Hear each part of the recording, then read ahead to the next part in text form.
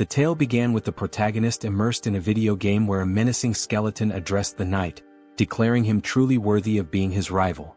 The skeleton remarked that indeed the rumors were true and that the title Nightmare of the Continent suited him perfectly. Yet, he added, as long as the forces of light stood by their side, they would never surrender. Sunghyun thought to himself that this was both a terrifying immortal king and a noble knight of light. He sipped on his soda, wondering aloud if their dramatic clash was a bit overdone. Still, he acknowledged it was just a performance. But how had things ended up this way? Even this unlucky guy stuck in his closet watching it all unfold, wasn't that also him? Before long there was a knock at the protagonist's door. A staff member, holding a pen and a piece of paper, introduced himself as being from the Special Ability Control Bureau Relocation and Investigation Department. He asked if Sunghyun was present. The protagonist confirmed with an eager expression. The employee explained that his identity had been verified and requested that, should he awaken, he report it immediately to the Special Abilities Control Bureau. Sunghyun reflected that it was the first time he had spoken to a stranger in half a year. Now that the conversation was over, he figured he wouldn't need to open the door for another 6 months. It had been 2 years since he last stepped outside. Some might call him pathetic. Others might accuse him of lacking willpower. But in truth he saw himself as a casualty of a twisted world. Suddenly the TV news caught his attention. A reporter announced that firefighters were battling a blaze at a shopping mall. The arsonist, it was said, was an awakened individual who had started the fire before transitioning to another world. Sunghyun stared at the screen in shock, thinking, an awakened person. Not long ago, people all over the world had begun awakening one by one, developing mysterious abilities referred to as special powers. After awakening, individuals were forced into another world within 24 hours, returning only after meeting specific conditions. However, very few ever came back alive. Desperate and hopeless, many of the awakened resorted to committing senseless crimes before their inevitable departure. 2 years ago, a reckless prank by one such awakened person had cost Sunghyun both his family and his leg. Though he had tried to muster the resolve to start anew, the effort seemed futile. At one point he sat on a specialized exercise machine attempting to work his legs. He slumped down, exhausted, asking himself what the point of all this was. Why was he so afraid of stepping outside? Perhaps with just a little more determination something might change. Maybe he could leave this place and go somewhere, anywhere. Suddenly, a translucent system window materialized above his head. It displayed a message, dimensional distortion detected. Connection to the Akasha system in progress. Awakening of a unique skill. The unique skilled avatar had been awakened, and a countdown began. 24 hours remained before transitioning to another world. Sunghyun cried out in terror, exclaiming that this must be some kind of joke. How could it all happen so abruptly? The system window displayed a warning. Failure to enter the travel portal within the allotted time would result in a forced transition. With a panicked expression, Sunghyun flung open his closet. He recalled hearing that returning to Earth took about a year, and with time in the other world flowing 10 times slower, this meant he'd have to endure 10 long years there to get back. Eventually, the protagonist, now clad in full gear, stood nervously before the glowing portal. The system window informed him that 3 minutes remained until the transition. Gripping his head in distress, Sunghyun thought, I can't even step outside normally, and now there's a portal in front of me. I have no strength, no skills. How am I supposed to survive in another world? Suddenly he remembered his unique skill. Sunghyun shouted, determined, activate the avatar skill. At that moment, a clone materialized before him. He stumbled back in shock, gasping, that's me? Staring at the figure, he realized he was looking at a perfect copy of his own face. The clone saw everything he did as though they shared the same vision. This is dizzying, Sunghyun muttered, trying to move and control the avatar. The realization hit him. It was impossible to act simultaneously with the clone. Then the system window chimed again. 1 minute remained until the transition. Failure to step into the portal would trigger a forced move. In desperation, Sunghyun slumped against the clone's chest. This avatar is useless, he groaned. Just like me. If only someone else could take my place. Acting on a sudden impulse, Sunghyun directed the avatar toward the portal. The system window acknowledged the identity of the awakened individual, confirming the start of the transition. Watching the avatar vanish into the portal, Sunghyun cried out in astonishment. It worked. The move portal had accepted the avatar instead of him. The system window updated. The transition to the Auterica dimension was complete. Moments later, Sunghyun found himself looking at a dense forest. His heart raced with fear. The avatar was supposed to go. Why am I here? But then the system clarified. He could return to Earth via the return option in the karma store. However, karma needed to be earned through adventures and his current karma was at 0. Sunghyun's vision suddenly blurred. Realizing he wasn't physically in the forest but instead seeing through the avatar's eyes, he shouted, "I'm going to be sick." The nausea overwhelmed him and he abruptly woke up at home, sprinting to the sink to throw up. A few moments later, he sighed in relief. "At least I survived the move," he muttered. Gathering himself, Sunghyun added with determination, "Summon the avatar here." A double appeared before him, and as it approached, the protagonist asked in frustration what he was supposed to do with such a useless ability. Suddenly, a system window appeared, announcing that he had achieved something remarkable, returning to Earth without using the karma store. As a bonus, he was granted the ability to teleport back once daily to his previous location using a portal. Additionally, his karma had increased. Sunghyun was stunned, realizing that he had become the first awakened individual to return to Earth so quickly. The system window displayed his balance: 1,910,213 karma points. His jaw dropped in shock. Could this much really be awarded just for sending the avatar? In one move, he had earned points equivalent to 10 years' worth of effort. The system explained that karma is granted based on a person's impact in another world, whether through good deeds, misdeeds, murders, or honest labor. It made no distinction. Accumulated karma could be spent on improving abilities or returning to Earth. Sunghyun wondered if there had been some kind of mistake. What if he was still required to travel back to another world? Then, with a wry smile, he said, "Well, I didn't expect this to work, but who cares?" Turning to the system window, he noted that returning to Earth seemed pointless since he was already here. The system offered a suggestion: improving his unique skill for 300,000 karma or exploring other status enhancements. Intrigued, Sunghyun asked to see the details of the status upgrade section. Opening the tab, he saw an option to enhance regeneration for 10,000 karma. What is regeneration? He wondered aloud. Curious, he pressed the button.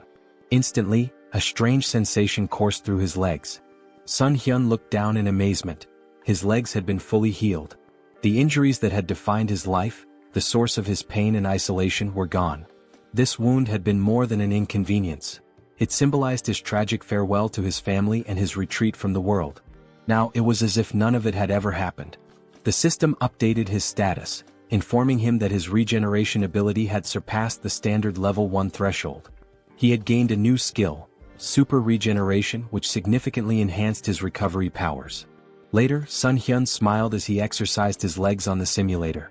Reflecting on his progress, he marveled at how the karma he had earned not only restored his legs but allowed him to grow stronger. Watching his productive training session, he admired how much power his legs now had. With plenty of karma still left, he pondered where to invest it next. Spotting the option to enhance his unique skill, he eagerly clicked on it. As he activated the system window, he wondered aloud, what can I achieve by improving the avatar's skill? After some time, Sunghyun stood before his upgraded clone, grinning. "You're a real man," he said. The double, admiring its new physique, remarked, "You've put in some serious effort, haven't you?"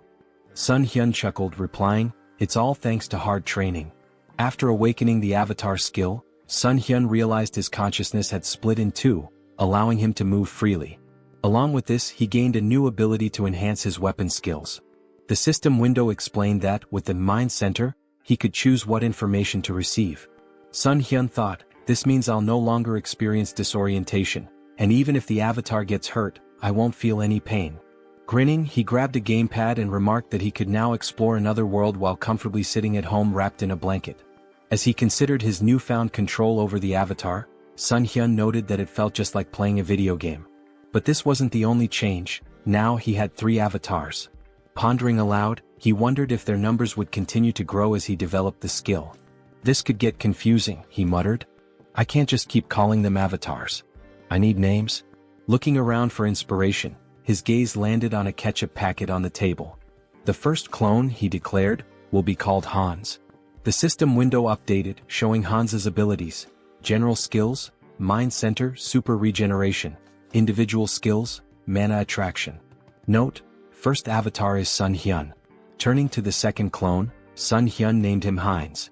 The system displayed Heinz's abilities: general skills, Mind Center, Super Regeneration. Individual Skills, Survivability.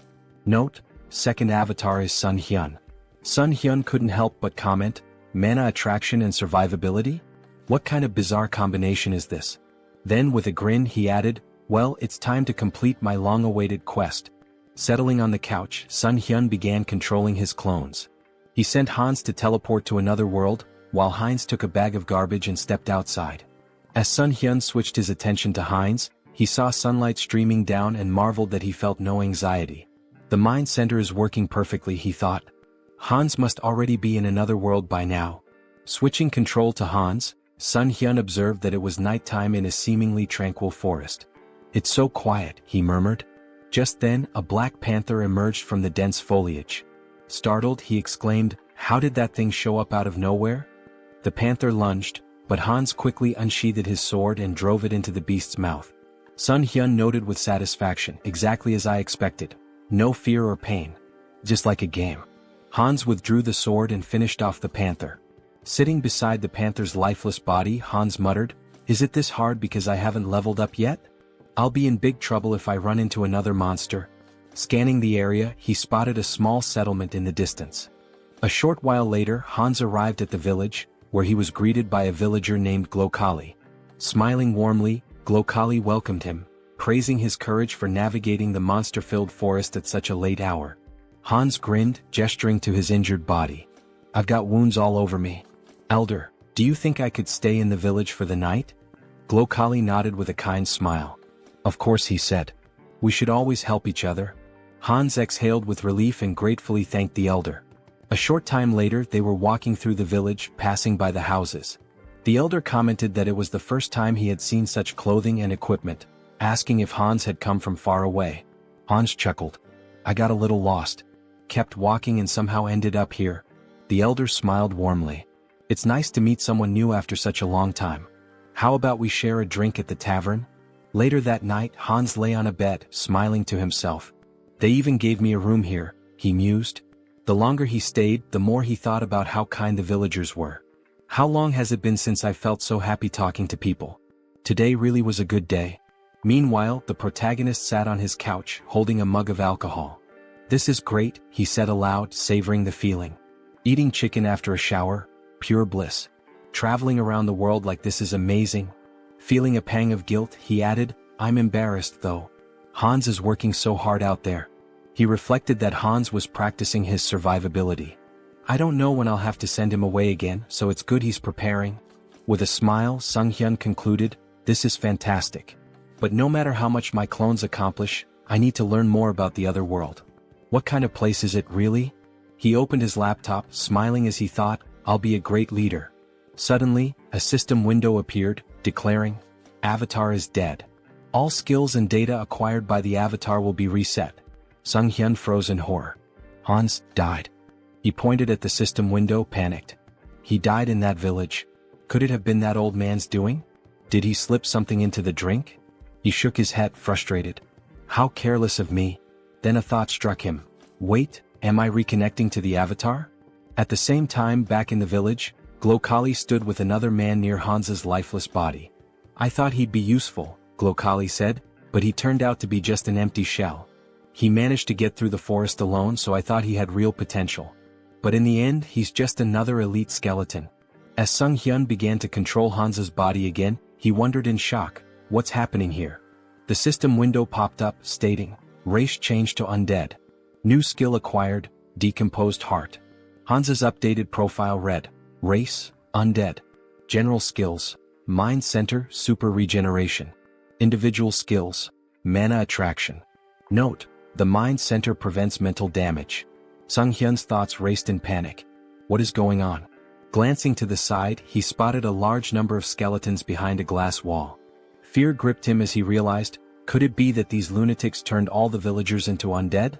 Just then, a living man entered the basement. Who is this? Sunghyun wondered. Wait, isn't that the guy from the tavern yesterday? The man, visibly annoyed, grumbled, how much longer do I have to stay in this dump? His gaze shifted to Hans's body on the floor and he stared at it intently. The protagonist anxiously wondered what the man was staring at. Did he really notice I've come to my senses? The man pointed at Hans's body with irritation and grumbled, "Why is this knucklehead still here?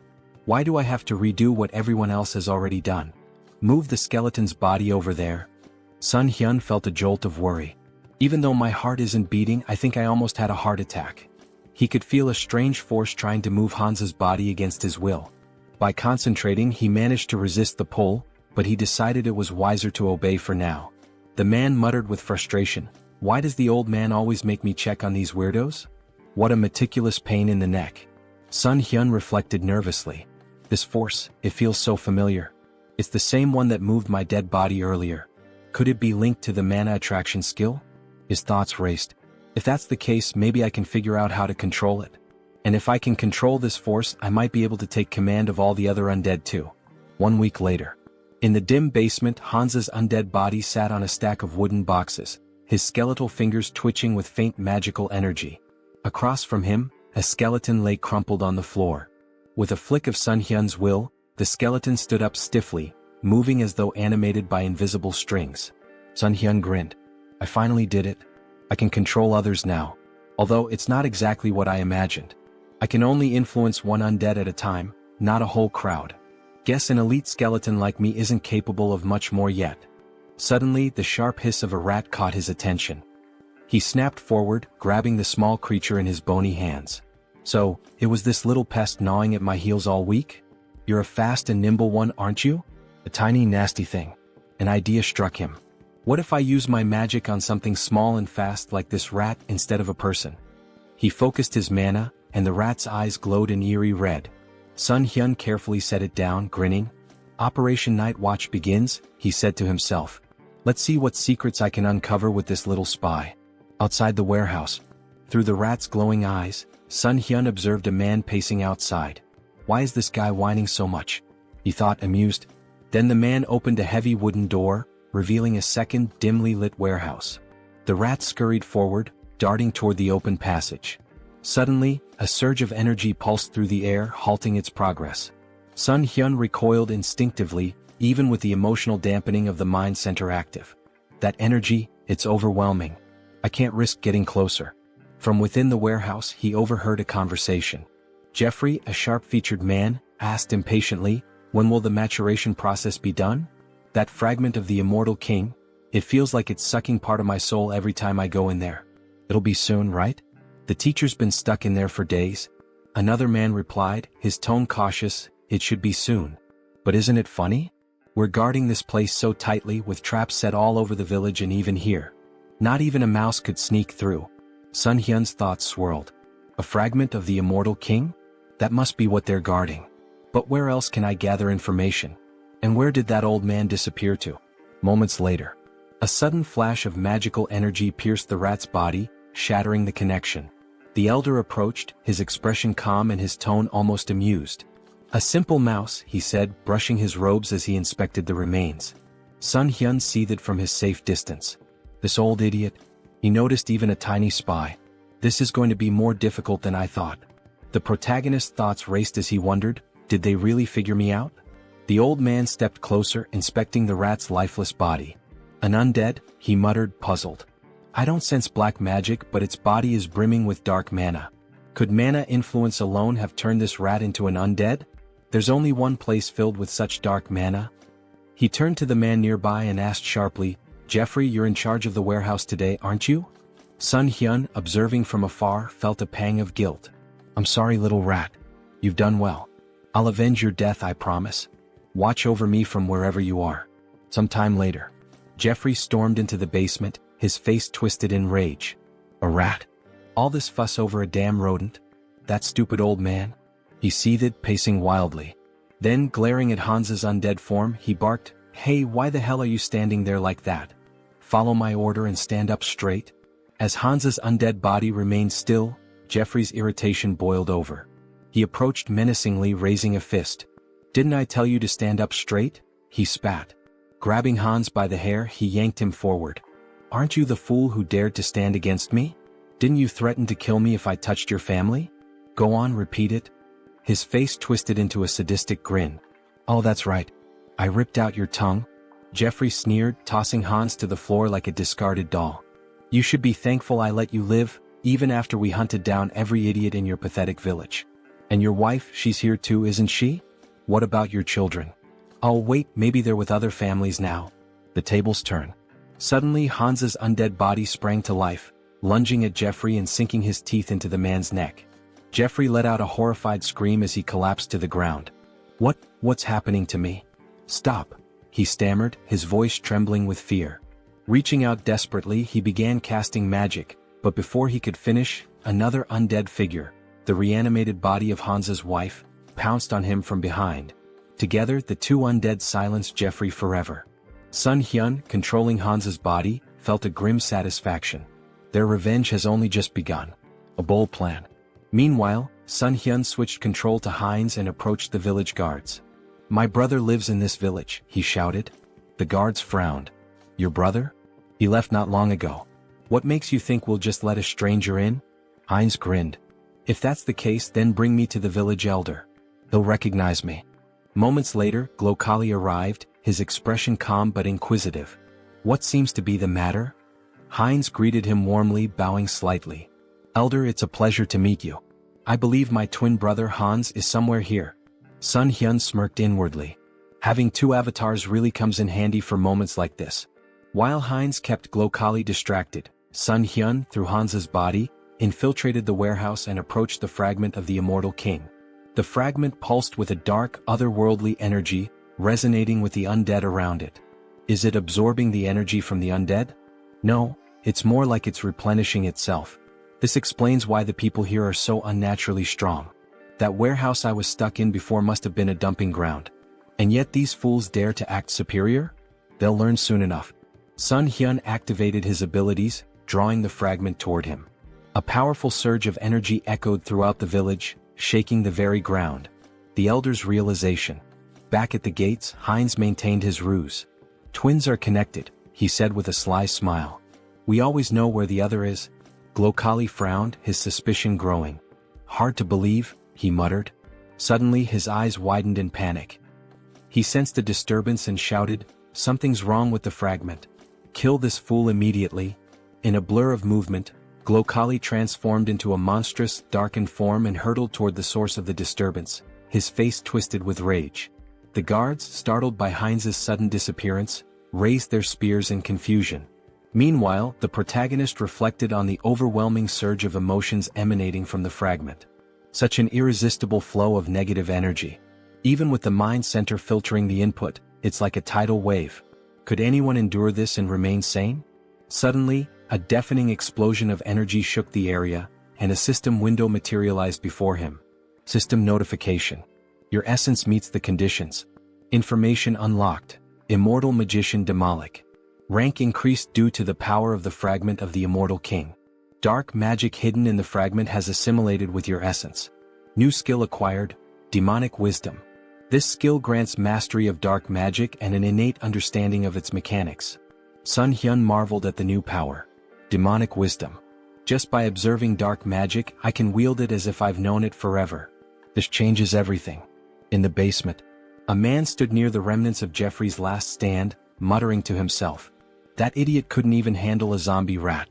Now I have to clean up this mess. Before he could proceed, the elder's booming voice rang out. Check the fragment immediately. And find Jeffrey. Grumbling, the man approached the cage containing the fragment. Why is it so quiet? He asked, leaning closer. Suddenly, a mass of undead surged from the shadows, clawing at him. Panicked, the man shouted, This is impossible. How can they? His words faltered as Heinz's voice cut through the chaos, calm and sarcastic. Lovely weather today, isn't it? The man's eyes widened in horror. How is he talking? The undead latched onto him, but he managed to release a small burst of magic, pushing them back momentarily. However, the cage shattered, releasing a flood of monsters into the basement. Heinz smirked, his voice dripping with mock politeness. Ignoring someone's greeting? How rude. Sunghyun observed through Heinz's perspective, marveling at the newfound power demonic wisdom granted him. Dark magic feels as natural as breathing. This knowledge, it's like it was always there waiting for me to unlock it. Outside, a massive explosion rocked the village as the undead spilled into the streets. Heinz commanded them with unwavering authority. Don't let anyone escape. Kill them all. The confrontation with Glokali. A skeleton's body fell before Heinz and the elder, Glokali, emerged, his expression cold and furious. "You should have been an elite skeleton," he growled. "What did you do with the fragment of the immortal king?" Heinz greeted him with a grin. "Glokali, it's been too long. By the way, thanks to you I lost my heart. Fortunately, I found a new one in your warehouse." Glokali's face contorted with rage. "You dare to merge a fragment of the immortal king with such a pitiful body? You've gone too far." Raising his hand, he invoked a powerful spell. Finger of Death. A wave of dark energy surged forward, striking Heinz with enough force to sever his arm. Heinz glanced at his dismembered limb, more annoyed than pained. Attacking someone mid-conversation? Really, where are your manners? Silence. Glokali roared. "Do you have any idea how much effort and resources I've poured into this fragment? An entire year's worth of preparation, and you've ruined everything." Glokali's eyes blazed with fury. "I was so close," he growled, "to wielding a power greater than anything in existence. And now you've turned my masterpiece into this?" Heinz smirked, wrapped in the swirling energy of dark magic. "What's wrong, old man? Can't handle a rookie demolic? Dark thorn?" Glokali roared, sending tendrils of shadow magic spiraling toward Heinz. Heinz laughed. "Using high-ranking magic against a beginner? You must really be desperate." His voice turned cold as he countered effortlessly, "I'm the only one who can truly control the fragment, and you know it." Glokali sneered. "You may have survived the destruction of your body, but I'll dismantle it and use it for experiments. Let's see how you handle this destructive ectoplasm." Heinz scowled. "Stop reciting your skills like an amateur." His voice rose with disdain. "And just die already, Alfred." The elder froze for a moment. "Alfred?" His expression twisted into suspicion. "How do you know that name? Did you sneak into this village intentionally?" Before Heinz could reply, a surge of dark magic shot toward Glokali from behind. The elder reacted swiftly, deflecting the attack with ease. He narrowed his eyes. "You're adapting quickly to dark magic. Is it the fragment's doing? No matter. I have no time to waste." Raising his hand, Glokali activated another spell. Pact of Destruction. The battlefield dimmed as the souls of the fallen black magicians coalesced, swirling around Glokali like a maelstrom. A dark crown materialized on his head, amplifying his power. Heinz watched warily. "You're sacrificing the souls of your own allies for this? How fittingly vile of you." Glokali snarled, his voice thunderous. "With the full power of this fragment, I would have crushed you. But no matter." Now, flame of souls soaked in darkness. A massive surge of fiery dark energy erupted toward Heinz. The final blow. Before the spell could reach its mark, a streak of magic pierced Glokali's chest. The elder stumbled, his expression frozen in disbelief. Heinz stood unimpressed. "Took you long enough to tire yourself out. Honestly, I almost fell asleep while you were chanting all those fancy spells." He added with a smirk, "By the way, thanks for plunging me headlong into dark magic. I think I've finally mastered it." Blood trickled from Glokali's lips as he collapsed to his knees. "How could I die like this? So, senselessly?" Heinz watched him fall lifelessly to the ground. Raising his gaze to the sky, he muttered, "Alfred, I hope you saw all of this. Your revenge is complete. Rest in peace." Elsewhere. In a grand cathedral, Rista knelt before a massive statue, her hands clasped in prayer. The flickering light of candles illuminated her solemn face. A knock interrupted her meditation. Rising, she opened the door to find Martin, his face pale with urgency. "Are you finished praying?" he asked. "Yes," she replied calmly. "What's the matter?" Martin hesitated, then blurted, "The ghost of the immortal king's resurrection has been detected in the west." Rista's eyes widened slightly, though she maintained her composure. "The immortal king?" Martin nodded grimly. "I'll summon the council immediately." As he left, Rista turned back toward the statue, her expression hardening. "The one who brought terror to this continent hundreds of years ago. I won't let it happen again." On the battlefield, Heinz surveyed the wreckage, the remnants of the battle littered around him. "Devastation," he muttered. "Hundreds of undead destroyed." A grin crept across his face. "But losses can always be replenished. There's no need to mourn." He turned, the dark magic emanating from him pulsating with new strength. "After all, this is only the beginning." Heinz stood, surveying his work. The most wonderful thing about necromancy, he mused, was the ability to create soldiers from corpses. He glanced at his missing limb, irritated, and muttered to himself, First things first, we'll need to take care of the hand. He had already walked a lot today, moving through the battlefield and observing the aftermath. His thoughts turned to his own body and the need to fix it before going any further. Looking around, Heinz's eyes fell upon a lone skeleton, its bones still fresh from the battle. Without hesitation, he tore off its arm, examining the form. This will do. He attached the arm to his shoulder with practiced ease and placed his other hand over the spot, enveloping it with energy. Super regeneration activated, he muttered under his breath. Clenching his fist, he tested the new limb. Perfect, he said, pleased with the results. The regeneration took a moment, but soon the arm was securely attached, and Heinz's body was as whole as it could be in its current state. Where to start? He wondered. He stepped forward, hands extended as he focused his energy. The skeleton in front of him was about to become his first test. With a commanding tone, he spoke aloud, "You must become my subordinate." The voice of the evil wisdom, the fragment of the immortal king that had fused with his soul, whispered to him in the back of his mind. Its presence filled him with strength, guiding him toward his goal. Return the remaining magical power to your body, cleanse it of the fragments of thoughts. But as he focused, something went wrong. The skeleton suddenly fell apart, crumbling into dust. What? Heinz raised his hands in confusion. Didn't work? A moment of silence followed as Heinz stood before the pile of bones, arms folded, contemplating. He muttered to himself as realization dawned on him. I've been going about this wrong. After a few attempts, it clicked. He turned his gaze toward the village chief's body, still lying in the aftermath of the battle. A dark idea began to form. He pointed his hand toward the body and spoke slowly, "Should I turn you into an undead with a soul to extract information from you?" Grabbing the lifeless form of Makhem by the clothes, Heinz lifted him up for closer inspection. "What?" he exclaimed, his voice tinged with surprise. "The old man doesn't have a soul." Makhem's body had been stripped of any trace of life, except for the magical circle burned into his chest. Heinz examined the symbol and thought for a moment. So this is how they've been controlling things. Throwing Makhem's body aside, Heinz couldn't help but smirk at the oversight. It's strange they didn't think of this little thing, considering the scale of their operations, he muttered. But no matter. I can still use this.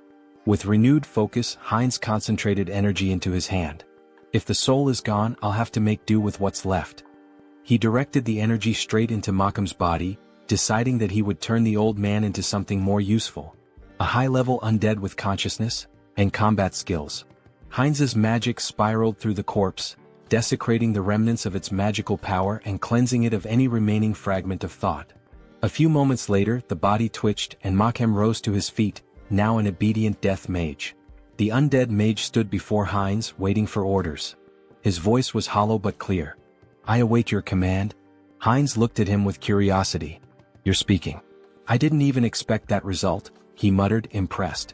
He turned to Makhem, his expression cold. "Your name is Makhem. From now on you will obey me." Without hesitation, Heinz slammed his hand against the undead mage's skull.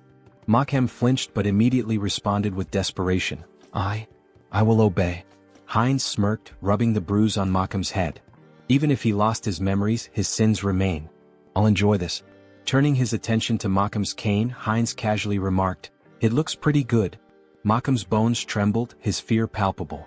His new existence as a death mage was not one of autonomy, it was one of fear and servitude.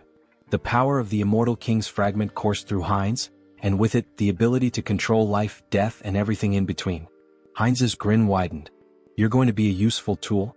As the protagonist stood, looking over the gold he had gathered, his thoughts shifted to the mountain of corpses he had left behind. Among the undead, there was one particularly young zombie, a grim reminder of the recent battle. This young zombie, who killed Jeffy along with him, he thought. He placed his hand on the zombie's head in a strangely respectful gesture. Well, he should rest in peace with his family. With a flick of his wrist, he directed fire at the building nearby, setting it ablaze. The crackling of flames in the distance was the only sound that could be heard as the protagonist briefly considered the devastation he had wrought.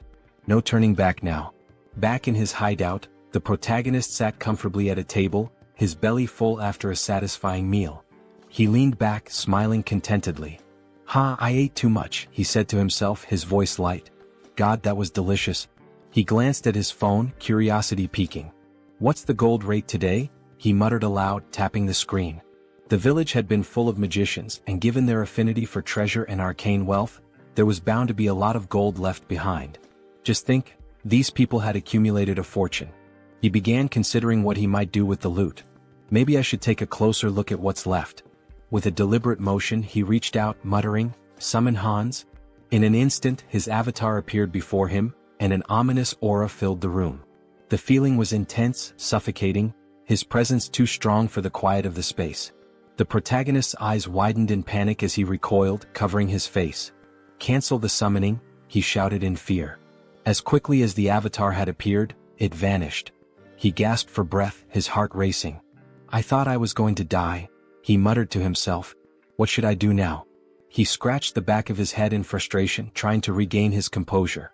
"I need to summon Hans, but maybe I should improve my unique skill first."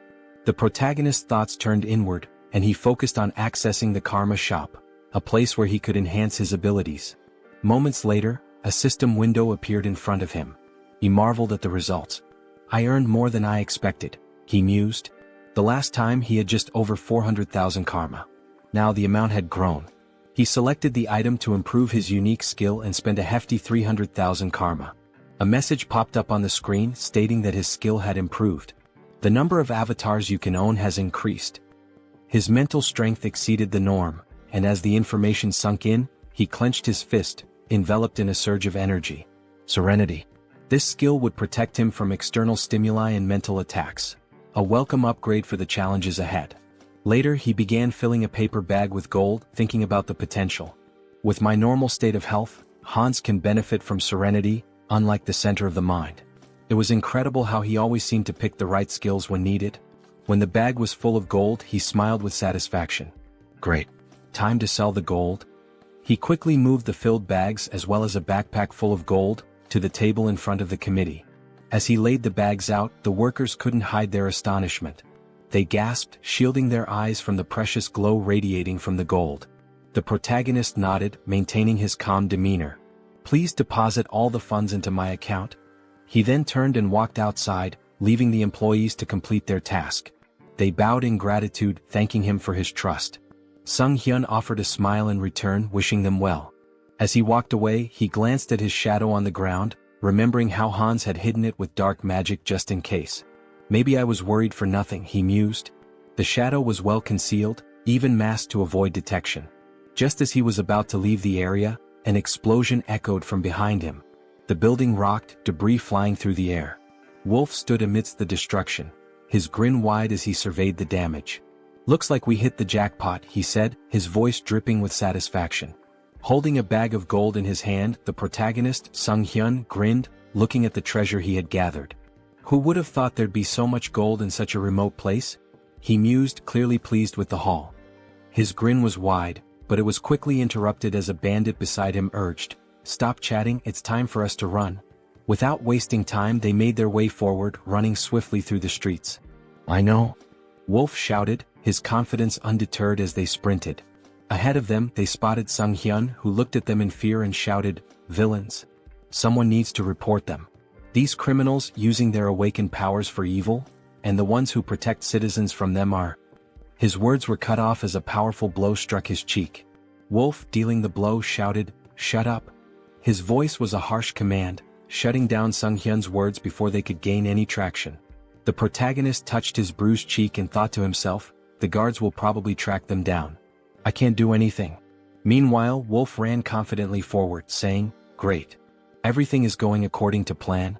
The bandit hanging from his back added, "We've got plenty of time. The guards will be here in about 3 minutes. We just need to reach the portal." "Is she here?" As they neared their destination they saw something that made them stop in their tracks, a girl lying unconscious on the ground. The wolf stopped and shouted, "Portal? What happened to her? She needs to wake up." His voice was laced with urgency. The bandit, looking around nervously, turned to the wolf and said, "Look over there." His voice trembled as he pointed, and the wolf looked to see a figure standing in front of them, masked and glowing ominously in the distance. "Hans?" the wolf muttered, trying to make sense of the situation. He couldn't help but ask, "Who's that?" "The guards?" The bandit, shaking his head, whispered, "That idiot isn't one of them." As Hans moved closer, he reached up to remove his mask. Sunghyun won't be able to do anything, Hans thought, but he knew that his avatar, was a different matter entirely. The bandits looked on in fear, raising their hands in surrender. Time passed and soon the guards of the South Korean Returned Association arrived at the scene, their boots pounding the ground as they ran. The lead guard shouted confidently, "Here?" He looked back at his colleagues, urging them forward. "Are we going to miss him again?" When they arrived, they froze in surprise. "What happened here?" the guard asked. He surveyed the area where the bandits lay defeated on the ground. The wolf, still dazed, had lost his mask in the scuffle. The lead guard assumed that someone had dealt with the villains but that they couldn't have gotten far. He turned to his colleagues, gesturing around the area. Searched the surroundings carefully. Meanwhile, Hans, like a shadow, moved swiftly through the area. He flew past the guards, heading straight toward Sunghyun. As they reunited, Sunghyun couldn't help but smile. "I see you've warmed up well," he remarked, pleased with the success of their plan. The tension hung in the air as the scene shifted to what would come next, the consequences of their actions and the looming threat of the guards' arrival. Heinz strolled around the parking lot with his hands in his pockets, feeling a sense of satisfaction as he reflected on how relieving stress like this could sometimes be a good idea. His mind was clear for the moment, and the mundane surroundings seemed to offer a rare calm. Meanwhile, Hans, his second avatar who possessed the unique skill Vitality, stood at the entrance to a city on the east side. With a smile on his face, he shielded his eyes from the sun as he looked out at the unfamiliar skyline. "I finally made it here," he said, a hint of excitement in his voice. He remembered Malcolm's words about this city, and after seeing it for himself, he concluded that the old man hadn't lied after all. Stepping into the city, Hans mused aloud, "This is my debut in another world." But even as he admired the bustling surroundings, something didn't feel right. "Although there's still everything ahead," he added, scanning the area. However, as he walked deeper into the city, he realized something. Why was the city so empty? It seemed that the locals weren't paying much attention to newcomers. People went about their business as if strangers were a normal occurrence, not even sparing Hans a glance. Just then, in a nearby alley, a robber turned to his companion Diana and exclaimed, "Was this a joke?" He pointed an accusing finger at her, his expression dark. "I warned you." Diana, trembling, folded her hands in a prayer pose and apologized, pleading for a little more time. The robber's tone grew harsher. "I want 2 silver coins from both of you," he demanded. "And you have 3 days. No money? Then there's no other choice." Hans, who had been casually observing the scene from the corner of his eye, thought to himself, local thugs, and a young girl being manipulated. How cliché. He was about to continue walking, uninterested in getting involved, but fate had other plans. As Diana turned and tried to flee from the robbers, she collided with Hans. She stumbled back, immediately lowering her head in apology. "Sorry," she muttered, not knowing who he was. "Let's talk," Hans said, his tone calm as he sized her up. "How well do you know this city?" It was clear to him that he would need a guide. "Who are you, uncle?" she asked, surprised by the stranger's sudden question. Hans grinned, holding up 2 silver coins in his hand. "I'm a potential employer," he said, his smile widening. "Maybe we can discuss the terms?" Diana's eyes widened as she stared at the silver coins, the promise of money catching her attention. She quickly agreed, and the two of them made their way through the streets toward an inn. When they arrived, Diana pointed to the building. "This inn is one of the best places you'll find here," she said, clearly proud of her choice. "What do you think?"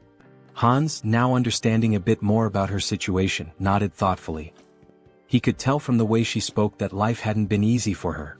Diana had barely been making ends meet, struggling to care for her sick brother after the loss of her parents. She also mentioned how she couldn't pay the local tax. In response, Hans handed her a silver coin, and Diana's eyes sparkled with gratitude. "Okay," Hans said with a smile. "You'll come to me tomorrow as soon as you wake up. We can discuss your pay then." Diana agreed quickly, and with that she became his guide, earning 2 silver coins a day. That night, Hans lay down on the bed at the inn, his hands tucked under his head as he made himself comfortable. "Well," he thought, "I'll pretend I'm doing a good deed even if she just wants to rob me." He chuckled to himself and settled in for the night, his thoughts drifting off as he prepared for whatever the next day might bring. Heinz sat up in bed, scratching his head in frustration. The bed was terribly uncomfortable, and despite his best efforts, he couldn't seem to fall asleep. He tossed and turned for a while, but then a sudden sneeze from outside caught his attention. Curiosity piqued, he got up and walked to the window, pressing his hand to the glass. His eyes widened in surprise as he spotted Diana sitting on the ground outside, leaning her back against a box. "Hey, is that her?" he muttered to himself. Diana looked up at him, her eyes widening, and then smiled, waving in greeting. "Hello," she called up to him. Heinz was indignant. "What are you doing there?" he shouted down, clearly irritated. "Why are you waiting for me?" After a moment they were sitting together at the table eating breakfast. Heinz frowned as he took a bite, his frustration still simmering. "You shouldn't do that again," he said, trying to sound stern. "Next time, wait until closer to lunch." Diana, chewing a piece of food, nodded absent-mindedly. "Yes, uncle," she said. Heinz shot her a glare. "I've already told you not to call me that," he replied, annoyance creeping into his voice. She looked at him, then glanced at the piece of bread on his plate. "Are you full?" she asked. "Yeah, I'm fine," Heinz replied. "You can take it if you're hungry." With a smile, Diana took the bread and slipped it into her bag. "Thank you," she said, grateful. The town they were in was called Ozantu, a small village located on the western edge of the kingdom of Talia. As Heinz and Diana walked through the streets, Heinz noticed something odd. He ran his hand along a drawing on a wall, which reminded him of ordinary medieval towns, but something about the symbol that was repeated throughout the town felt off. "This symbol? It's strange," he murmured, his curiosity growing.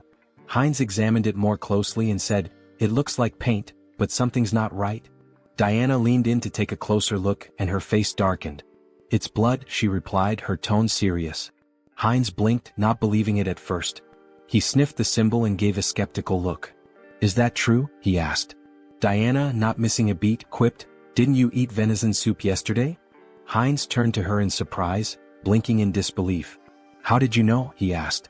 With a smile, Diana pointed to her nose and said, "I have a very good sense of smell." Heinz found it fascinating. A good sense of smell? He thought. Is that her special skill? They continued walking through the streets, Heinz still pondering the implications of her statement. He asked, "What does the symbol mean?" Diana hesitated for a moment, then answered, "It's the emblem of the Varkalak Guild, which controls this place." But before she could finish, she froze, her face paling in fear. She began to slowly back away, bumping into Heinz. "What's wrong?" Heinz asked, alarmed by her sudden change in demeanor. Diana's eyes darted around nervously. "That smell," she said, her voice tight. Heinz furrowed his brow. "What smell?" he asked, not sure what she was talking about. Diana inhaled deeply, her eyes closed as she focused on the scent. Then, with a sense of urgency, she turned around, her fists clenched. "Freshly baked bread," she exclaimed. "I have to try it?" Heinz, confused but amused, asked, "Didn't you just eat a minute ago?" Diana pointed ahead, her face lighting up with anticipation. "I'm hungry again," she said, clearly excited by the smell. They followed the scent down an alley which led them to a door. When they peeked inside, Heinz's stomach dropped. Behind the door was a corpse, its lifeless body sprawled on the ground. The smell of bread was still in the air, but the sight of the body made it clear that something sinister was at play. A few days later, Heinz stood against a wall, arms folded, waiting impatiently. "She's never been late before," he muttered. "Something must be wrong." Just then, a bandit approached him, a smirk on his face. "Hey buddy," the bandit called out, drawing Heinz's attention. Heinz looked at the bandit in surprise, unsure of what to make of the situation. The bandit, arms folded and wearing a smug expression, said, "We should talk."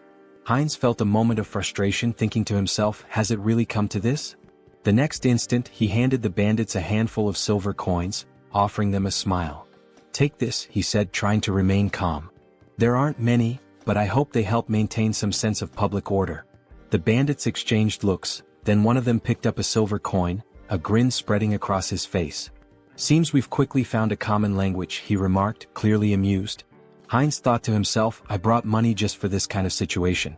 But then, his eyes narrowed as he noticed something. The bandit had a symbol on his neck, one that looked strikingly similar to the emblem Heinz had seen on the walls of the city earlier. His thoughts turned grim. Diana had warned me to avoid the alleys. We need to leave this place as soon as possible. Heinz couldn't help but wonder just how terrified the girl must have been, given how deeply afraid she'd seemed of the thugs. The bandits moved away, but one of them turned to the other and asked, "Why did you grab this brat?" His comrade responded dismissively, "How should I know, idiot? We're just following orders." The word struck Heinz like a blow. "Brat?" he thought. "Don't tell me those two bastards grabbed Yen?" Without thinking, he shouted after them, "Wait a minute!" The bandits turned around in surprise, eyeing him curiously. Heinz clenched his fist. Damn it, timing is everything in situations like these. If things get dangerous, I can just cancel the call. He forced a smile, trying to stay calm. There's something I wanted to know. At that moment, Diana's voice suddenly called out to him, and he turned around in shock. "Ah, Diana?" The bandit, now flexing his fist with an irritated expression, remarked, "So, what's your friend interested in?" Heinz gave an awkward smile, trying to keep the conversation light. "Is the silver I gave enough?" A little while later, one of the bandits returned with a bag in his hands. "They took everything," he said nonchalantly, tossing the bag aside before turning toward Heinz. The bandit's expression hardened. "And where's the rest of it? You were supposed to meet us long ago." Heinz shot him a glare. "Did you even know how much I gave you?" In that moment, Diana's face fell and tears began to form in her eyes. "My little brother is missing," she sobbed, her voice trembling. "He was just starting to get better, he could eat again, but now I can't find him anywhere." Heinz's mind raced as he recalled the conversation he'd overheard between the bandits. Could they be talking about Diana's brother? He asked, his voice tinged with suspicion. Could it be Varkalak? Diana looked up at him, her face stricken with terror. "No," she whispered, shaking her head in despair. Heinz frowned and asked gently, "What do you mean?" Tears streamed down Diana's cheeks. "They really took him," she choked out. "Aaron will die if they hurt him." Heinz's heart sank as he watched her crumble in front of him, the weight of her words sinking in. He knelt down beside her, trying to comfort her the best he could. "Don't worry so much," he said softly. "If they want a ransom, I'll pay it. You won't be alone in this." But Diana, her voice barely above a whisper, whispered in disbelief, "They really took him. Aaron will die." Heinz's heart pounded in his chest as Diana's words hit him like a cold shock. "Blood," she had said. He repeated the word in disbelief. "Why blood?" he asked, struggling to understand. Diana, still shaking with fear, managed to sit up. "This city," she whispered, her voice trembling, "is a warehouse for live blood bags. For vampires." Heinz's mind reeled as the weight of her words sank in. Before he could process it further, a voice from above cut through the tension. A vampire stood on the roof, his figure silhouetted against the setting sun. "The smell of dark mana is strong," he said with a low, cruel smirk. "Did they kill each other over the fragment of the immortal king? How unfortunate. I wanted to destroy it once it fully matured." The vampire folded his arms, his smile widening as he continued. "I don't know who stole it, but I know exactly where it's going. So, finding the thief won't be difficult." Heinz, still processing the bizarre situation, looked at Diana, his expression confused. "A vampire?" Tears streaming down her face, Diana nodded. "Yes, vampires. The Varkalaks and all the other organizations in this city, they're all run by vampires. Even if you escape the city, none of us will survive. They're all connected and they'll hunt us down." She buried her face in her hands, sobbing. "We've been trying our best to hold on, but we're just getting picked off one by one. In the end, I know what will happen to us." Heinz reached out, gently grabbing her face and forcing her to meet his gaze. "Listen to me," he said, his voice firm. "If what you're saying is true, we don't have much time. Do you know where they've taken your brother?" Diana hesitated, looking down at the ground. She looked at him, uncertainty in her eyes, and then whispered, "I don't know. But, if you try to help me, it will be dangerous. You won't survive either." Heinz smiled, though the weight of the situation hung heavily in the air.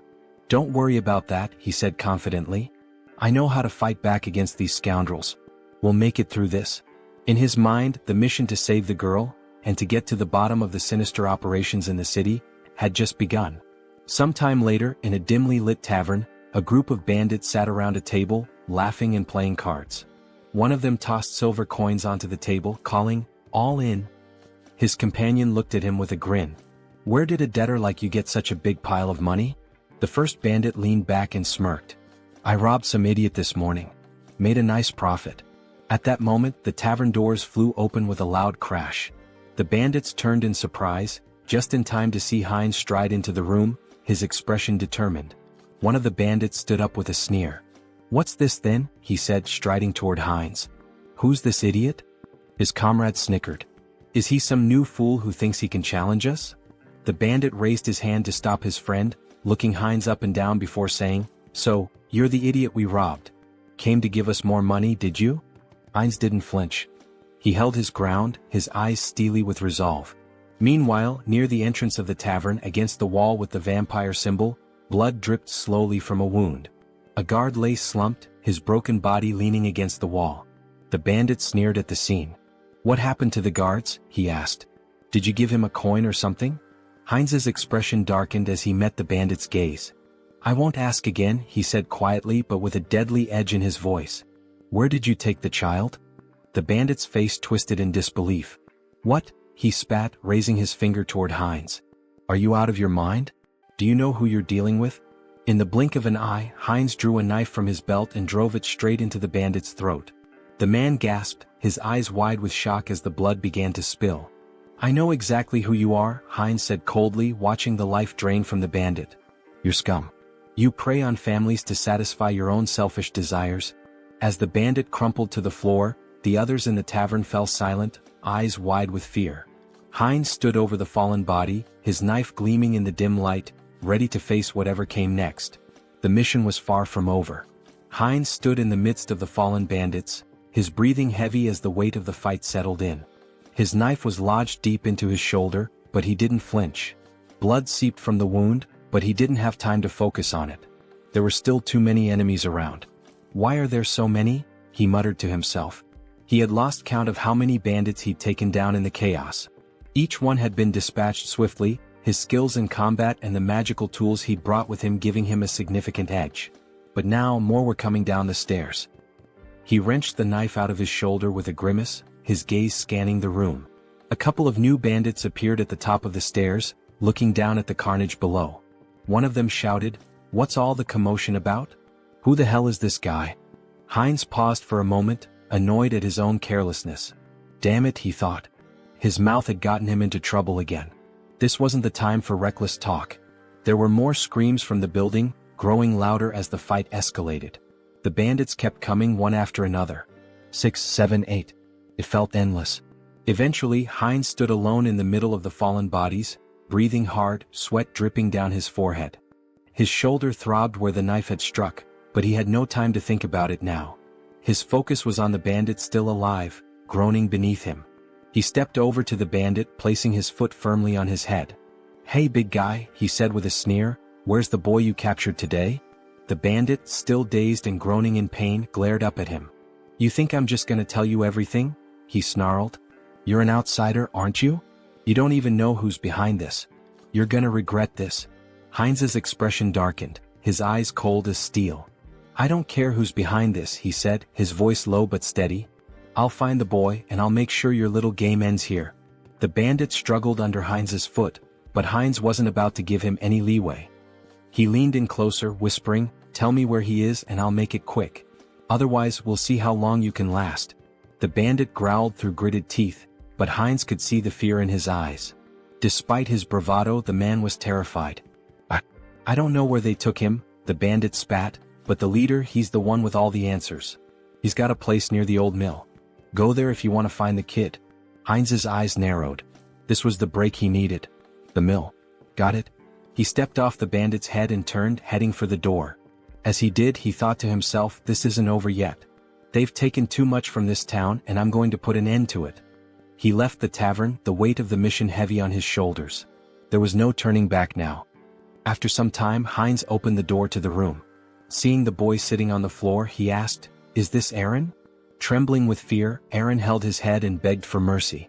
The avatar knelt down, extended a hand toward him and reassured him, "Don't be afraid." Aaron's sister had pleaded for his rescue. Confused, Aaron asked, "Do you know my sister?" At that moment, a vampire in bat form flew into the scene. Heinz turned to Aaron, confirming, "It's true. I'll explain everything once we're out of here. But first we need to leave." The vampire landed on the window and shifted into his human form. Glaring at Heinz, he sneered, "Who are you? How dare you touch my food in my restaurant?" Heinz froze, feeling a sinister presence behind him. The vampire taunted him, saying, "Are you from an oath of disobedience?" Taking Aaron by the shoulder, Heinz thought, "A vampire." The vampire continued, "Or perhaps you're this boy's brother. Do you know what happens to those who defy us?" Smirking, the avatar replied, "Me? Just an outsider, robbed by your rabble." Shielding Aaron, he added, "It's pure coincidence I helped this boy. The vampire extended a hand and scoffed, "Really? How dull. I prefer my meals lively. Both of you will die here." As the vampire fired a magical projectile that shattered the surroundings, Heinz shielded Eren with his body, yelling, "Run!" The avatar, now lying on the ground amidst spilled alcohol, gasped heavily. He sat up, noticing the smell of liquor, and muttered, "Alcohol? Is that a barrel?" He patted Eren's head, asking, "Are you okay? This is it, you need to hurry and get outside." Just then the vampire landed nearby, sneering, "Dodged? You're faster than I expected. A good warm-up before dinner."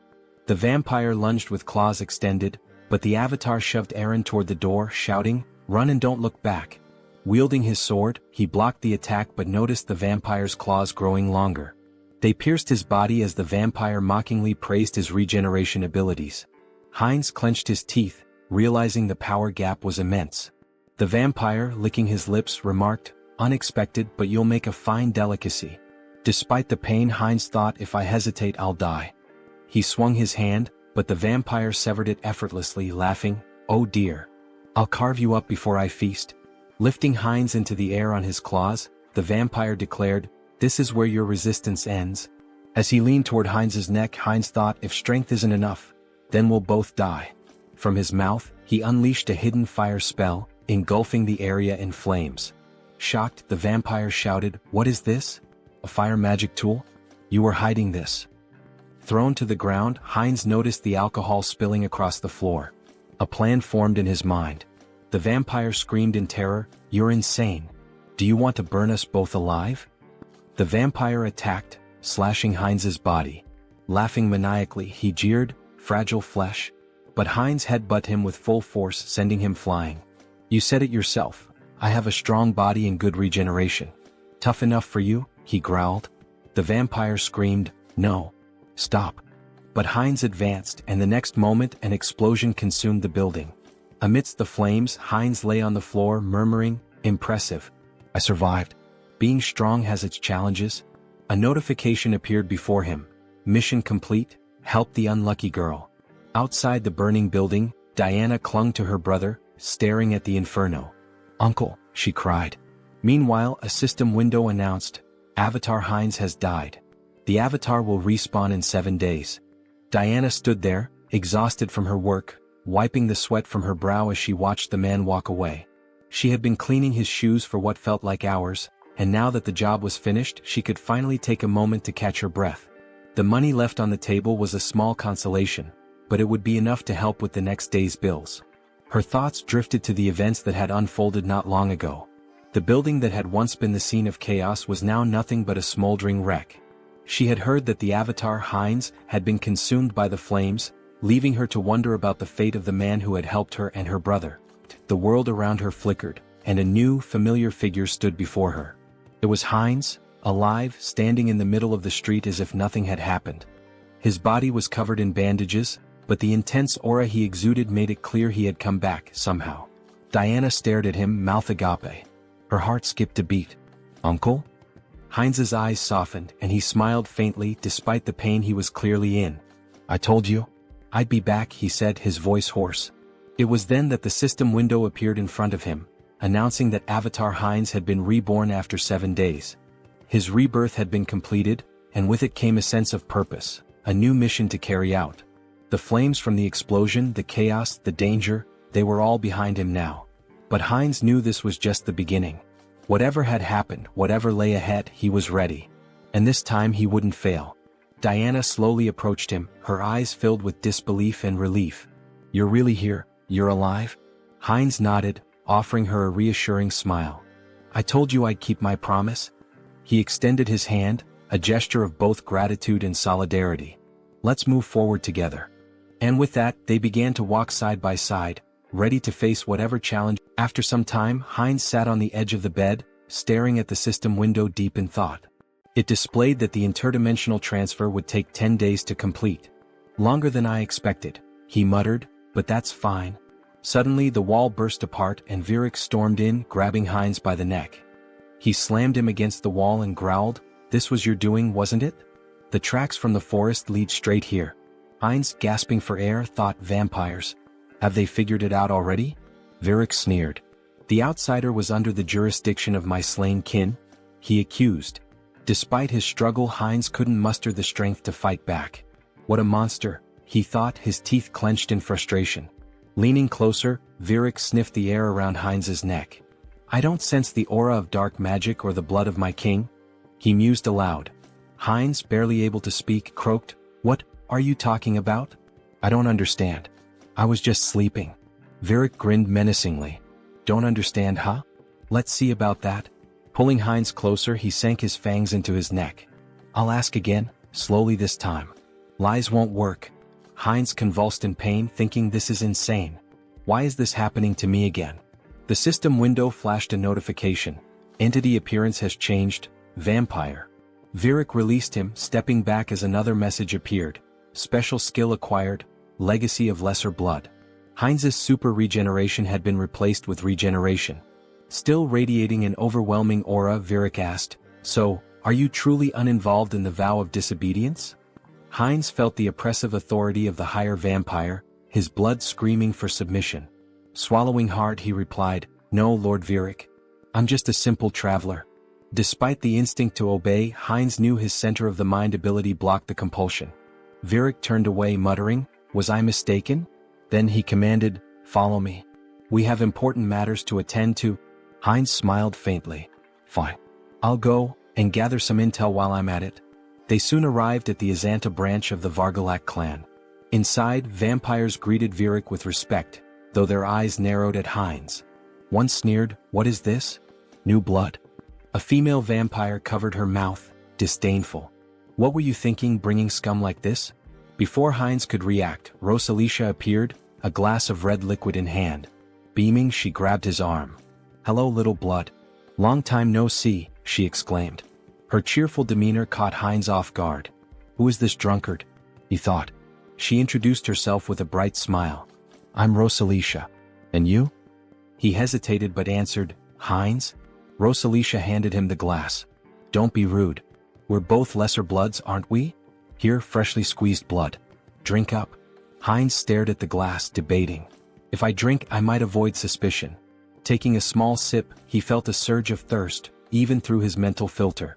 Alarmed, he thought, drinking this is dangerous. Blocking the taste and smell, he downed the rest in one gulp. Delicious, he said flatly. Rosalicia ran her finger along his cheek with a playful grin. I like you. If you were human, I'd drain you dry, she teased. He laughed awkwardly. You called me lesser blood? What does that mean? Rosalicia tilted her head, placing a finger on her chin. Huh. You don't know about vampire ranks? She asked incredulously. Lesser bloods are like knights to humans. Pure bloods, though, they're the aristocracy. For example, Lord Virik, Rosalicia explained. The clan leaders are known as the true blood. And above them is the sacred blood. She paused before adding, Well, it's like a god. The avatar raised an eyebrow. A god? He asked. She nodded. Our prophet. The one we must obey without question. At that moment, Virik, standing on the second floor, tapped his spoon against his glass to draw attention. It seems everyone is here, he announced. Let's get down to business. The room quieted as Virik continued. The fragments of the immortal king have disappeared. From across the room, Perida, a pure-blood vampire, casually adjusted a strand of her hair, observing the proceedings. Virik elaborated, We've determined that the fragments were last transported to the city. But at some point, they vanished without a trace. Teopal, another pure-blood, folded his arms and listened as Virik suggested. It's possible they've already been brought into the city. Heinz glanced up, his curiosity piqued. The fragments of the immortal king? He asked. Rosalicia sighed, giving him a knowing look. Don't you know? Dark mages from a certain village were cultivating the fragments of the immortal king. Heinz furrowed his brow. And the oath of defiance? Where are they in all this? Virik addressed the group. From today onward, each of you will thoroughly investigate your assigned areas. Report anything suspicious immediately. Later, as Rosalicia shielded herself from the sun with an umbrella, she grumbled, Walking around during the day ruins my skin. Heinz, standing beside her and adjusting the hood of his cloak, remarked, Sunlight weakens us. It's no surprise. Both their faces glistened with sweat. Rosalicia continued, Even Lady Perida, a pure blood, is out searching. We can't just sit around doing nothing. She sighed. Still, it's surprising the fragments vanished. Moving them has always been a hassle. Heinz turned to her, intrigued. You mean, you've had the fragments of the immortal king? She nodded casually. The black magicians once cultivated them. We thought we could combine them with ours. Heinz clenched his fists, his thoughts racing. What a break. He looked at her intently and grabbed her shoulders. Where are they? Do you know the location of the fragments? Rosalicia laughed. Me? How would someone like me know? A voice cut in from nearby. I think I might know, Diana said between bites of food. Heinz turned to her in shock. What? The fragments of the immortal king? You know where they are? Diana nodded hesitantly. I think so. But it's been a long time, she said, pausing to chew. About a year ago, I was responsible for keeping the tomb clean. Every Friday, members of the Vargalak Guild would visit the stone chamber inside. But every time there was a foul smell in there. Heinz's mind raced. I should investigate this. Aaron, sitting nearby, sighed in realization. So that's why you always told me to stay away from the tomb. Heinz stood from the table, nodding firmly. Thank you for the valuable information, Diana. I'll investigate this myself. It would be better for them to keep a low profile. Diana said, grabbing his hand and turning to him, that he seemed to smell different now. Could he tell her the reason? Sunghyun said, showing his fangs, that her nose was not deceiving her, but it just happened that. What? It would not affect her, so she should not worry. Diana looked at him in shock. She said, gloomily holding his hand and turning to him, that if he got sick. Diana screamed, exposing her neck, that it was okay with her so he could drink some of her blood. She said, stretching out her hand to him in fear that she just wouldn't drink too much blood. The protagonist stared at her in complete shock. He screamed, hitting her on the head, that she should calm down. Sunghyun said, angry that he already had enough, so she better answer where that place was. A while later, cries of pain echoed through the cemetery. Stand still, Tiapal commanded coldly, his voice full of menace. Do you really want to die? His lips curled into a cruel smile. I'll give you one chance, take your best shot at me. Afterward, I'll gently send you back home.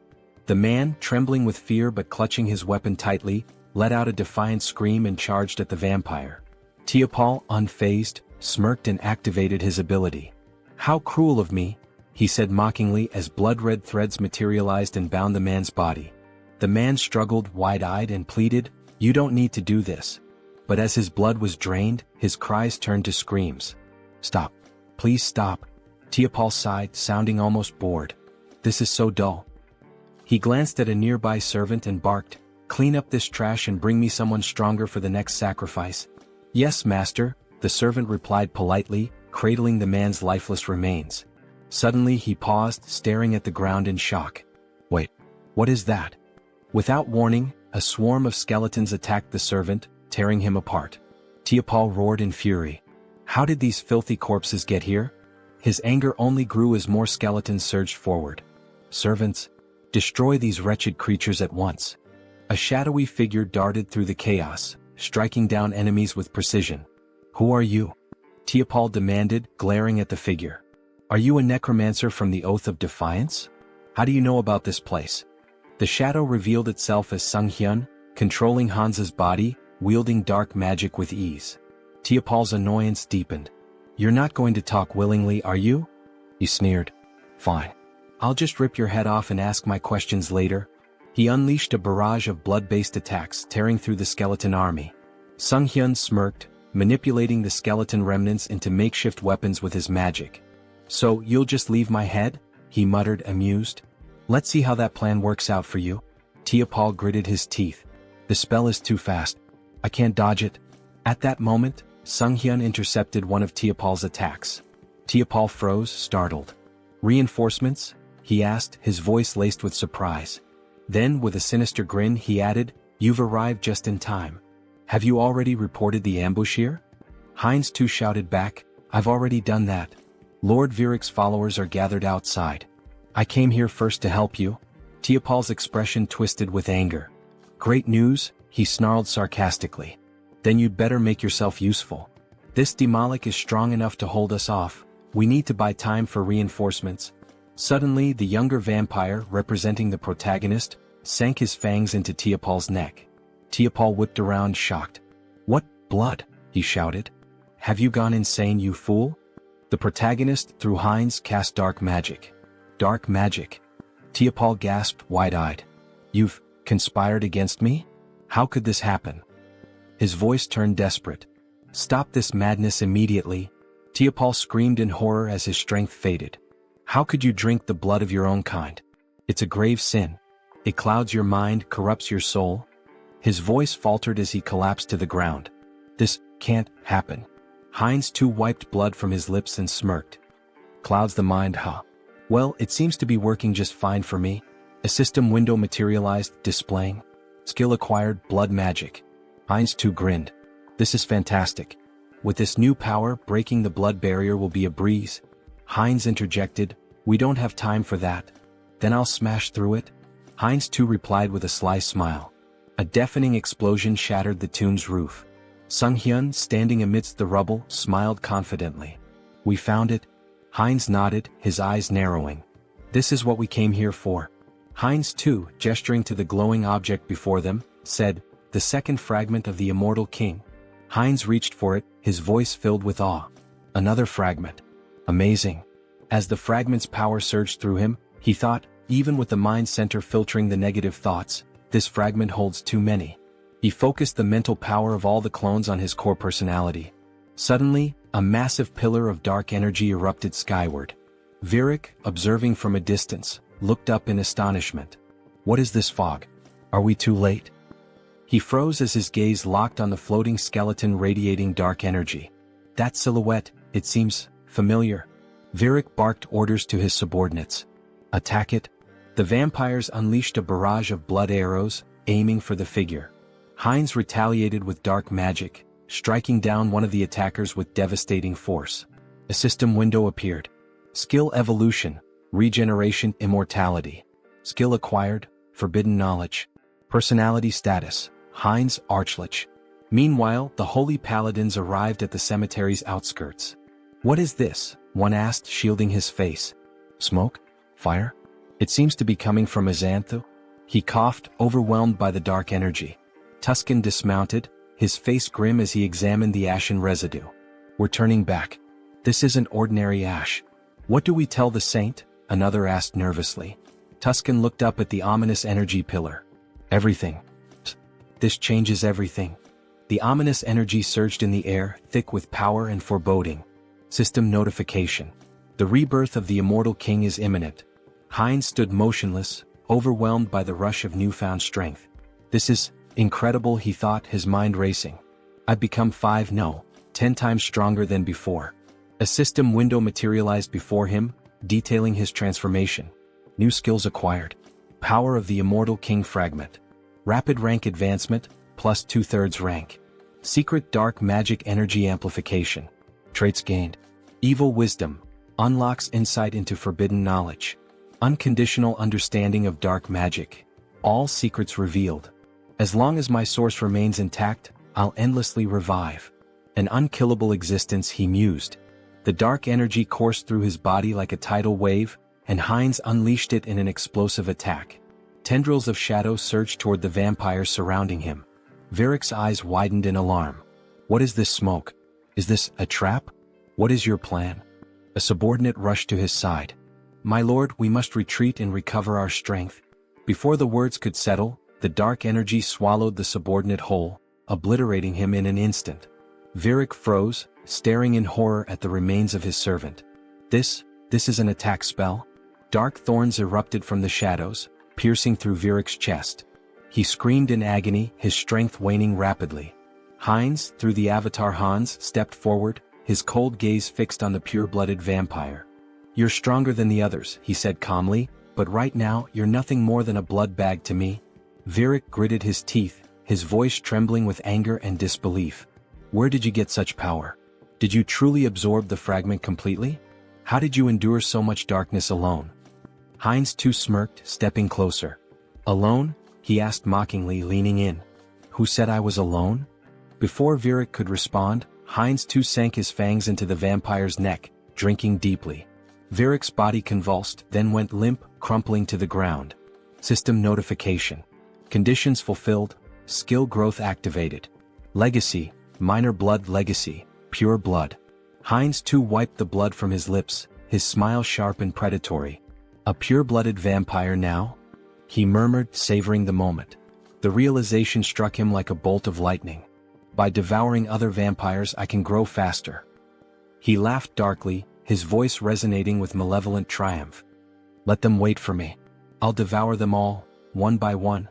After some time in the forest, Rosalicia cried out that they needed Parita. Fearfully she asked what they should do now. With tears in her eyes, Rosalicia lamented that if Lady Parita had been there, they wouldn't have succumbed to the enemy so easily. Parita responded, stating that Virik had been defeated but warned against underestimating this adversary. She touched the lingering dark magic and noted that the fragments contained an overwhelming amount of power, indicating the enemy's formidable strength. As the sun began to rise, she urged them to return to the base quickly to request reinforcements. Elsewhere, a man sprinted through the city streets, shouting curses. Leaning against a wall, he demanded angrily, "They won't chase me to the very end, will they?" He blamed everything on the vampires, accusing them of arrogance before being destroyed in an instant. He cursed his own mistake of trusting them. From the shadows, Heinz too grabbed the man, dragging him away. A terrified scream echoed from the alley. Meanwhile, Sunghyun reflected on leaving Hans in the city to deal with the remnants of Varkalak. He had also arranged for Heinz too to be connected to a minor merchant guild so he could escort Diana and her brother out of the city. Later, in the forest, Heinz too, holding a frying pan, joked that with enough pepper, he could make a special steak. Diana and her brother gazed at the meal with admiration, thanking him for the delicious food. The protagonist smiled, assuring them it was healthy and safe to eat. Sunghyun thought about how their happiness stemmed from being free of danger. Smiling, the protagonist asked if they had an uncle who ran a store in eastern Lapillas. Diana nodded nervously, unsure if her uncle would be pleased to see them. He reassured her not to worry, and Sunghyun considered giving them money if things didn't work out. A wave of sadness hit him as he thought about their eventual parting. When was the last time he'd felt this way? Perhaps he'd changed since arriving in this world. Diana called his name, reaching out with concern. "Are you okay? Do you need blood?" she asked. Laughing, the protagonist replied that he'd had enough to drink, having drained the vampires left in the village. At the same time, Hans, embodying another side of the protagonist, was reanimating the corpses of vampires in the cemetery. He decided it was time to finish up and retreat to their secure space, marveling at how convenient and boundless it was. He wondered if forbidden knowledge could help him create a similar subspace on Earth. Suddenly, blood magic struck him. Varkalak, a purebred vampire, confronted him with fury. "Still lingering in our city? Do you underestimate us so much?" she demanded, using blood magic to challenge his membership in the Oath of Defiance. Hans smirked, introducing himself as an honorary member of the Oath. She accused him of stealing the fragment of the immortal king and destroying their hideout. Holding a weapon forged from her blood, she declared it no longer mattered. He would die. Her attack was swift. Though he narrowly avoided a fatal blow, Hans felt the strength of a purebred vampire firsthand. Crashing into a barrier, he realized it was the work of her clan's blood mages. "Did you think escape would be so easy?" Over taunted. The protagonist analyzed the barrier, recognizing he could break it but would need more time to adapt to his new power. Over vowed to crush his skull and personally reclaim the fragment. Grinning, the protagonist declared she should remember his name and that he was from the Oath of Defiance. "I am your death," he added dramatically. Though retreating for now, he promised to return. In true villain fashion, he made a theatrical exit, summoning Hans to escape. Over was shocked to see him bypass the barrier, while her subordinate deemed his departure inappropriate. Suddenly, an arrow struck one of Over's servants from behind, a holy silver arrow from the paladins. Realizing they were surrounded, Over clenched her teeth in fury, cursing the Lich for delaying her. Wherever he had gone, she vowed to find him. She shouted furiously that she would find him and kill him no matter what. A while later, in the protagonist's room, Sunghyun sighed in relief. "I'm still alive," he muttered. Hans remarked that the recall ability was like a cheat code, reaffirming its power. Sunghyun cringed as he remembered the dramatic line he had uttered before using recall. Swinging his legs off the bed, he asked himself, "Why did I have to use such a typical villain line?" He groaned, clutching his face. "Am I crazy? What possessed me to say that?" Adopting Hans's persona, he tried to justify it. "You're proud of your strength, aren't you? You took down a group of evil vampires, saved a defenseless girl and her brother, and even protected an entire city. Sunghyun smiled at that thought. Now that I think about it, I feel like a hero. Stretching, he added, surely I've earned myself some karma points, right? Calling up the karma shop, he stared in disbelief at the system window. His balance was 731,002 points. How do I have over 700,000 points already? He exclaimed. Didn't I spend everything on upgrades? With a nervous laugh, he speculated that enraging the vampires and dark mages must have significantly boosted his karma. Dismissing the thought, he pressed the system window. I'll figure it out later. For now, should I upgrade my special skills again? A notification appeared. His limit on summoning avatars had increased.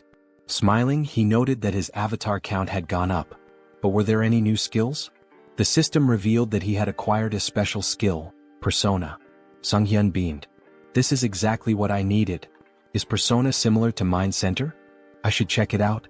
After reading the description, he realized the skill allowed avatars to act as vessels for emotions, adapting and growing based on his needs. The system had clearly determined this skill was essential for him. I get it now, he thought. I've been forming connections, defeating powerful enemies and making a difference. But in reality, I've spent 2 years locked in this room. What happens there feels like a game, but the truth I've been avoiding is still here, right in front of me. He reflected on the loneliness, sadness, and anger he had suppressed, emotions that had accumulated over time. Turning to Hans, he said, I need to transfer these terrible feelings into a vessel. As he did, he felt a strange relief as though his emotions were neatly boxed away. Curious, he wondered how Hans, now burdened with those emotions, was handling it. Hans reassured him. Don't worry about me. Pain and despair have always been my companions. They don't bother me. Yet, Sunghyun noticed a subtle change in Hans's tone. Laughing, Hans confirmed, You noticed, huh? It dawned on Sunghyun that an avatar filled with emotions could develop its own personality. Before he could say more, a loud noise erupted outside. Was that an explosion? He asked, rushing to the window. Is there another villain? Here in the city? He groaned, holding his face. Let the guardians handle it. It's not directly in front of me like last time. It's none of my business. Hans interrupted. Do you need a reason to eradicate evil? Sunghyun met his gaze and realized the truth. Since transferring his negative emotions to Hans, things had become clearer. Avoidance had always been his habit. Despite his desire to defeat evil, he had lacked the courage to act. Hans, now exuding determination, declared, The world order is in chaos. Criminals are everywhere. It's time for me to become their law.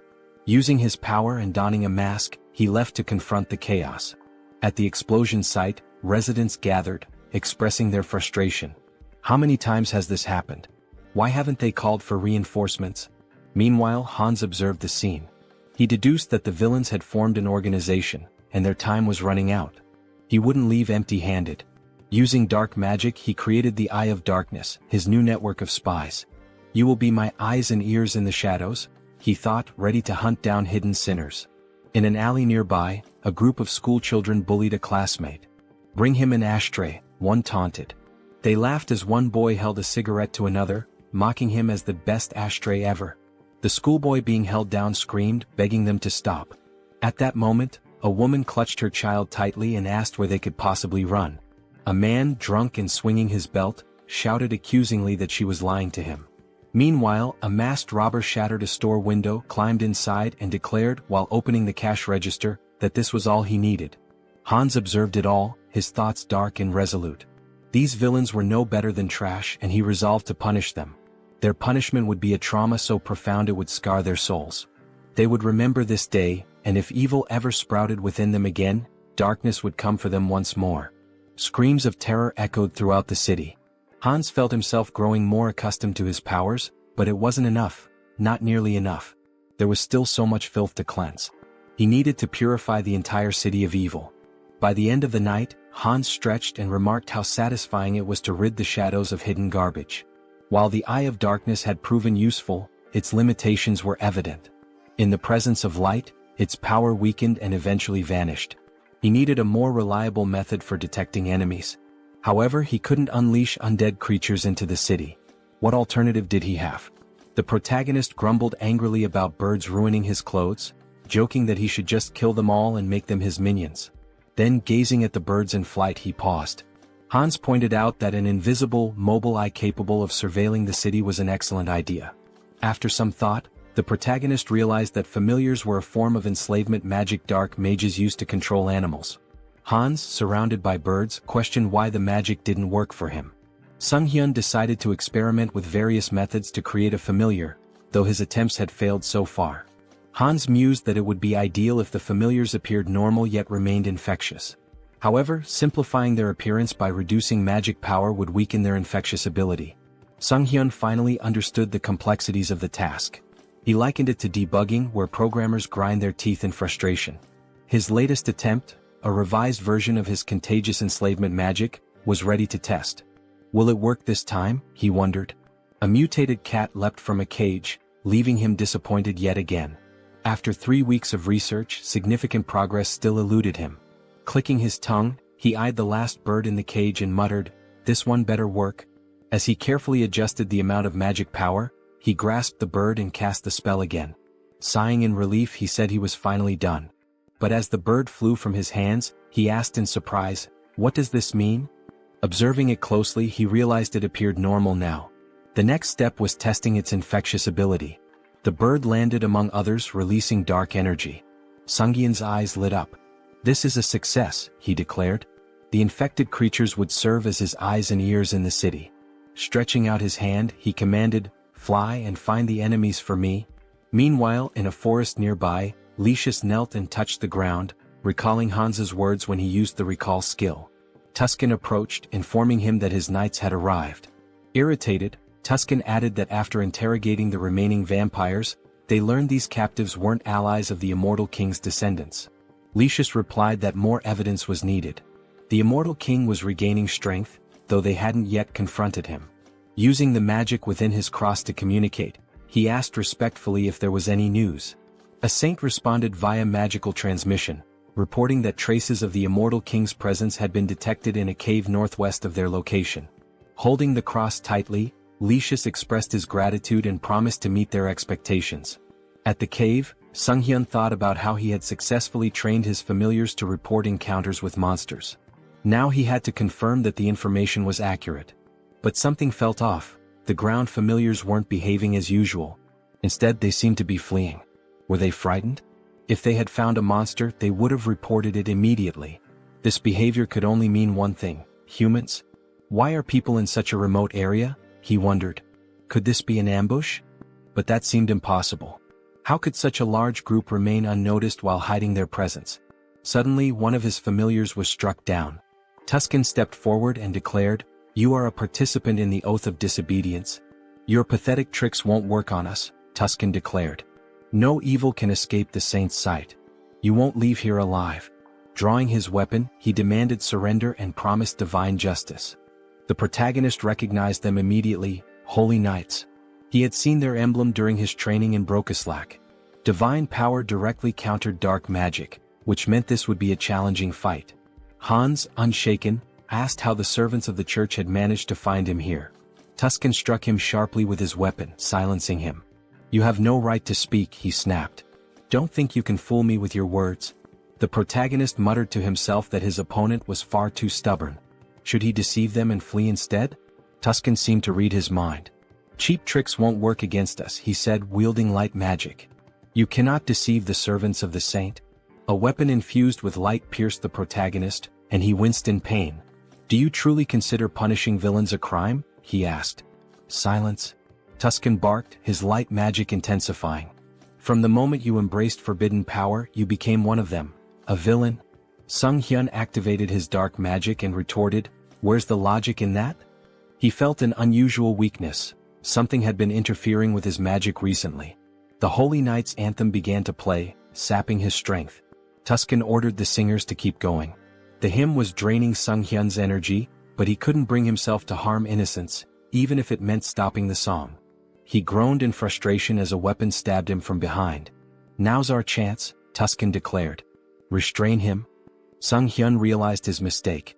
He had been too careless, and now he was bound in chains. These restraints were not ordinary, they blocked both his movements and magic. "Impressive work catching me," the protagonist admitted. Tuscan smirked. "Exactly as expected. No evil has ever escaped these chains. Will you resist any longer? Grinning, the protagonist replied, as if I'd make it that easy for you. He knew there was no reasoning with them. It was time to part ways. Let them think they had won. Tuscan, now wary, activated his light magic. I don't know what you're planning, but don't think I'll just stand by and let you try anything. He launched another attack. But the protagonist only smirked. The strength of the chains didn't matter anymore, because Hans was already free. Tuscan's eyes widened in disbelief. He broke the chains? Impossible. Who is this man? Later, lying exhausted on his bed, Sunghyun sighed. Trouble seemed to follow him wherever he went. First, the Shadow faction and the Oath of Defiance. Then the Varkalak vampire clan. And now, the Paladin Order, one of the most powerful forces on the continent, had joined the list of his enemies. He called up the system window, his thoughts racing. There must be a reason for all this karma I've been accumulating. Is it because I keep attracting villains from across the continent? He groaned and decided to focus on his original plan for now. Sometime later, in the city, the protagonist prepared to test the fruits of his research. Controlling the essence of black magic was simple in principle. His familiars could serve as his eyes and ears, even covering a massive area like Seoul with ease. His thoughts were interrupted by a terrified scream. A girl, tears streaming down her face, begged for mercy. Please, I'll do anything. Just let me go. She spotted a figure in the window and pleaded, help me. I'm being held here against my will. Don't just leave me. The man holding her sneered, gripping her hair tightly. Scream all you want, he said. No one will hear you except me. He explained that his ability rendered them invisible to others. Go on, scream louder, he taunted. You've got such a cute voice. As he raised his weapon to strike her, he boasted, you'll be among the top 3 in my collection. At that moment, Hans burst through the ceiling, wielding dark magic. The man with the knife asked, bewildered, how could this happen? My ability is sound suppression and invisibility, isn't it? The protagonist glared at him, his voice cold. That won't work on me. Your vile deeds end today. Angered, the man demanded, who are you? A guardian? How did you even get here? Holding the weapon to the woman's throat, he threatened, don't come any closer or she dies. Sunghyun activated his dark magic. Is that so? He said, snatching the woman away with a surge of power and holding her safely in his arms. Now what will you do? The man with the knife gasped in disbelief. A Ritterney? You dare to steal my prey? Then I'll kill her along with you. He lunged at the protagonist but was suddenly restrained by tendrils of dark energy. Judging by his words, Hans deduced, this isn't your first victim. Binding the man tightly with dark energy, he pressed his fingers to his forehead. You won't mind if I confirm that for myself? Using necromancy, Sunghyun activated the Cry of the Dead skill, peering into the man's memories. He saw vivid scenes of the man torturing and murdering his victims. You're a serial killer, Hans declared grimly. I don't need to look any further. His tone sharpened. I sentence you to death. The man screamed in agony as the dark magic overwhelmed him. Sunghyun muttered, even death is too merciful for someone like you. He considered for a moment. But I need an undead servant for my work. You'll do just fine. With a cruel smile, he activated a spell that drained the blood from the man's body. The system window appeared, announcing the creation of a new undead, Ghast. Satisfied, the protagonist said, I'll need to prepare the subspace portal. It'll come in handy later. Looking at the unconscious woman, Hans pondered. What should I do with her? Clean up the mess? Maybe just call emergency services. A short while later, the police arrived, cordoning off the crime scene. Park Han-cheol, leader of the Special Ops Bureau's criminal investigation team, stood outside, observing the scene through the window. A suited officer approached him. We've reviewed the footage. It's definitely the serial killer we've been after. Han-cheol, irritated, asked, and the person who stopped him? A Ritterney? The officer nodded. Confirmed. But the killer's body is missing. There's evidence of dark magic and blood at the scene. Someone definitely died here. It's a mess. This case is a nightmare, Han-cheol muttered. A rogue playing hero. Do they think the law doesn't exist? Meanwhile, the protagonist stood atop a roof, surveying the city. A passerby on the street pointed upward. Is that a sleepwalker? Who is he? Hans petted a cat perched beside him. I wonder what they'd say if they saw my face, he mused. Elsewhere, at the South Korean Citizens Repatriation Association, Seoul South Branch, a secretary entered Yoon Ji-yoon's office. Sorry to interrupt, but there's something urgent. Yoon, still recovering from a late night, groaned. What time is it? What's going on? The secretary handed her a file. A request from the Special Ops Bureau. They're investigating the serial killer case and... Yoon skimmed the file. So, the dark mage in the long coat and mask strikes again. Public security's already a mess. She sighed, placing a tablet over her head. We should hand this over to that guy. The secretary, shocked, exclaimed, That guy? The murderer? Yoon slammed her fists on the desk. Exactly. He's competent. If we tame him, he'll make a great asset. The secretary frowned. You want him as a guardian? Are you serious? Stop complaining and get back to work, Yoon retorted, gesturing at the towering stack of documents. Frustrated, she threw her hands in the air. I'm going to tear those villains apart myself. Later, Han stood by a window, stretching. With a satisfied smile, he muttered, Punishing villains feels good. His gaze swept the bustling streets. Soon I'll have to deal with a few more pests. The villains' organization was wreaking havoc, causing complete chaos. Having pieced together the situation to some extent, Heinz decided it might be time to shift his focus to the other world. When he arrived, Uncle Diana and Aaron were in tears, shouting his name. The children ran to him, embracing him tightly. You've been through so much, he said warmly. You've worked so hard. We're fine, the children exclaimed, their faces glowing with relief and joy. Heinz watched the scene with a smile, thinking how happy he was to see them reunited. He seemed like a genuinely kind person, one whose actions didn't raise suspicion. If he had acted otherwise, Heinz might have resorted to threats, but it didn't seem necessary. Their uncle took Heinz's hand, thanking him profusely for bringing the children back safely. Heinz waved his hand dismissively. I didn't really do much, it simply had to happen. Diana approached him, gratitude shining in her eyes. Thank you for everything, she said, wrapping him in a hug. I'm so happy. He patted her head gently. This isn't goodbye. I'll visit often. Stay healthy and behave well. Still crying, Diana admitted, I'm a little worried. You seem to be changing a lot. But her faith in him as a good person reassured her. He hesitated. Am I really changing? He asked himself, uneasy. Perhaps it was the influence of his persona skill. Heinz was a blend of negative emotions, driven by a desire for recognition, an attempt to draw attention through intrigue and deception. Yet his character now seemed calm and stable. Diana, looking at him sadly, asked where he was headed next. I'll seize every opportunity, he replied, and embark on a pilgrimage. Sometime later, in the capital of the kingdom of Talia, Teleria, a city known as the heart of the Church of the Goddess and home to its grandest temple, Heinz wandered the streets, observing everything with keen interest. Stepping into a secluded alleyway, he ensured no one was following before activating his abilities to summon his fourth avatar, Heinlich. This avatar embodied key traits: a composed mind, persona, super regeneration, and calm demeanor. Its unique feature, the spirit of a warrior, granted additional bonuses to skills and experience acquired through combat and training. Handing a bag to Heinlich, Heinz instructed, walking through the holy city as a vampire isn't ideal. Take this and step into the light. Heinlich made his way to the elder, who sat on a chair surrounded by his subordinates. Next, believer, step forward, the elder called. In response, Heinlich emptied a bag of gold at the elder's feet, startling everyone. The elder began counting the coins, stacking them neatly. How much is this? He asked, astonished.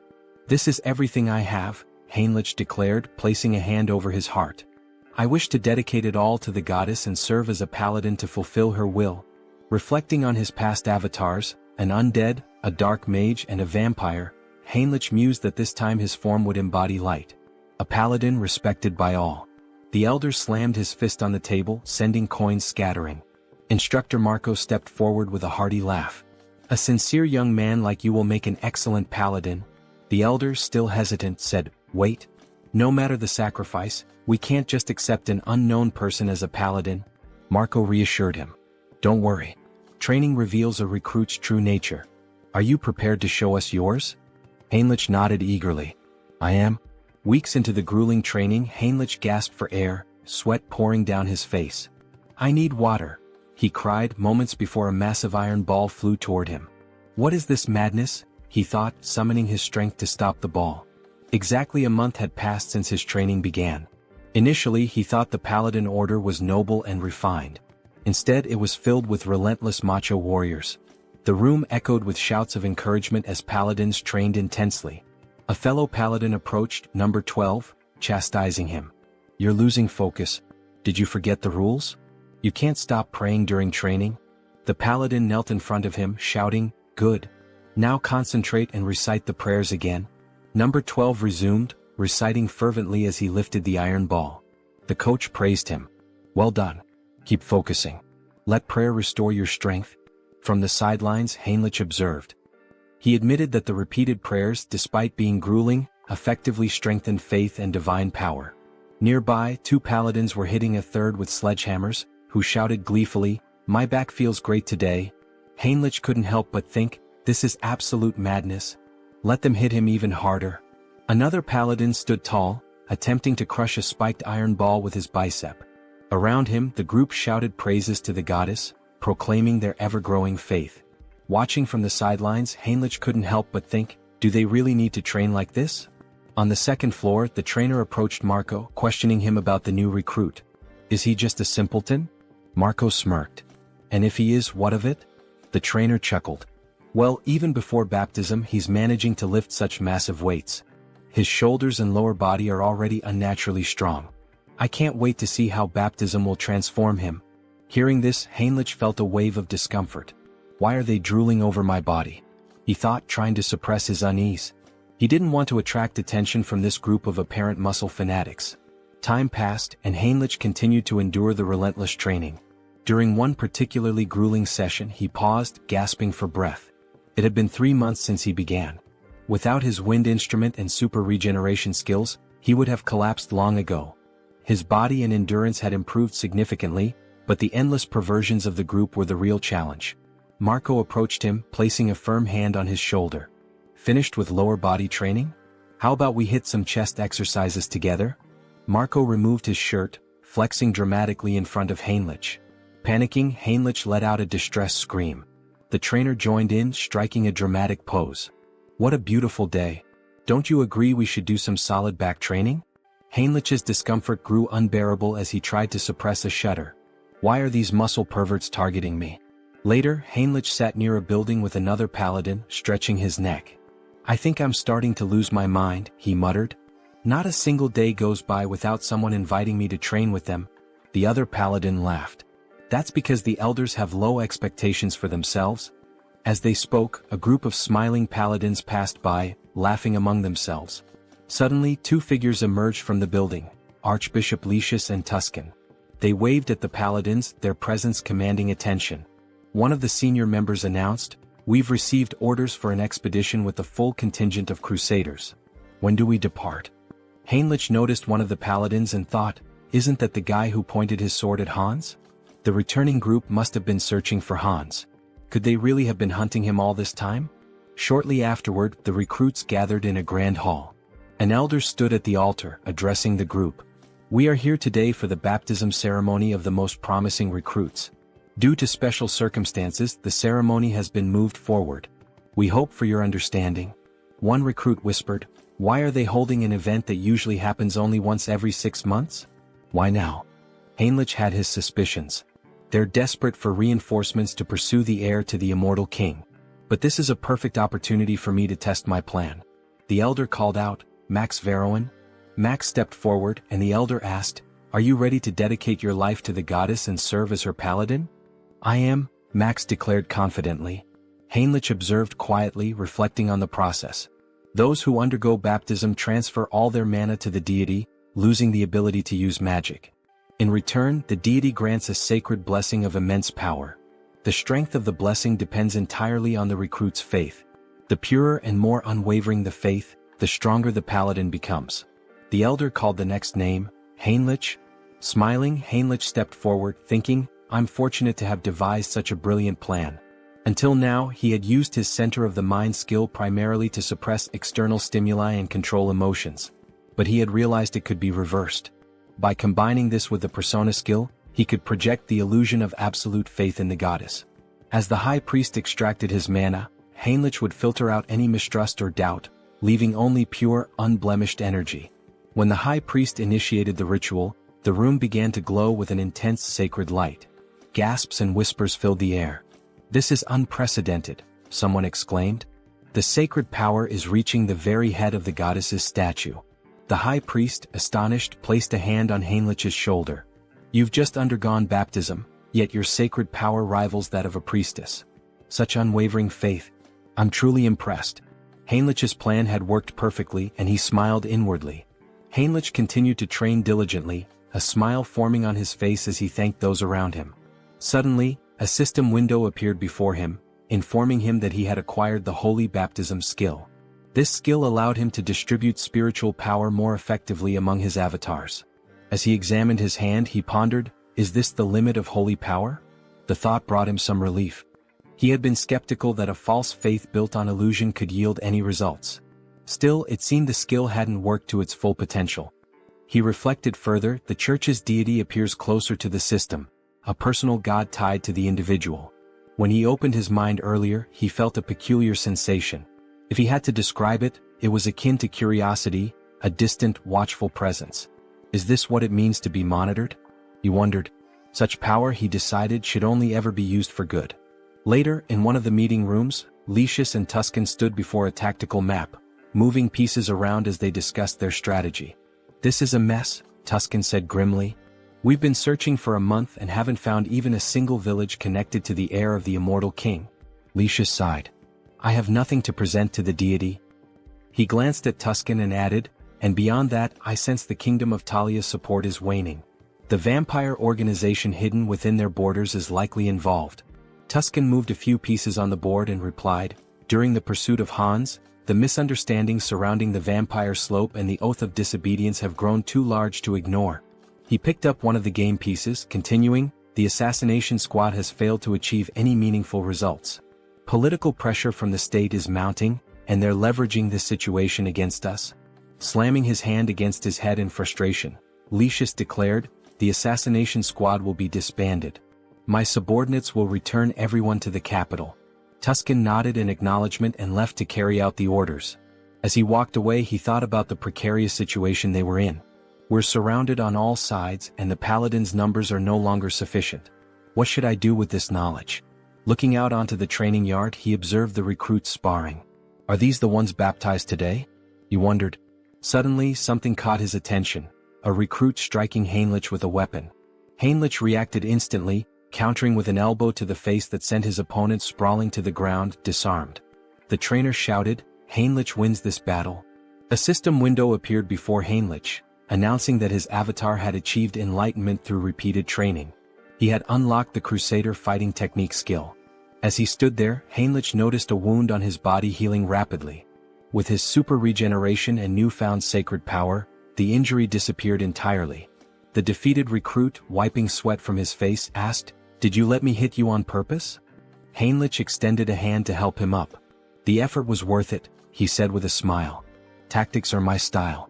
Yet inwardly he thought, this still isn't enough. To grow further, I need to evolve my abilities.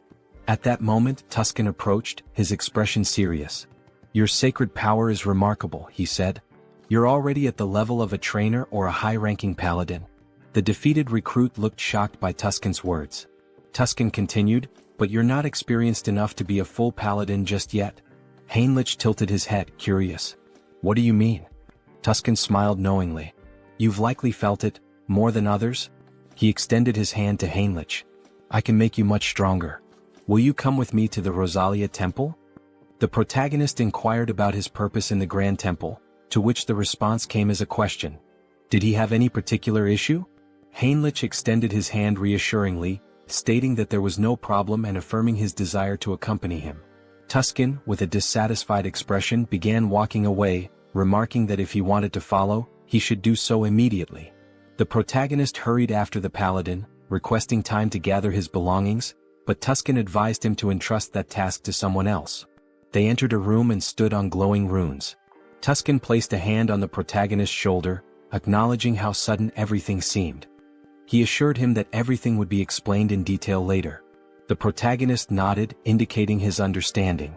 Soon they arrived at the renowned Great Temple of Rosalia, the largest sanctuary of the church, positioned at the continent's center. This sacred site was where both the father and the goddess had once dwelled, marking the heart of the faith. Inside, Rister greeted them warmly, expressing her hope that their long journey hadn't been too exhausting. They knelt before her, expressing their gratitude. The protagonist reflected on entering this sacred space, where the goddess resided, as an opportunity for immense growth. He believed it to be the ideal place to develop his skills and gain recognition as a paladin. Determined, he resolved to hone his abilities while handling covert tasks with Hans's assistance. Meanwhile, Hans sat atop a rooftop surrounded by corpses, scrolling through news about the saint on his phone. Acknowledging his newfound fame, he noted that remnants of a human trafficking ring had been eliminated.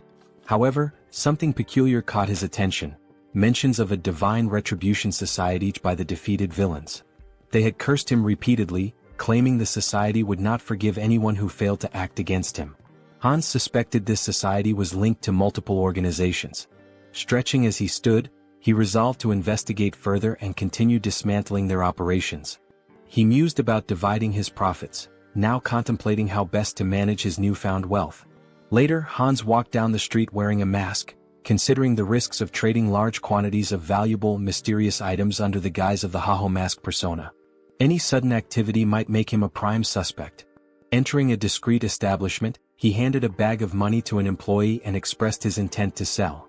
The employee scoffed, questioning if Hans mistook the place for a pawn shop.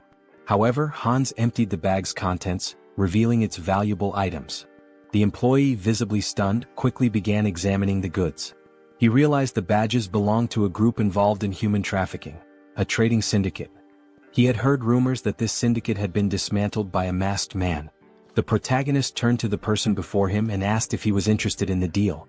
The man grew visibly nervous and instructed him to use the back door, warning him not to try leaving any other way. Following the instructions, the protagonist eventually arrived at the correct location. A masked man greeted him, asking if he was there to sell something. Hans confirmed, then inquired if payment could be made in a form other than cash. Hans handed over a bag and the masked man began examining its contents. He asked if Hans was looking for material goods and, if so, what exactly he needed. Hans pointed out that he required a lottery ticket for a grand prize, preferably one that could be used immediately. Cash, he explained, was useless to him unless it could be spent. What he needed were legal funds for his real identity, Sunghyun, and a lottery ticket would provide clean, untraceable money. The masked man confirmed that a lottery ticket was possible but mentioned the commission would be steep. Hans assured him it wasn't a problem and asked how much it could sell for. The masked man replied that it would be 6-1, with a redemption period of 4 months. Hans requested 2 tickets, but the masked man stated that the payment provided wouldn't cover that. Unfazed, Hans assured him there was no need to worry and retrieved gold bars from his subspace storage. He asked if those would suffice. The masked man, stunned, felt the bars and asked incredulously, "A subspace storage tool? Who are you? These are extraordinary materials. Where did you get them?" Hans, annoyed at the man's curiosity, complained about being touched and stated he wasn't there to chat. He urged the masked man to finish the deal quickly. Apologizing, the masked man agreed to proceed. As the transaction concluded, Hans used his heightened senses and noted the faint scent of blood lingering in the air. It wasn't his imagination after all. Moving closer, he remarked that this wouldn't be their last deal and predicted they'd see each other often in the future. Later, Hans stepped outside, smiling as he inspected the checks in his hands. He mused aloud about how he'd used his dreams to win the lottery. Now he pondered what to purchase. Subordinates would make such errands easier, as constantly running back and forth was inefficient. Taking a moment to enjoy the cool night air, he observed the bustling streets. Only a few months ago, they had been eerily empty due to the human trafficking syndicate's presence. Now life had returned and the streets were alive once again. Perhaps it was all the rumors he had heard, but he felt relieved to know that he was somehow involved in promoting peace. Out of nowhere, Gamma approached from behind and whispered in his ear, asking where he was from. Startled, the protagonist turned around, alarmed. He thought, who is this? How did he sneak up on me unnoticed? Gamma, noticing his reaction, tried to calm him down, assuring him there was no reason to worry. He simply wanted to have a conversation. The protagonist, still uneasy, asked what exactly Gamma was talking about. He had snuck up behind him and even sniffed him. What was going on? Gamma asked if he was a vampire. The protagonist froze. That's right, Gamma confirmed. He was at level 6, born from Demir's transformation. Gamma pressed further. What's your name? When did you return to Earth? The protagonist, thinking that yet another vampire traveler from another dimension had appeared, realized he needed to come up with something quick to get out of this situation. However, without realizing it, he began answering questions he hadn't planned on, his mind seemingly under some sort of hypnosis. He found himself saying, "My name is Heinz and I haven't been on Earth for a long time." He thought to himself, why am I answering so easily? Is this all his mind control at work? Gamma smiled. Very good, he said. So you're a newcomer who's just returned to Earth. Let me introduce myself properly. He handed the protagonist a business card. I'm with the Blood Pack organization, which encompasses all the vampires on Earth. My job is to track down those who have recently returned. The protagonist took the card, still processing the information, and asked, is such an organization real? Gamma sighed and explained that if the protagonist wanted to survive, they'd better stick together. There wasn't much choice in the matter. The protagonist looked at him in disbelief and asked, by the way, what did you mean by level? Gamma, noticing his growing curiosity, suggested they continue the conversation elsewhere. If you're starting to show interest, let's go somewhere more private. He pulled out his car keys and asked if the protagonist wanted to visit the organization. Seeing the sleek car, the protagonist agreed to go with him. Meanwhile, Jean Soren had been quietly observing the entire interaction from a distance. She relayed the update to headquarters through her earpiece. The target is moving according to plan. We are following him. After some time they arrived at the location. Gamma encouraged him not to hesitate and to step inside. The protagonist, curious, asked what kind of place this was. Gamma explained that every vampire has a unique vampire factor that determines their strength level. They measure and rank these factors by level, and with the help of a magic circle, they can assess a vampire's level precisely. Gamma led him into a room filled with vampires and runes. Heinz was astonished by what he saw, wondering if this was truly a magic circle. The scene struck him as highly suspicious. Gamma gestured toward the circle, urging him to enter it without delay. The protagonist hesitated, thinking he could cancel his participation if it turned out to be dangerous. However, the presence of a skull emanating dark magic caught his attention. Examining it more closely, he realized this was no ordinary dark magic. It involved shamanism, curses, alchemy, and various other mystical practices, all fused together. He wondered how such a thing could even exist. Since the returnees began appearing about 20 years ago, magical tools remained rare, and magical technology had not advanced significantly. This was due to the differences in energy laws between abilities and dimensions. Yet, here was an organization capable of merging such disparate powers. The Blood Pack, it seemed, was far more impressive than he had anticipated. One of the vampires asked him to extend his hand. The vampire made a small cut on Heinz's palm, warning him it might sting briefly. To Heinz's surprise, his blood began to levitate, forming 5 orbs. A vampire noted that this indicated he was at level 5. Observing the tight connection between the orbs, they commented on his strong regenerative abilities. The protagonist thought about purebreds from Alterica, estimating their levels to be around 5 or 6. Gamma smiled knowingly, remarking that he was already nervous. Coming from a dimension no one had heard of, Heinz had only reached level 5, a mere waste of time. At this level, amputating limbs wasn't necessary. The vampires in the room all agreed and activated their abilities. Alarmed, Heinz realized there was another motive behind this ritual. It was far too elaborate for a simple level assessment. He urgently needed to summon help. At that moment, a knock at the door startled everyone, making Gamma visibly tense. The door burst open as Rand stormed in, commanding everyone to freeze. She declared her intent to apprehend Gamma, a level 6 vampire from the Blood Pack, for kidnapping and killing other vampires. Gamma appeared unfazed, questioning her rude intrusion. The protagonist found Rand familiar but couldn't place where he had seen her before. Rand pointed out that when she first heard rumors of vampires being abducted, she doubted their truth, but now the evidence was undeniable. She demanded that Gamma release the vampires and surrender. Gamma mocked her, calling her a naive servant of the Blood Pack. He questioned why vampires needed to live in subjugation, follow human rules, and hide underground. Rand, enraged, argued that it was the actions of warlike vampires like him that forced their kind into hiding. Gamma dismissed her argument and asked whether her comrades shared her perspective. This caused doubt to spread among the vampires behind her. Shocked, Rand questioned their loyalty. Just then one of her allies betrayed her, activating his ability and striking her down. As she collapsed, she demanded to know why he had turned against her. The traitor explained that in his dimension he was a powerful lord. Now trapped in this reality, he was reduced to working as a bouncer in a club. Not all vampires could adapt to her way of life. Gamma leaned in and Rand, struggling, asked about his ultimate plan. Was he kidnapping vampires to start a rebellion against the Blood Pack? Gamma smirked and dismissed her as foolish. Such an endeavor would take centuries. Instead, he revealed that they had discovered a way to grow stronger quickly. He demonstrated this by lifting the body of a vampire and alluded to breaking a taboo. Shocked, Rand accused him of creating mad vampires again. Hines, observing, realized she was referring to cannibalism among vampires. While it wasn't practiced on Earth, when vampires from different dimensions consumed one another, their vampire factors merged, increasing their strength but at a severe cost. This act often led to profound mental instability, a grim legacy from their ancestors. If someone fails to control themselves, they become mad vampires, driven insane by an unquenchable thirst. The first appearance of a mad vampire marked them as a global threat. Gamma, however, smiled confidently and assured everyone that this wasn't a concern. After extensive research, they had discovered a way to remove residual bloodlust. Suddenly, Gamma's victim began screaming in agony, exclaiming that they were being used as experimental material. The protagonist observed the situation closely, realizing that the magic circle wasn't merely for separating empirical factors. It was designed to transfer a drug to vampires without causing side effects. Minhyun reminded Gamma of his promise, pointing out the risks he took to follow him secretly. Gamma, keeping his word, tossed him a pill. Minhyun consumed it and his body began to transform, becoming larger and stronger. Smiling, he marveled at his newfound strength, unable to believe the change.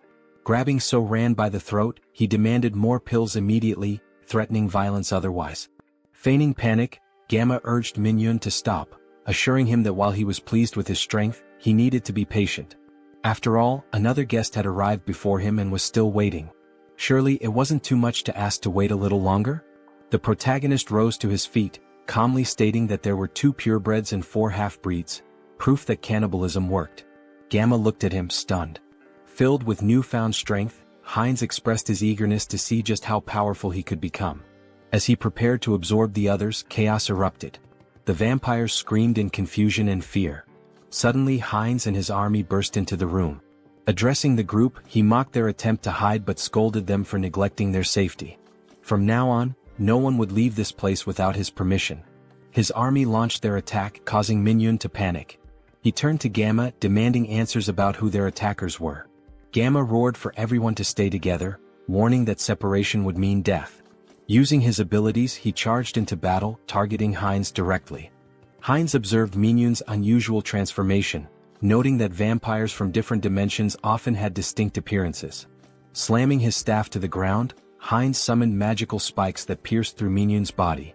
Smirking, Hines declared that minimizing casualties was part of his plan. He leaped into the fray, mocking Minhyun's organic transformation, claiming it posed no threat. Biting into Minhyun, Hines thought to himself that there would be more prey ahead. Minhyun screamed in pain and confusion as Hines drank his blood and heard his thoughts. Minhyun lamented his betrayal and his determination to survive, refusing to accept his end. Wiping his face, Hines remarked that insanity was far worse, as he could hear every obsessive thought coursing through Minhyun's mind. To his surprise, his teeth began to fall out, a sign of his empirical factors evolving and merging. A system notification appeared, informing Hines that he had gained a special ability, hybrid evolution. This ability significantly enhanced his physical attributes whenever he absorbed new empirical factors, allowing him to steal traits from the target's bloodline. Turning to Gamma, Hines remarked that this power was quite impressive. If he were to lose control, he could become exceptionally dangerous. Now he needed an organization to enforce his will. The Blood Pack could serve his purpose, or they would face the alternative of joining his undead army. As the battle continued, Hines devoured the remaining vampires. Another system notification informed him that he had acquired a new vampire trait, Insight. This skill allowed him to assess the physical condition and stats of his enemies. Hines dismissed it as relatively useless but realized that vampires possessed a supernatural ability called heritage, tied to their origins. Using hybrid evolution, he could master this ability and steal all their powers. Gamma, now crucified, demanded to know how Hines had managed to remain sane while devouring his own kind. Approaching him with a grin, Hines taunted Gamma, asking if he was curious about how to resist corruption. The secret, he teased, was to ignore the whispers that accompanied the act. Gamma, panicked and disbelieving, screamed in protest. His cries turned into agony as another system notification revealed that Heinz had gained a new skill, camouflage, which allowed him to conceal his presence. Observing Gamma's transformed state, Heinz smiled slyly, commenting that Gamma must have been using camouflage all along. Not bad, he remarked, relishing his growing power. There were many ways he could use this ability. Should he dive into this bastard's thoughts? Gamma reflected on research, collaboration, support, and the public retribution technology. He also recalled a promise he had made to Mr. Beta. The protagonist panicked, wondering who the hell is this? Was this person Gamma's patron? And once again the Public Retribution Society was mentioned. It seemed like this intricate ritual was also their doing. What were these people planning, aiding the blood pack like this? Later that night, Heinz and So-Ran were driving through the city together. Heinz glanced at her and asked if she was finally coming to her senses. Startled, she yelled at him, calling him trash for selling his life and demanding to know where he was taking her. Grabbing him by the throat, she shouted furiously.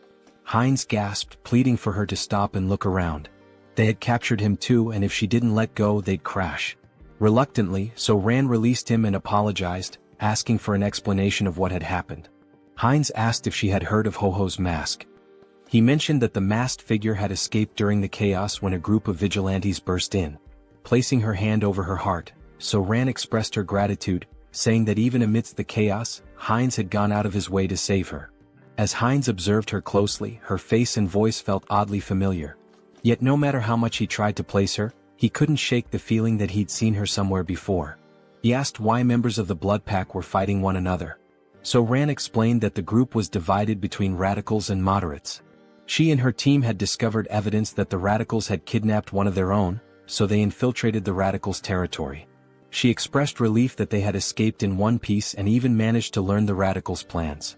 She intended to inform the higher-ups and put an end to it. Heinz, skeptical, thought to himself that resolving this wouldn't be so simple. It was likely that even the highest-ranking members of the radicals were involved. So-Ran cheerfully asked about Heinz's identity. Who was he as her savior? He seemed incredibly strong. Heinz replied that she could call him whatever she wanted, as she felt comfortable. She asked if she could call him up for convenience, to which he nodded, mentioning he'd recently returned to Earth and hadn't formed any bonds yet. Heinz explained he had followed Gamma out of curiosity about the Blood Pack. So-Ran smiled and suggested that he join the group, mentioning that most vampires were part of it. She assured him that moderate vampires didn't engage in shady activities and had steady blood supplies through partnerships with blood banks. Heinz expressed interest and So-Ran promised to show him more. After some time they arrived at their destination. Inside, a little girl named Nahi ran to the door when she heard them. So-Ran greeted her warmly and Nahi hugged her, asking if she was okay. Smiling, So-Ran reassured her, introducing Heinz as their friend and a new member of the Blood Pack. Nahi, looking nervous, greeted Heinz. He waved back with a friendly smile. So-Ran patted Nahi's head, asking her to stay and play while she showed Heinz the room. Nahi agreed but asked her to return soon. On the way up, Heinz commented that Nahi seemed very small. So-Ran clarified that it wasn't just her appearance. Nahi wasn't a returner. Confused, Heinz asked if all vampires weren't returners. So-Ran explained that wasn't true. Nahi had been born and raised on Earth, but her father, a returner, had turned her into a vampire to save her from a chronic illness. This revelation made Heinz reflect on why the government wanted strict control over vampires. In many ways they were like an infectious disease. So-Ran continued, explaining that turning someone on Earth took significantly more power than usual. Nahi's father had reached his limit but wanted her to live confidently, even under the sun. Eventually they reached a room. So-Ran let Heinz in, telling him to call her if he needed anything. Since it was late, she suggested he rest. She said goodbye with a distinct gesture. Heinz froze, startled. That gesture, her voice, it all seemed so familiar. Pointing at her, he asked, "Is she the streamer Orchid?" So-Ran's eyes widened in shock and she screamed in embarrassment, covering her face. She stammered, asking if he'd just mentioned her stream. She blushed, saying that moment from her stream was stuck in her head, then nervously asked if he was one of her subscribers. Heinz awkwardly waved, denying it, explaining that her videos had simply popped up in his recommendations a couple of times. She sighed in relief and said it was a good thing because she had nearly died of embarrassment. She explained that she had been a trainee, and after quitting she felt lost and decided to try streaming. Heinz asked how old she was back then. She replied that she was 22 now and had awakened at 19. Then she asked his age and when he had awakened. Feeling awkward, Heinz quickly shut the door behind him, calling out that he'd tell her later. She blinked in surprise, wondering aloud if she had said something wrong. Inside, Heinz exhaled deeply, realizing she was much younger than he had assumed, which explained his casual tone earlier. At 20 years old himself, he found it surprising that she was older than him. Lying on the bed, he muttered to himself that regardless, she still looked familiar. As a streamer, she was quite famous. Maybe he should look her up online? Opening her streaming page, he found a notification about her recent hiatus. In the post, she mentioned taking a break from streaming for about a week due to work obligations. She assured her audience she'd return as soon as possible and hoped to see them again soon. Heinz swiped through the updates, thinking to himself. After she posted this, she went straight to the crime scene? If he hadn't intervened, that post might have been her last. The thought unsettled him. The situation had been far too close and dangerous. The next morning, Heinz woke to the sound of So-Ran yelling into her phone. She was shouting, demanding to know why there was no evidence. How could they find nothing? Groaning from his headache, Heinz got out of bed, wondering what the commotion was about so early in the morning. Heading downstairs, he heard her shouting again. He says there's no proof of this. How is that even possible? Noticing Heinz, So-Ran paused her argument and asked if he was awake. Holding the phone away, she explained that her colleagues had gone to the crime scene yesterday, but everything had been burned. There was no evidence left, and now they couldn't act against the radicals. Heinz clenched his fist, thinking to himself, they've gone too far. Were they trying to erase all traces of me? Out loud, he sympathized, saying it was unfortunate, but then he asked her something. Could she tell him where the radicals' base was? Her eyes widened in surprise. Why do you need to know where the radicals' base is? She asked. Then, raising her voice, she added, don't tell me you're against the blood pack. Heinz raised his hands to calm her down, assuring her it wasn't the case. He explained that the radicals were dangerous, and it would be better to know their locations to avoid them. Taking a deep breath, So-Ran nodded, placing a hand over her heart. That does make sense, she admitted. She pulled up some information on her phone, handing it to him. Here, hold on to this. Avoid the marked locations and you'll stay safe. Heinz studied the screen, noting the map of locations. While doing so, So-Ran offered to cook him something since he was already up. He waved his hands, politely declining. No need to trouble yourself, he said. I'll grab something nearby. There are plenty of good restaurants around. Looking at the map's marked spots again, Heinz licked his lips and muttered, that's why I'm thinking of going for a walk and finding something good to eat. Moments later, he appears indulging in the blood of vampires, as if feasting at a banquet in a restaurant. Suddenly, a still-living vampire calls him a bastard, warning that he cannot leave peacefully because the clan leader will hunt him down, leaving not a single bone marrow behind. The protagonist asks if they know who he is and thanks them, mentioning that after stealing the concealment skill from these vampires, they are now worse than blind fools. So, he won't have any trouble for now. He then demands they reveal where their other friends are. By touching the vampire's head, he accesses their memories and discovers that the next day, there will be a gathering in a secret location, and their leader will also be present. The protagonist sees this as a perfect opportunity to eliminate all of them and feed. After finishing off the last living vampire, he says it's time to clean up. Using the Blood Bloom skill, he spreads blood to create a burning flower that won't extinguish unless the caster wishes and burns only the target. This new technique, which he acquired after stealing from the vampires, is perfect for erasing his traces. As for magical traces, he'll use his concealment skill to hide them. With these two skills, no one will be able to track him. Suddenly, the protagonist's heart starts pounding. This feeling, his body was beginning to evolve again. While spitting blood and groaning in pain, he acquired new abilities. The special skill, Bloodline, Pure Blood, evolves into Bloodline, True Blood. Due to the effects of hybrid evolution, he gains enlightenment and acquires the skill, Blood Flow Amplification. His recovery ability has transcended its limits, and the skilled regeneration has evolved into hyper-regeneration. Finally, he has become a True Blood and gained some new abilities. Let's test what they do. He makes a deep cut on himself and within seconds his artery heals. Now he can control blood and has absurd regeneration. During a fight, he can absorb the blood of enemies to recover, making him practically invincible. If a True Blood is this strong, imagine how powerful a Holy Blood might be.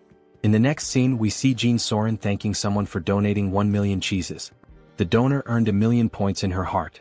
She thinks this donation will allow her to buy many blood packs without worrying. Suddenly, the protagonist enters the room. They look at each other and blush. He apologizes for interrupting and tells her to continue her work. Soren, embarrassed, shouts at him to knock before entering and punches him. Soren then asks what happened. He tells her they received a letter in her name. The letter contains images and information about a group of criminal vampires. Someone mysterious sent this dossier with such valuable information.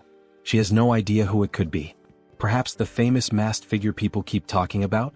But the only person she had discussed this with was Mr. Hines.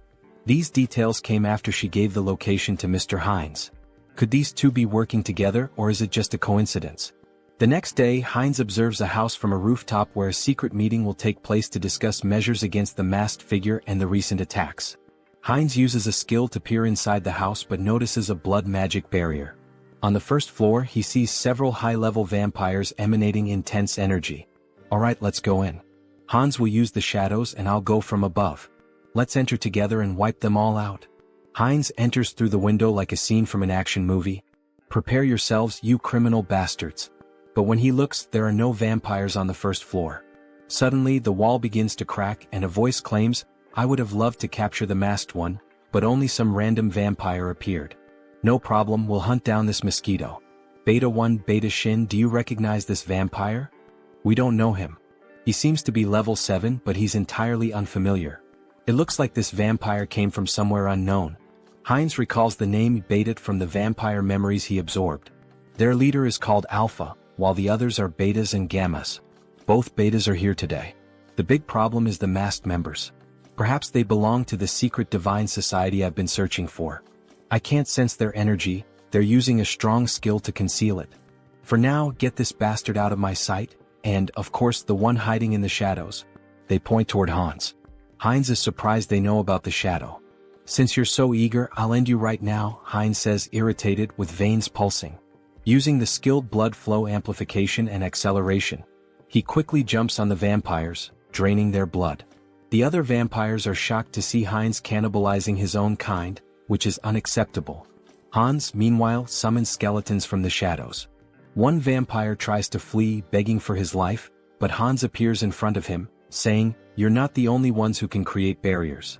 From now on we'll perform the dance of death, where there's no place to run. And so, the dance of death begins. Vampires lose their lives one after another. Beta 1 is stunned by the strength of this unknown vampire. This power doesn't make sense, he's only level 6 or 7. There must be some trick. One charges at Hines, but Hines uses his extended claws to stab one.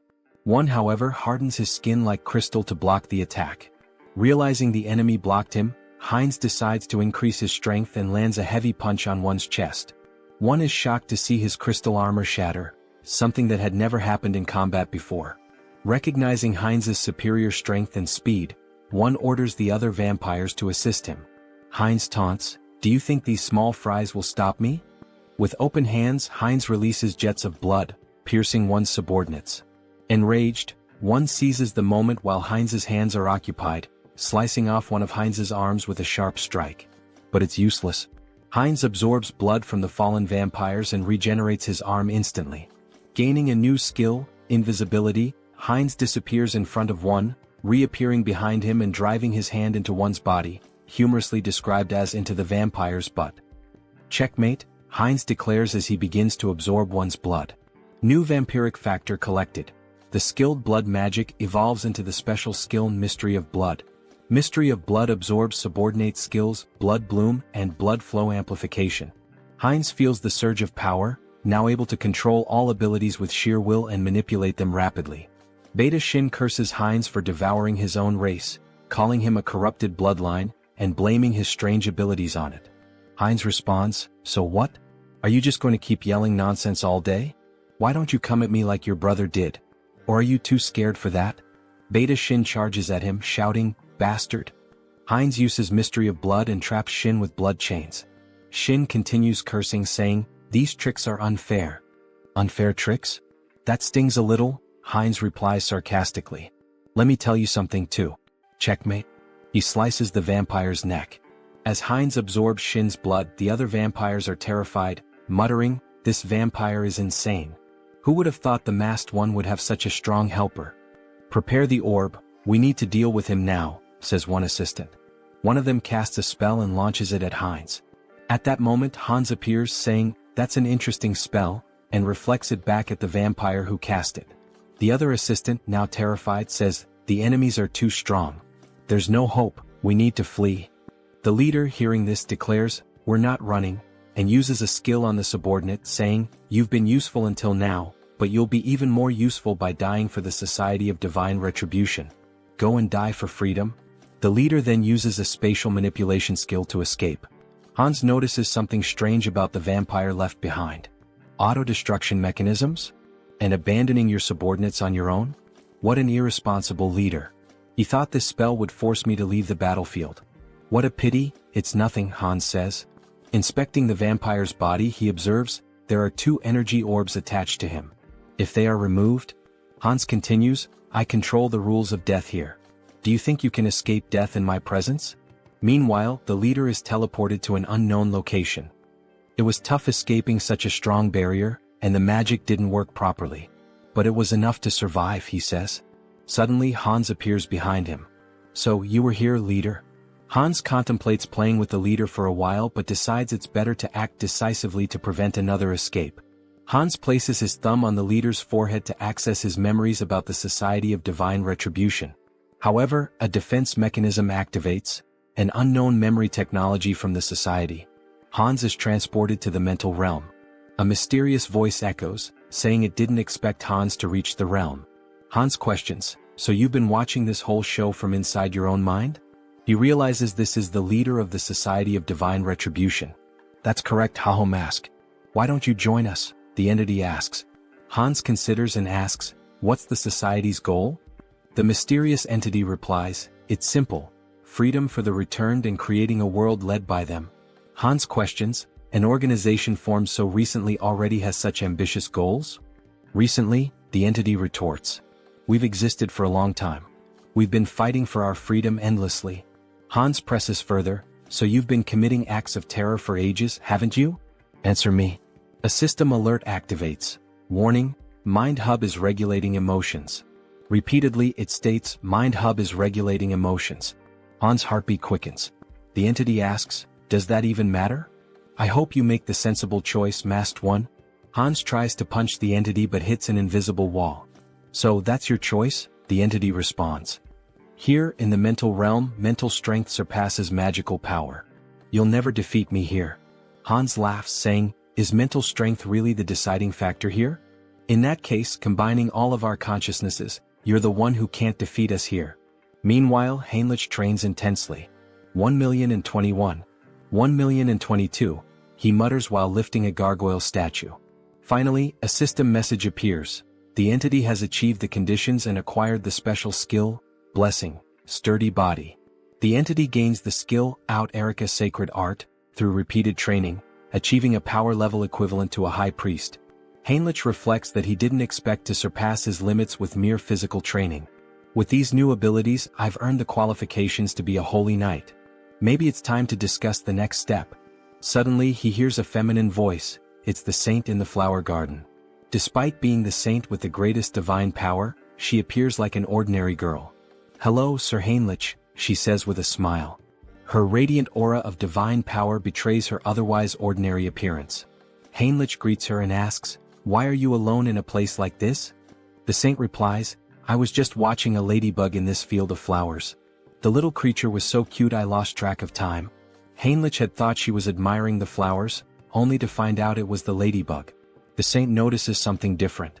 Sir Heinrich, you've finally received the blessing. Congratulations. The saint's perceptiveness amazes him. Blessing, Sturdy Body is not something achieved with outside help, she remarks, praising his accomplishment. Thank you, saint, he replies. Well, it's time to work. Shall we go to the chapel together, Sir Heinrich? Of course, saint, he answers. Through his studies of history, Heinrich learned why the saint is so obsessed with Hans. In the distant past, the first immortal king turned half the continent into a land of death. Multiple nations united to defeat him. However, his heart was stolen by an ally, a black mage. He reincarnated as the second immortal king, causing the fall of the Great Western Empire. Although the chosen of the order managed to destroy his heart, it was split into 3 parts and scattered across the continent. Every time an immortal king crisis arose, the great divine order was always at the forefront. They knew the heavy toll it took, with countless lives lost along the way. For the saint, who sees her followers as family, her intense hostility and obsession with the immortal king are natural. For now, though, Heinrich reflects, there's no need to worry much about that. The current immortal king is surprisingly gentle and kind-hearted. Alright, back to the main topic. Let's focus my mental strength on Hans. Upon changing the scene, we see a vampire spitting blood. Your Excellency the Arbiter, are you alright? Get out of my way, you're disrupting my focus. This can't be happening, I'm being pushed back. Me? In a battle in the mental realm? How is this possible? Hans begins punching the mysterious entity. At first, Hans had complete control of the battle, but now the entity is growing exponentially stronger to an uncontrollable degree, as if it were channeling the strength of multiple individuals. How did I lose? This isn't just a difference in the mental realm, it's a difference in skill? There's no way my mental abilities are inferior. This is no time to waste on this. An urgent directive is issued to the Soul Branch. Immediately cease all operations, erase all information and go into hiding.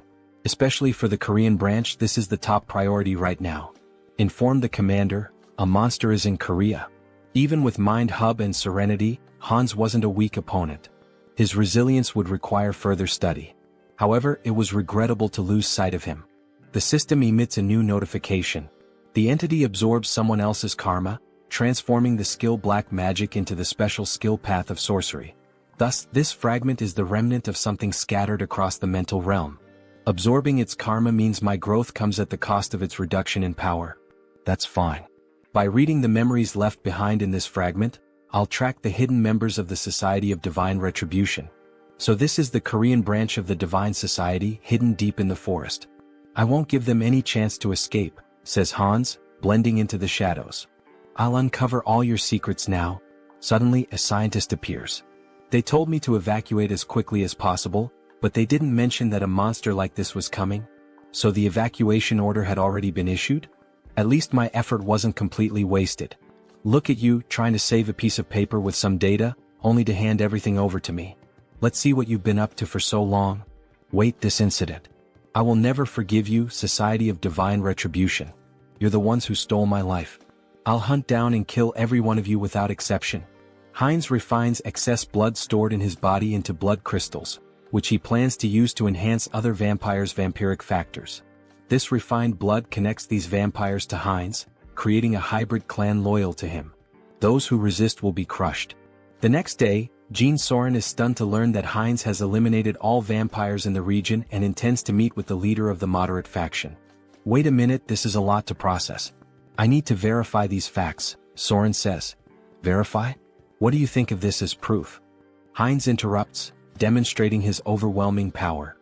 Soren is terrified by such a display of power. She knew he was strong, but not at this level. He must be at least level 7 or higher. I can't even gauge his strength. Very well, I will contact them now. To think that you eliminated all the vampires with your own hands and now intend to absorb the rest. This is quite an unusual proposal, almost bordering on unsettling. I have no intention of giving absurd orders. The goal is simply to maintain peace and order, to track connections of the Divine Retribution Society, and eradicate every member. Don't you think these two objectives are contradictory? That depends on where you set the standard. It seems she won't be easily persuaded. If she refuses, then we'll have to use force. Fine deal. What are you relying on to accept so quickly? What am I relying on? Of course, I'm relying on myself. I will help you absorb all the remaining vampires, Mr. Heinz. You can start with Soren. She will be the bridge between us. Very well, that's exactly what I wanted. But I don't think that will be the case for them. Alright, then we should begin sharing the details of the discussion, how to absorb the vampires and about the new faction you mentioned. Let's start with absorbing the remaining vampires and becoming the leader of a new faction. That will be the first step toward taking control of the Blood Pact. Stay still. If you move, you might get hurt. Now let's begin. Heinz inserts a blood crystal into Soren. She feels the refined blood entering her body, healing it, making her blood pulse faster. Her muscles and bones are expanding. This feeling, it's as if she's been reborn. She doesn't feel like she's in her old body anymore. The refined blood crystal reaches a maximum of 30% enhancement. That's not a small number, but it continues. Soren then asks what they should do next. Lord? Heinz asks. Yes, Lord. You're creating a new clan now. Now that a lineage has been stabilized on this land, we'll need to find a new name for our clan. Do you have something in mind, Lord? A name? I'd like something that stands out, something different. Vampires who accept the blood crystals are renamed Heterosis, embodying the hybrid vigor of Heinz's blood. He declares, beware remaining vampires. I will hunt you down and make you the strongest within the blood pact. Returning to the original avatar, Heinz's issues are being addressed, but it's still not enough to bring down the Divine Retribution Society. They've vanished from Korea, but they are a global organization. More preparation will be necessary, enough to eliminate them all at once when they reveal themselves. For now, it will be necessary to expand influence in the other world as well and accumulate karma. For example, events like wars and terrorism. Wait, what the hell am I thinking? If I do that, I'll be killing innocent people. Is there any way to create accidents without anyone getting hurt? Maybe I should give up. As the protagonist glances at a book, an idea emerges.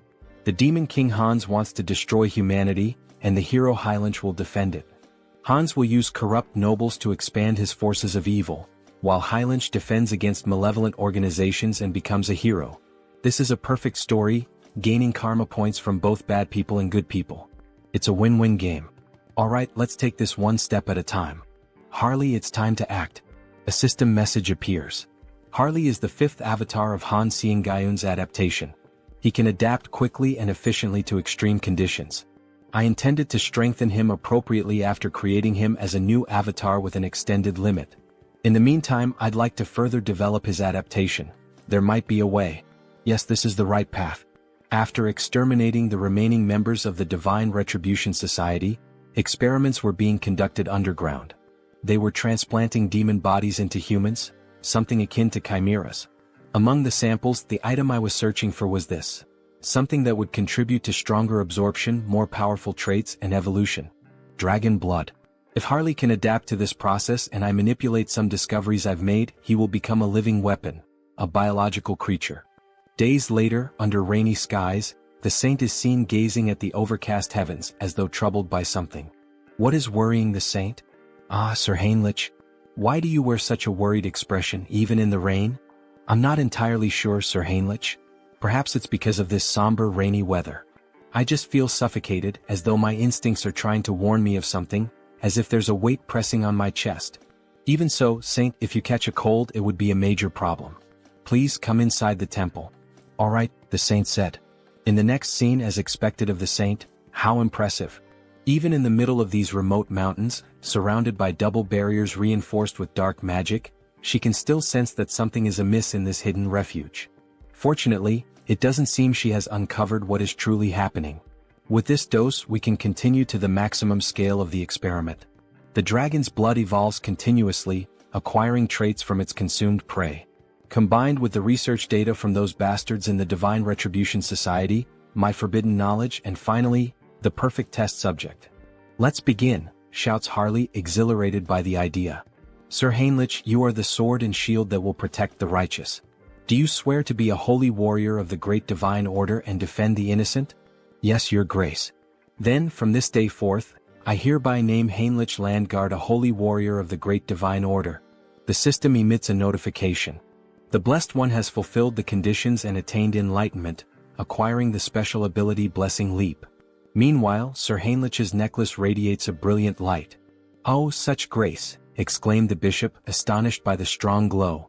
To receive a divine blessing during the ceremony, this is proof that God, our deity, is watching over us and praying for us. May God protect us. Once again it happened. For just an instant, something touched Heinrich's shoulder. A divine sensation resonated within his body, akin to what he felt during his first baptism, as if the divine were watching him directly. Why is this happening?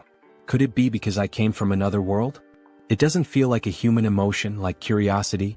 Well, anyway, let's focus on what's important. What is this new ability the divine has granted me? Blessing Leap, it allows me to transcend space? What?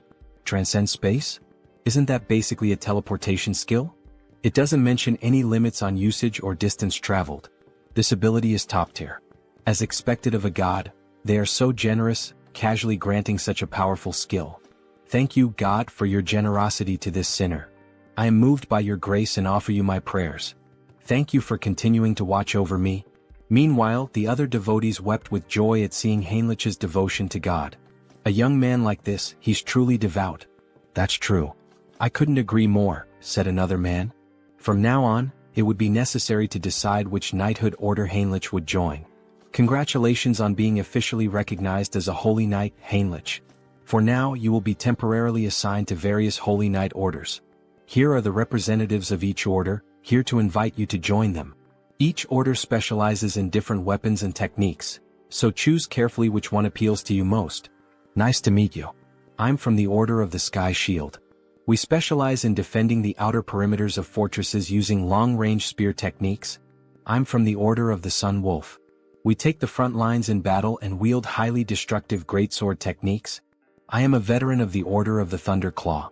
Here, we handle the internal security of the fortress and master balanced combat techniques using sword and shield. So, which of these orders would you like to apprentice under? I don't think there's a need to choose. I'll train with all the knight orders. What? With my warrior spirit and growth acceleration abilities, there are no limits to my body. I will absorb all the sacred warrior's combat techniques. However, that person in the corner, isn't he also part of a knight order?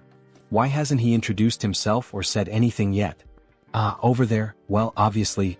Suddenly the man was interrupted. Our order only selects the best of the best to join us. But looking closer, you're not too bad. With that level of divine power, perhaps you're qualified to take the test. Heinrich's divine power was among the greatest, even compared to high priests. What are the criteria for this knight order? Just follow me. Our knight order has a singular purpose: to protect the most important thing within the fortress of the Great Temple. The most important thing? What exactly are you referring to? That. I'll tell you if you pass the test. Suddenly they entered a room, a library in the castle dungeon. Inside, a man wearing a strange mask sat beside a shadowy statue holding a parchment. That hood and mask, he's a heretic inquisitor. All you need to do is read the text on the table. Make sure you read it clearly so the divine can hear your prayer. Strange, is this some kind of device to weed out spies? This is bad. Could Heinrich's identity be exposed? What is this? I'm offended that my faith is being questioned in this way. It's just a procedure. Is there any reason you can't read it? Damn it. I am the messenger and sword of the divine. Thus, I swear to remain silent under any circumstance to protect this secret. I would throw myself into the fire and carve the mark of faith upon my own body. Suddenly, Heinrich's tongue began to burn, and a sacred symbol appeared. It burns? You are now permitted to enter. What did you just do to me? A prohibition against revealing secrets? A prohibition? No, this is a blessing. The blessing of silence protects you from being forced or willing to reveal the secrets of this place. That's literally a prohibition. Let me explain. We are the Order of Radiant Knights. Our mission is to guard and protect the underground of the Great Temple with our lives. This will be the first and last time you see this place in person. Remember well with your eyes what we are protecting here. Suddenly, two soldiers drew their swords and inserted them into the door, activating a defense mechanism. As the door slowly opened, Heinrich saw what lay beyond. He had suspected something was wrong, but he never imagined such a massive secret. The reason this order stationed its greatest forces at this temple, the reason for all these security measures, prohibitions and blessings. At the deepest part of this great temple lay the last fragment of the Immortal King. Heinrich was shocked to see the final fragment of the Immortal King. Well, the Grand Divine Order was one of the greatest powers on the entire continent. There was no way they hadn't found at least one fragment of the Immortal King after centuries of searching. Clenching his fist, Heinrich wished he could seize that fragment immediately. However, the four strongest sacred knights were guarding the entrance to the temple.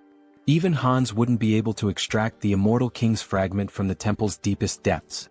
Heinrich would have to think carefully about his next move.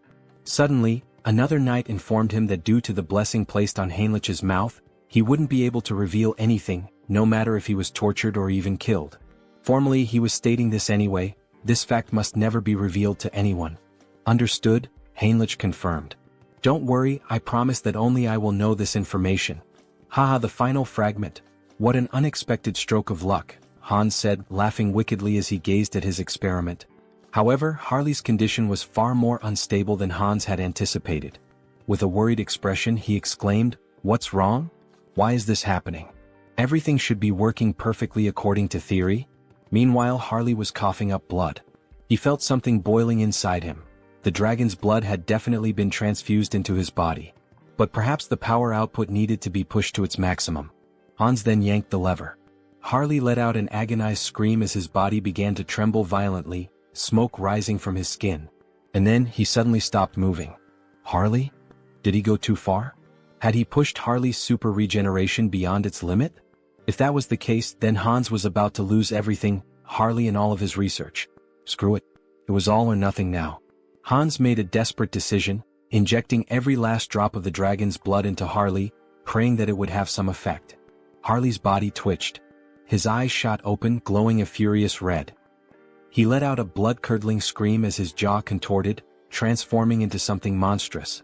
Crimson lightning crackled throughout the room as Hans watched, frozen. And then he stopped moving again.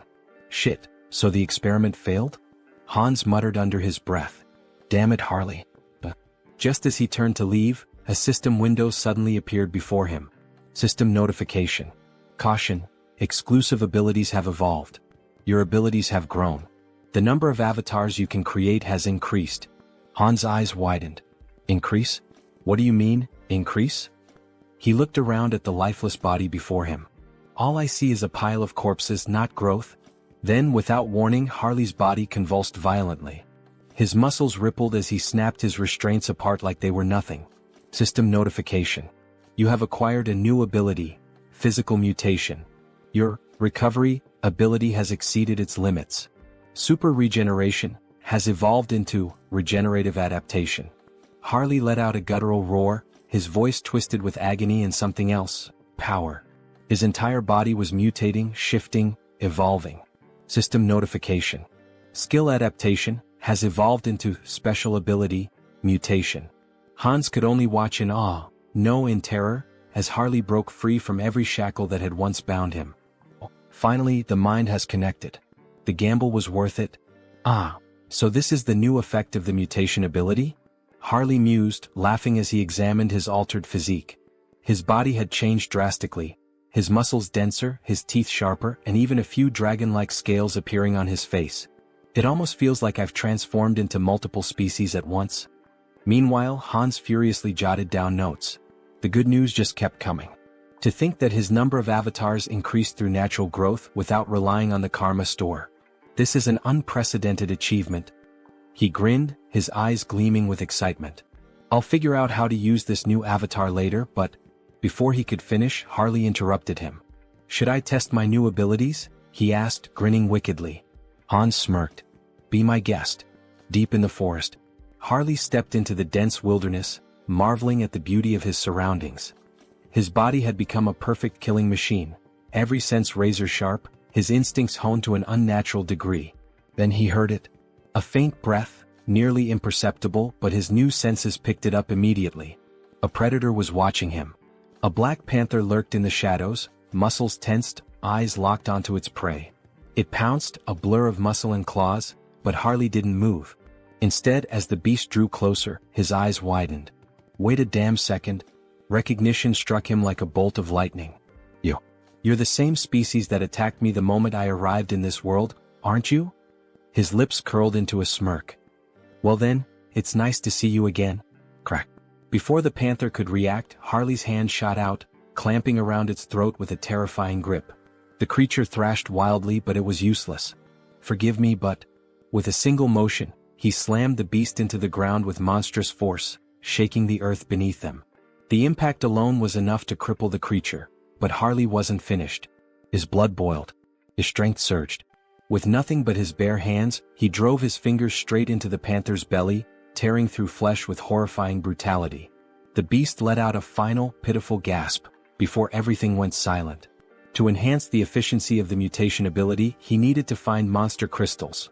More specifically, he had to consume their cores, commonly known as magic stones. It was the fastest and most efficient way to evolve. As he bit into the monster core, his body immediately began to undergo minor transformations again. A system window appeared before him. The entity has achieved enlightenment through repeated actions. Let us further solidify its concept with physical mutation. At that moment, his body visibly evolved. His muscle mass expanded, his height surged, and within moments he stood close to 2 meters tall, his physique now overwhelming and powerful. Having a large and muscular body is undeniably an advantage in battle, isn't it? Another system alert followed. You have acquired the ability, Gluttonous Feast, a new skill that allowed him to consume and digest anything with ease, ensuring that he could always eat more. But using his mutation ability had drained him, leaving him starving. Without hesitation, he tore a chunk of flesh from the dead beast with his bare hands. With this new Gluttonous Feast ability, there shouldn't be any issues if I eat this meat, right? Harley thought, drooling at the sight of it. The moment he took a bite, his body shivered. The meat was incredibly tender, and the blood coating his lips sent a strange, refreshing sensation through him. Is this because of the mutation? He couldn't suppress his laughter, or his growing urges. At this point, anyone watching would think he had lost his mind. His behavior was completely primal. Primal, huh? That word stuck in his mind. He recalled rumors of an isolated barbarian tribe in the southern regions of this land. In that case, Harley smirked, licking the blood from his fingers, perhaps it's time for a class change. The country of Tulek Kingdom, Tarak. The scene opens to the entrance of the guild in this city. What the hell? A barbarian from the south? What's he doing here in the west? The tension in the air is palpable. Welcome. Everyone seems completely on edge. Well, of course they are. This body is stylish and intimidating. Harley figured it might be too much, but in the end it suited him just fine. But he wasn't here to make an impression just yet. His goal was far greater, to become a hero capable of shaping the entire continent, leaving behind a legacy so unforgettable that no one would ever erase his name. So, what does the esteemed guest require? The guild receptionist asks hesitantly. Harley leans in, smirking. Isn't it obvious? He says, slamming his hand down on the counter. I'm here to exterminate the monsters in the northern mountains, near the steel fortress. Isn't that what this city is for? The guild worker flinches but quickly composes himself. Oh, of course. I'll register you immediately for deployment, rookie mercenary. Harley grins. Good. Let's get this started. Meanwhile, at the temple, a grand duel reaches its climax. Heinrich stands victorious, wiping his blade clean. Damn that tenacious bastard. One onlooker mutters. Heinrich had done it. He had mastered every combat technique and weapon style of the Sacred Knights. The entity has achieved enlightenment through training. You have acquired the skill, comprehensive weapon mastery. It was finally over. Now Heinrich could wield any weapon to absolute perfection. This experience would undoubtedly benefit all his other avatars as well. Just as he relished his victory, he caught sight of the Saintess. But something was off. She was dressed in full ceremonial robes. Why is she wearing those? What is she up to? Heinrich wondered. He approached her. Saintess, what are you doing? She turned to him with a serene smile. Ah, Sir Heinrich. We meet again.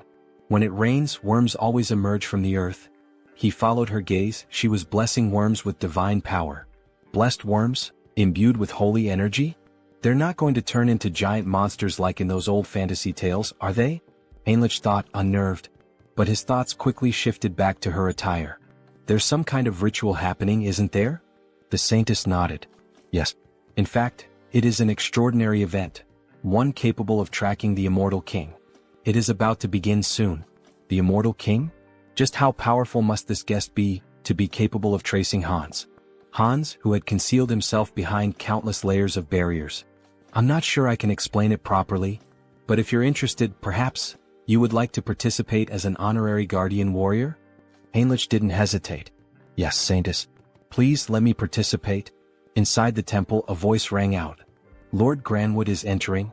A noble figure strode inside, surrounded by an entourage. Heinrich's sharp eyes scanned the unfamiliar formation. Someone powerful enough to track Hans? I need to confirm this myself. Then more guests arrived and the room fell silent. A formal greeting echoed through the hall. Salutations to the Saintess. But then Heinrich noticed something. Those ears. A high elf. His heart pounded.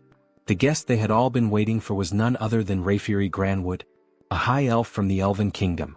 In the next scene, we see a luxurious shop filled with magical items, trinkets, and jewelry. Oh, so this is made of bronze? The texture is quite interesting, an old man muses. A shopkeeper approaches, his tone polite but firm. Sir, it's perfectly fine to browse and admire our goods, but it's been 2 hours. Are you planning to buy something, or will you just keep looking? My sincerest apologies, shopkeeper. My knowledge is still lacking, the old man replies. At this moment we are introduced to the protagonist's sixth avatar, Hubert. Hubert, the sixth avatar obtained thanks to Harley's progress in previous scenes, possesses the initial ability of appraisal. This skill grants him the power to see detailed information about items. Material, ruby. Weight, 12 grams. Material, bronze. Weight, 480 grams. However, his proficiency is still low. For now, he can only view basic details about objects. But if he continues to hone this ability, he could become the merchant who dominates the entire continent's market. Of course, before that can happen, he must navigate the opposition of existing merchants. To ensure his success, Harley's heroic influence must continue to grow, so that in the future they can support each other. Shifting scenes, we now find ourselves in a vast landscape of towering ice-covered mountains. Harley has finally reached his destination. So, it's you? The biggest threat lurking in this mountain? Before he can react further, a massive bear lunges at him, wasting no time in launching a ferocious attack. Harley grips his axe tightly, bracing himself as he counters with powerful swings, wounding the beast and forcing it to retreat. Seeing an opening, he leaps above the bear, ready to deliver a devastating strike to its head. However, just as his attack lands, his axe shatters in two. Before he can even curse the bear, a massive paw strikes him with full force, sending him flying several meters through the trees. Damn it! The axe didn't work. As the bear charges at him once more, Harley quickly decides to activate his body mutation ability. His arm becomes covered in dragon scales, reinforcing his strength. He clenches his fist and, as if standing in a boxing ring, delivers a full-force punch straight into the bear's mouth. The impact is immense. The bear is sent flying. Tisk, fighting barehanded is more effective than using weapons. But with power like this, I'll never be recognized as a hero. He begins to wonder, could he harness the vitality of monsters without physically altering his body? If so, it might be the key to controlling his own evolution. Determined to test his theory, he focuses on extracting only the energy from the beast, not its physical traits. At that moment, a system notification appears. The entity has met the conditions and achieved enlightenment. A special ability has been acquired, Aura. It worked. A fiery orange aura begins radiating from Harley's arm. Finally, an ability that lets him grow stronger while remaining human. But before he can fully grasp his newfound power, something approaches. A colossal monster emerges from the icy mist. Without hesitation, the creature kicks Harley, sending him skidding across the frozen ground.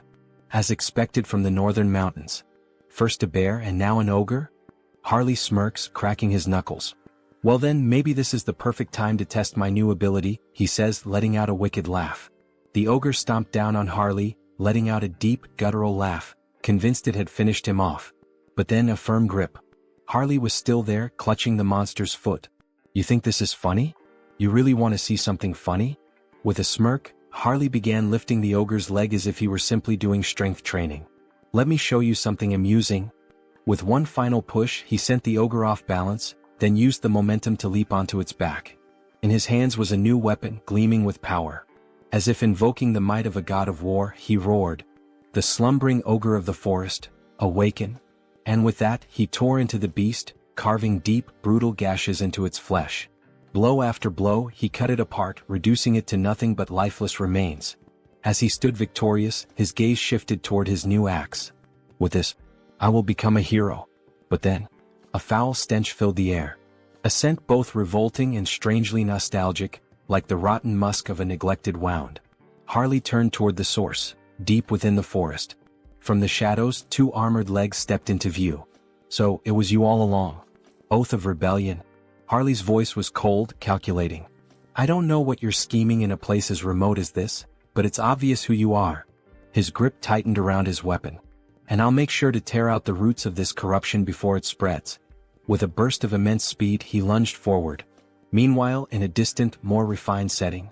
Exquisite. This tea is truly exquisite, said the elf, his tone filled with satisfaction.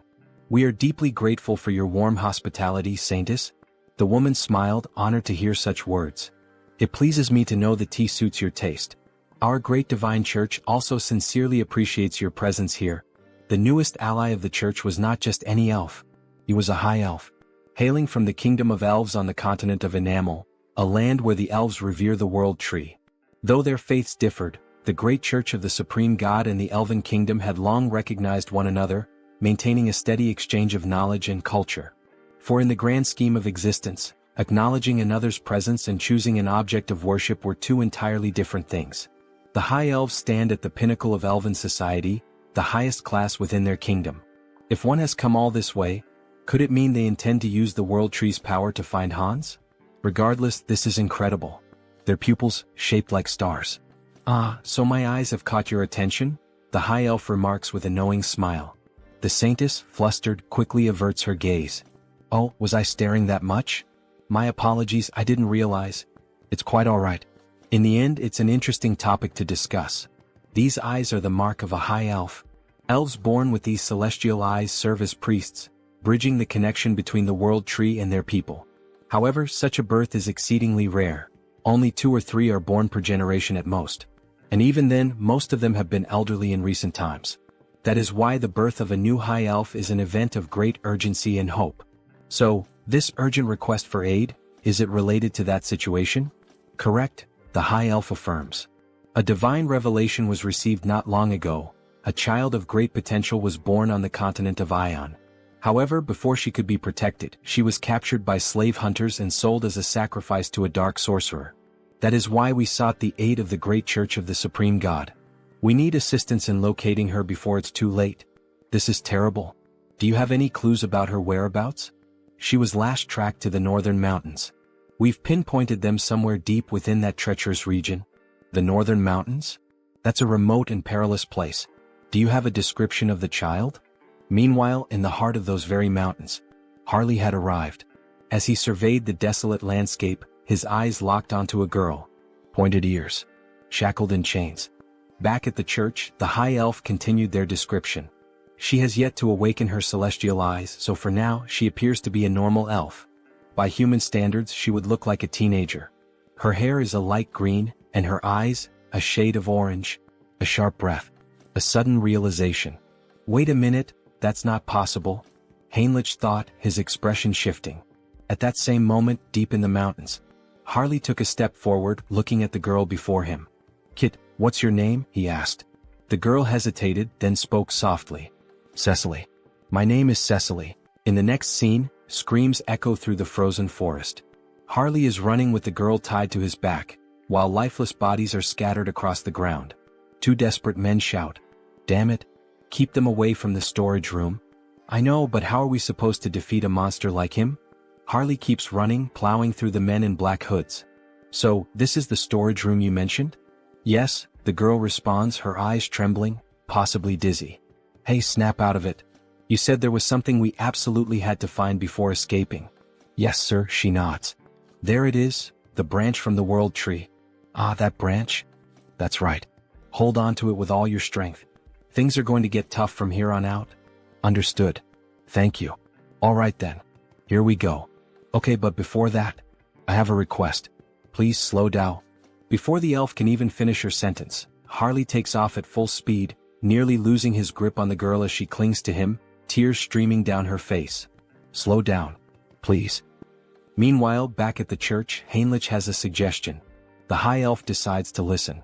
This is about that child, Cecily. I think I know where she is. What? The elf shouts. Is that true? Do you know some kind of blessing that allows you to track specific individuals? No, not exactly like that, but I can sense her presence. Sir Heinrich, another guard exclaims. In such a critical situation, relying on something so uncertain.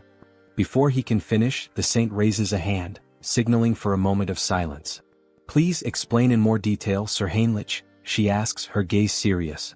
Back to Harley. I found it. We finally found the exit. That bastard is escaping with it. Call it, now? Yes, sir. One of the men blows into a flute. Suddenly, Harley and the girl feel the ground tremble beneath them. And then, bursting from the earth, a massive worm emerges, just like the one Heinrich feared, one that could grow stronger through the saint's divine power. Well, no choice then. We'll have to break through by force. Harley plants his feet firmly. Don't block our path. Get out of the way. With a violent kick, he slams into the monster, but the creature endures the blow and lunges, trying to swallow them whole. That's when Harley notices something. Inside the worm's mouth, a strange symbol. What the hell is that? So they're controlling the worm with this? No wonder he found it suspicious. A creature that only lives in the desert showing up here? It all made sense now. Alright then, Harley smirks. I'll save you like a true hero. He grips the worm's fangs. Fly far away from this place, back to where you belong.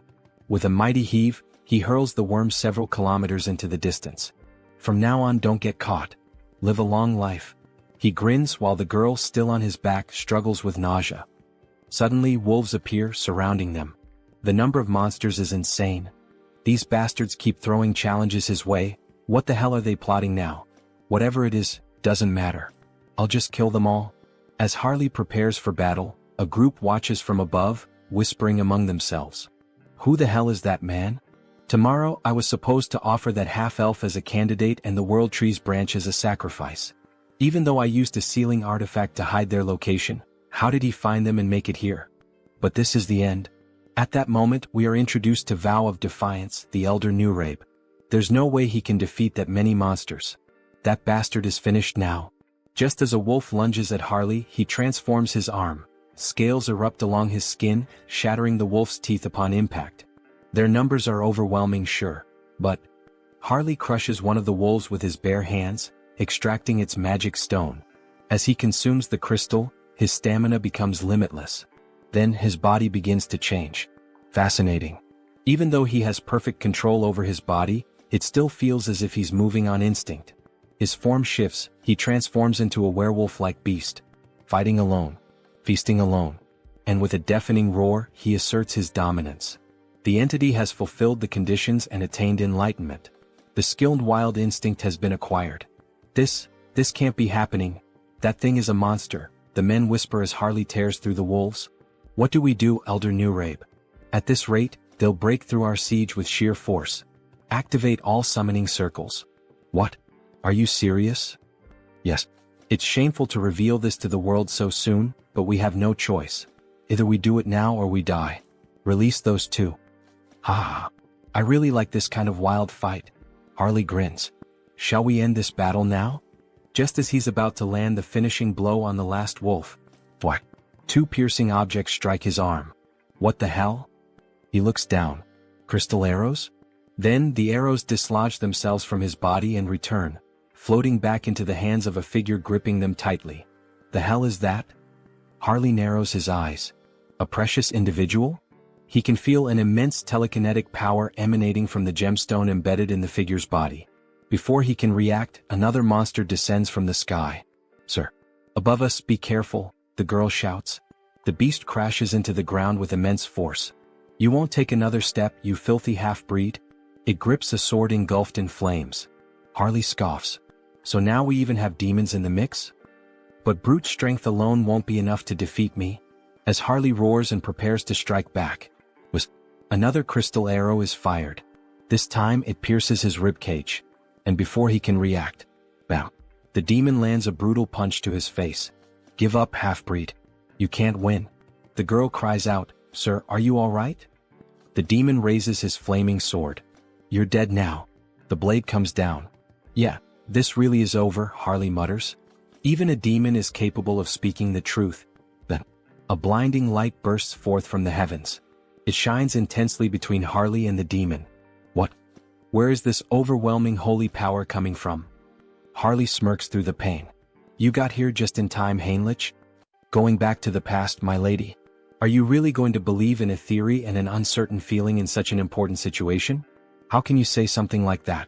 Sir Heinrich is someone the church can trust wholeheartedly, but he has never been blessed with divine favor for exploration. Since the divine has shown interest in him multiple times, he must have received some kind of revelation from our own God. The elf becomes irritated, standing up abruptly and slamming the table. It doesn't matter whether this is a revelation or just another guess. That's irrelevant. If it leads us to the child, I will follow any decision. Show the way, Sir Heinrich. Returning to the present, a great battle is taking place in the mountains. Sir Heinrich is facing the demon of the flaming sword. They clash blades, but when Heinrich imbues his sword with divine power, he delivers a clean and flawless strike, slicing the demon in two.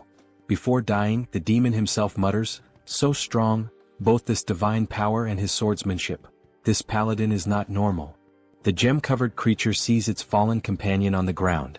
However, before it can react, Harley suddenly appears, ready to land a punch on the monster. "Where do you think you're looking?" he taunts. Yet, before Harley can strike, the monster covers its entire body with crystal arrows, striking multiple points on Harley's body at once, including his eye. "Not a bad attack," Harley remarks, gripping the monster's head. He then smirks. "I'll be taking your eyeball as payment, for the one I just lost." Then he begins pressing the monster's head with all his strength. Cracks start forming, spreading slowly until, finally, the gem-like head shatters completely. Gritting his teeth and groaning in pain, he carefully and quickly removes the arrow still lodged in his eye. "Since you were the one who took and destroyed one of my eyes," he mutters, "I'll replace it with yours." With that, he implants the gem into his empty socket. A system notification suddenly appears. A new body part has been transplanted. Ability acquired, Jewel Eye, Psychokinesis unlocked. Ha. Ha ha ha ha. He bursts into laughter. Now he can attack from a distance. As the gem fully assimilates into his eye socket, it gleams with power. "I can't believe it. Those two were actually defeated? But who the hell is that paladin who suddenly showed up?" "Don't act recklessly," a voice warns. "They are just one man and a child, nothing more. Begin the ritual, prepare the other monsters, and get ready to withdraw." But then, a noise. "Elder Nurabe?" A sickening thud echoes through the air. One of the cultists is suddenly struck by an iron club, his body crumpling to the ground. "I'll crush your skulls, you bastard heretics." Paladins charge in on horseback, roaring their battle cries. "The Holy Knight Order." "Damn it," one of the cultists panics. "Elder Nurabe, what should we do? Should we start preparing the teleportation spell to escape?" "Screw that," Nurabe growls. "There's no turning back now." Gripping the arm of one of his devoted followers, he begins the ritual. One by one, their souls are drained, their lifeless bodies collapsing to the ground. With a wicked smile, Elder Nurabe offers up every last soul as a sacrifice. "Descend upon us. Incarnation of greed." Then, a massive pentagram begins to form. "Burn them all," the elder commands as he completes the ritual, his voice laced with eerie finality. Slowly, something monstrous begins to emerge. "Reduce them to ashes." But before the creature can be fully summoned, a radiant light pierces through the darkness. A divine force, so overwhelming, so absolute, strikes directly at the demon, annihilating it before it can even materialize completely. "Forgive me, but the only thing burning today will be you, heretic." With those words, the paladin invokes the light once more, this time beneath the elder's feet. A massive explosion erupts at the mountain's peak, so powerful that even those far below hear its devastating impact. "Looks like things are just about wrapped up here," a voice calls out. "Hey kid, you can stop hiding now. Come on out." Shaky footsteps. A hesitant voice. "That was terrifying. Suffocating. I feel like I'm about to throw up." "Haha. That just means you're healthy," Harley chuckles. "As long as you're not hurt, that's all that matters." The girl lets out a small, relieved laugh. "Sir Heinrich, it seems we arrived at just the right time, all thanks to you." "Thank you." Sir Paladin Tuscan, Heinrich greets in return. But the high elf standing nearby seems troubled. "You were absolutely right about the location, Heinrich. But, how did you know the girl would be here?" "I'm not sure," Heinrich admits. "I just knew." Then, suddenly the elf calls out. "Lady Cecily." For the first time he lays eyes on her, his voice filled with emotion. "It is an honor to meet you at last, Lady Cecily." He kneels before her, his expression solemn. "I am Rayfury of the Elven Kingdom." Cecily looks at him, confused by the formal greeting. Harley watches closely, analyzing the situation. So this is the gaze of a high elf. "Ah. I'm truly glad you were able to reunite safely with your kin," Harley says. "It was an honor to help you as a warrior, Cecily." Cecily smiles warmly. "All right. Thank you so much, warrior." The elf then turns to Harley. "How could I possibly repay you for protecting Cecily?" "Ah no," Harley waves him off. "I didn't do this for a reward." "You are truly an admirable person," Rayfury acknowledges. "However, since I have received your aid, I must express my gratitude properly. That is the way of my people." Harley grins. "Well then, if that's how it is, I'd be honored to accept." "All right, Sir Harley, could you lower yourself a little for a moment?" The elf looked clearly uncomfortable with the situation. Cecily then leaned forward and placed a soft kiss on Harley's forehead. "May nature's blessings be with you." A glowing symbol appeared on Harley's forehead, and an overwhelming energy surged through him. It felt like the very presence of the world tree itself. "This is a blessing that only high elves can bestow," Rayfury explained. "The blessing of nature, a high-level enchantment that can only be used a limited number of times." He glanced at Cecily. "Cecily isn't a high elf yet, so this won't be as effective. But once she awakens her true sight, she'll be able to reinforce the enchantment and make it even stronger for you." Then, with a solemn expression, Rayfury continued, "And of course I must give you a proper gift as well. Please extend your hand." Harley complied, and Rayfury placed a small, intricate token in his palm. "This is our elven symbol of promise. Should you ever need assistance in the future, we will come to your aid." "Seriously?" Harley blinked, a bit taken aback. "Thank you. You guys didn't have to go this far. I'll accept these gifts with gratitude. Here, take this as well. One last thing." Harley looked at the additional item, curiosity flickering in his eyes. Meanwhile, another conversation unfolded. "That young man? He has quite an impressive physique," Rayfury observed. "He's just as capable as you, isn't he? You two know each other?" "No, this is our first meeting," Rayfury admitted before smiling faintly. "But I have a feeling this will be a good connection." "If it's your intuition, then I trust it completely," Heinrich said. "The order must also express its gratitude properly." Heinrich took a deep breath, his thoughts racing. "We've gained the favor of both the Elven Kingdom and the Grand Divine Order." Then a voice called out, "Lord Tuscan, thank you for handling this issue so swiftly. Now it is our turn to assist you."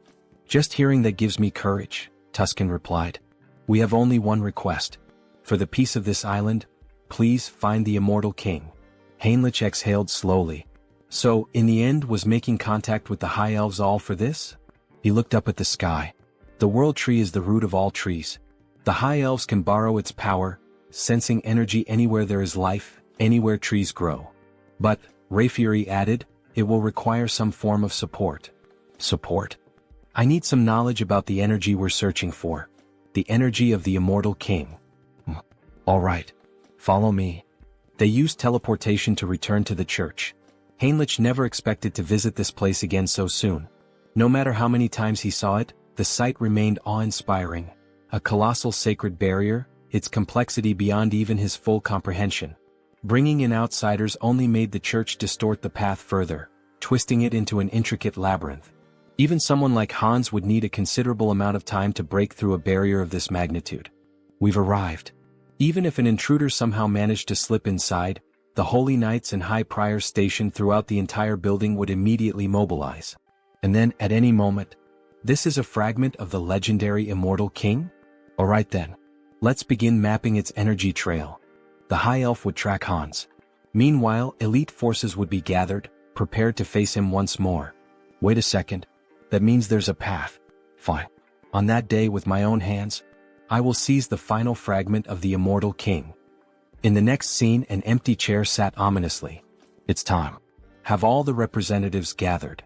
A vast chamber came into view, lined with chairs, bathed in an eerie glow.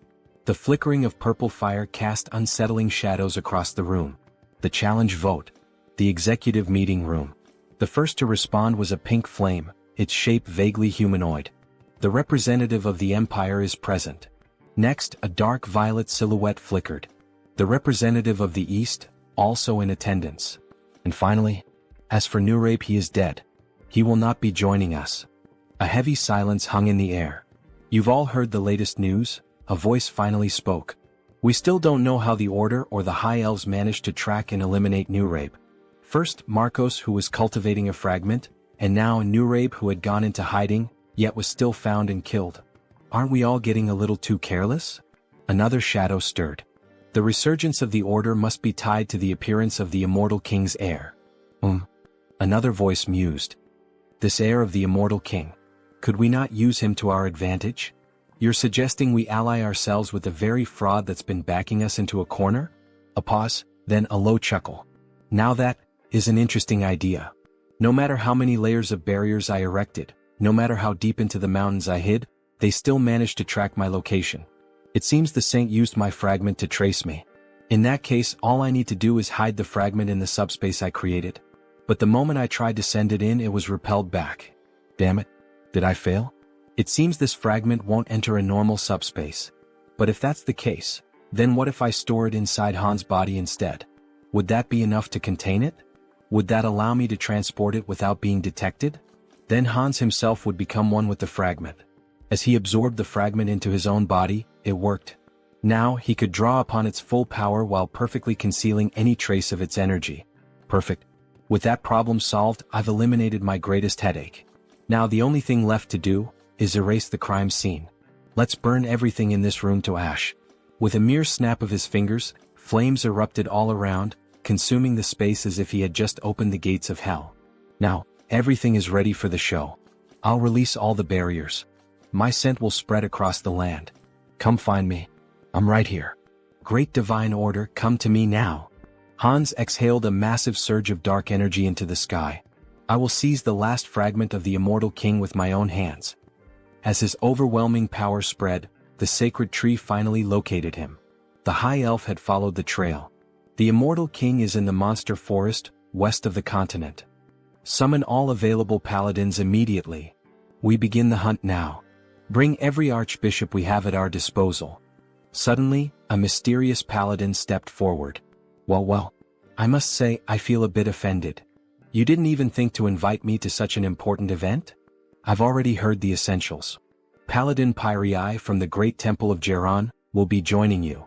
Cardinal Pyrii, one of the most powerful figures of the Great Temple of Geron. His presence was reassuring. This expedition was composed only of the strongest. Archbishop. This time, I will go, the saint declared firmly. That won't be necessary, saint. But even the cardinal is going. Saint, you are the pillar of the great divine order. You must remain here. Sir Landguard. Yes, Archbishop? This time, you will stay behind and protect the great temple alongside the saint. Understood. If anything happens to me during this mission, the saint will be in your care. Understood. Don't worry. While you're all away, I'll take good care of everything here. I'll make sure the saint remains safe. However, only the saint will be safe. Soon we will once again face the nightmare of our continent. But in the end, a nightmare is nothing more than a dream. For the divine watches over us and protects us. For the peace and salvation of all. For the peace and salvation of all. The troops began to march toward the church's teleportation gate. As they departed, the protagonist and the saint stood in silence, watching them go. Don't worry so much, saint. I'm sure everyone will return home safely. Really? Did the divine grant you some great revelation? Not exactly. But for some reason, I just feel that's how it will be. Meanwhile, Hans appears. His dark mana was on high alert, sensing everything around him. Standing in front of the church, he could not see through the divine barriers, but he could feel them, woven into the very walls like chains binding the structure. Even if he used a skill to bypass them, the internal barriers would still remain. In that case, I'll force them out of my location. And buy some time. Raising both hands, Hans unleashed several spells into the night sky. They burst into the air like fireworks, a midnight display of destruction. The hell is that in the sky? A guard shouted. Another turned eyes wide. Look down there. We're under attack. Sound the alarm. Call everyone. From the shadows, an undead legion began to swarm toward the church. Meanwhile, deep in the forest, under the cover of night, this is getting complicated. We've searched every inch of where his presence was detected, but there's nothing here. The high elf refused to believe it. He was certain this was the place. If Hans had moved, the world tree would have warned him. But wait, could he have realized he was being tracked? Did he set this up to mislead us? Everyone return to the great temple immediately. That's an order. This is his trap. It was all a distraction. By the time they returned to the church, it was in ruins. Bodies of soldiers, skeletons, and undead littered the ground. And standing there, waiting for them, Hans. Finally we meet. The last fragment of the immortal king. The time for the immortal king's resurrection begins now. With those words, Hans began to absorb the final fragment into himself. Move quickly. The bell is ringing, signaling that they are under attack. The undead are advancing. Move fast. They seem to be in serious trouble now. Well, good luck to them. Heinrich has been assigned to guard the garden, so all he has to do is wait and then slip in unnoticed while Hans takes care of the rest. Everyone move in this direction, a soldier shouts. Don't stop, hurry. However, Heinrich is starting to feel uneasy. There are more of them than he expected. He sees several paladins, warriors, and other people he has never encountered before. Well, in any case, they still don't know that Hans has already reached the depths of the dungeon. They will be too preoccupied with the undead both outside and inside the castle. But then, someone appears above Heinrich, something almost angelic. The figure begins to speak. Everyone listen. The undead outside the castle are merely a diversion. The heir of the immortal king has already reached the depths. Head to the sealing chamber, all of you. Heinrich is stunned. Who the hell is this person? Wait, that's an inquisitor. How the hell did they figure out our plan so fast? Damn it. Heinrich dashes toward the soldiers. He must intervene before this turns into a complete disaster. If they get there quickly, Hans won't be able to retrieve the last fragment of the immortal king. The ceiling begins to crumble bit by bit. The saint looks on in shock. She cannot believe it. How did an intruder manage to reach the sealing chamber without anyone noticing? Are you telling me that they, the enemy, teleported into our temple? She questions. That part, we don't know yet, someone replies. The saint begins to panic. The immortal king was this close all this time and we didn't notice? All because I wasn't good enough to sense his presence or track him. Oh my god, this is all my fault. So many lives will be lost because of my failure. If the immortal king truly comes back to life once all the fragments are reunited, what the hell can we do? Nothing. Tears stream down her face as she cries. Any apology we give will be too late after so many lives are lost. Then a soldier speaks to her. The road was too crowded, but Sir Heinrich is here. From now on he will take command. The saint, who had been crying in despair just moments ago, now cries for a different reason. A radiant smile appears on her face. Sir Heinrich, you have no idea how relieved I am to see you here. Please, lead us with your strength to fight against this evil. Back to Hans. Thinking about how many undead they have managed to eliminate from the army, they are proving to be more resilient than he initially thought. Countless skeletons lie scattered on the ground, including an inquisitor. One of them has an especially angelic face. Malcolm was no ordinary opponent. He was like an elite boss. Rest well, Malcolm. You fought so bravely. After searching for a while through the war-ravaged battlefield, Hans finally finds it. The last fragment of the immortal king is right before him. Finally. Come to me now, fragment. He begins to absorb all the energy from it. The immortal king's final legacy will belong entirely to Hans. He continues drawing every last drop of residual power from the fragment, devouring it completely. However, when he finishes, he feels something strange. What the hell is this feeling of weakness? Even after consuming the last fragment, he doesn't feel any stronger. Could it be that it takes time to fully absorb the fragment's power? Then he hears a noise, an intruder.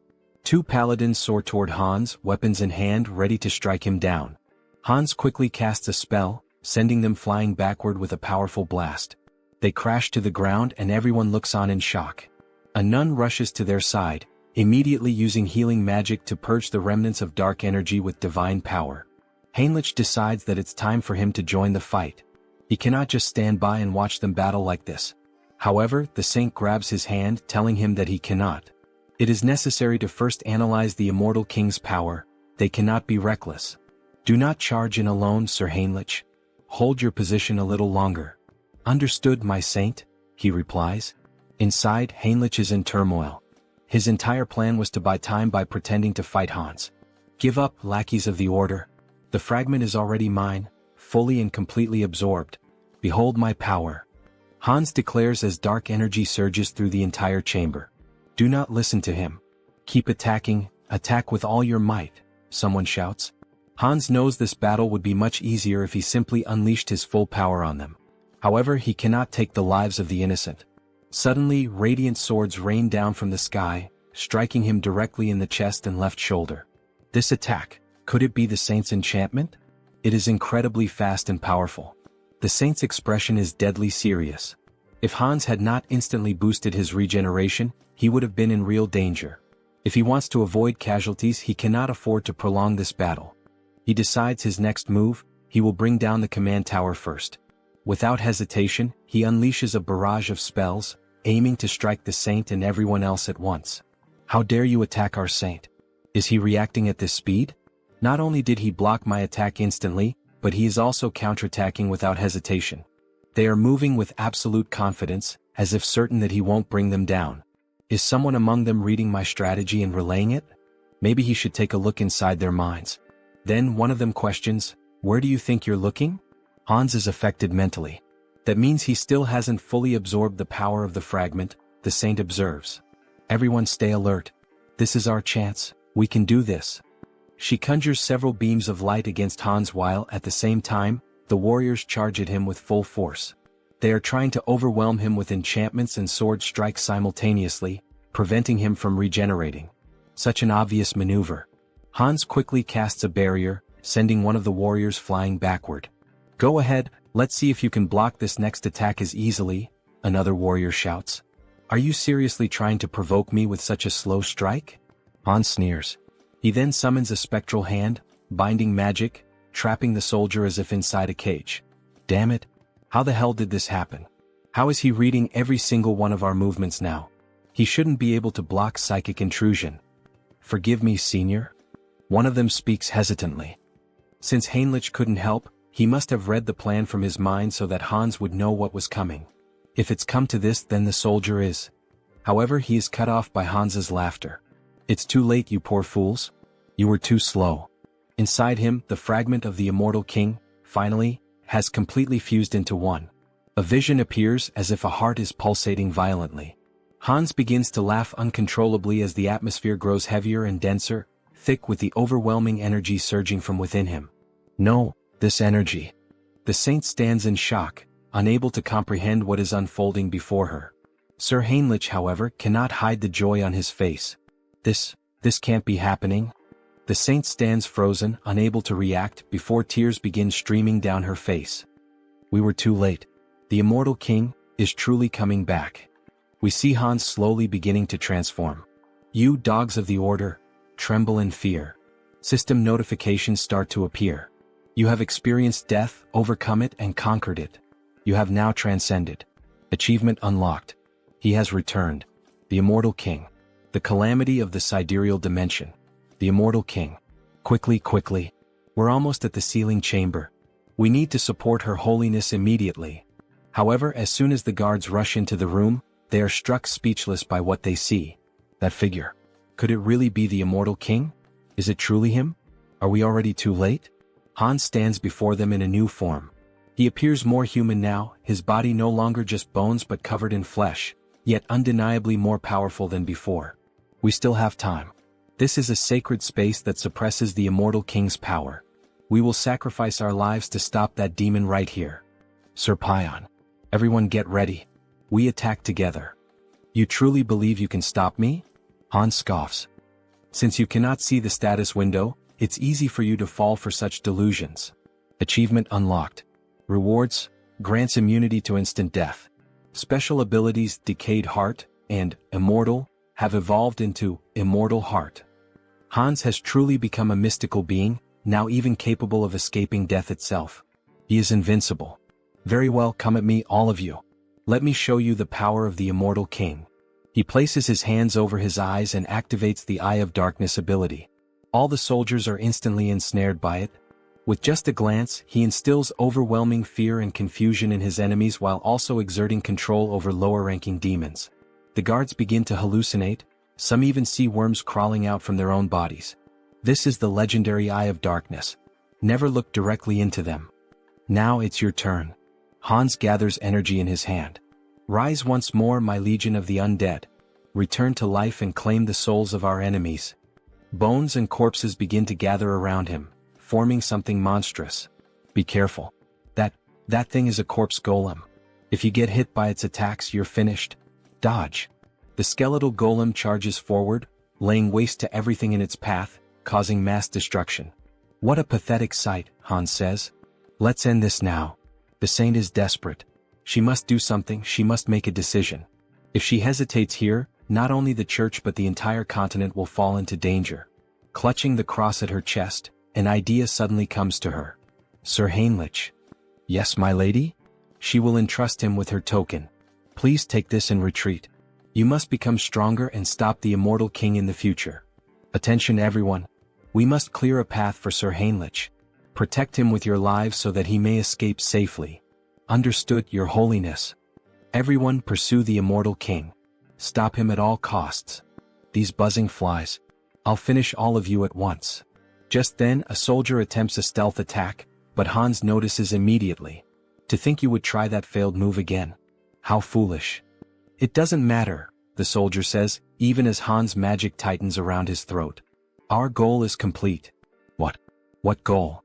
If we could save Sir Heinrich, our hope, I would throw away this worn-out bag of bones as many times as necessary.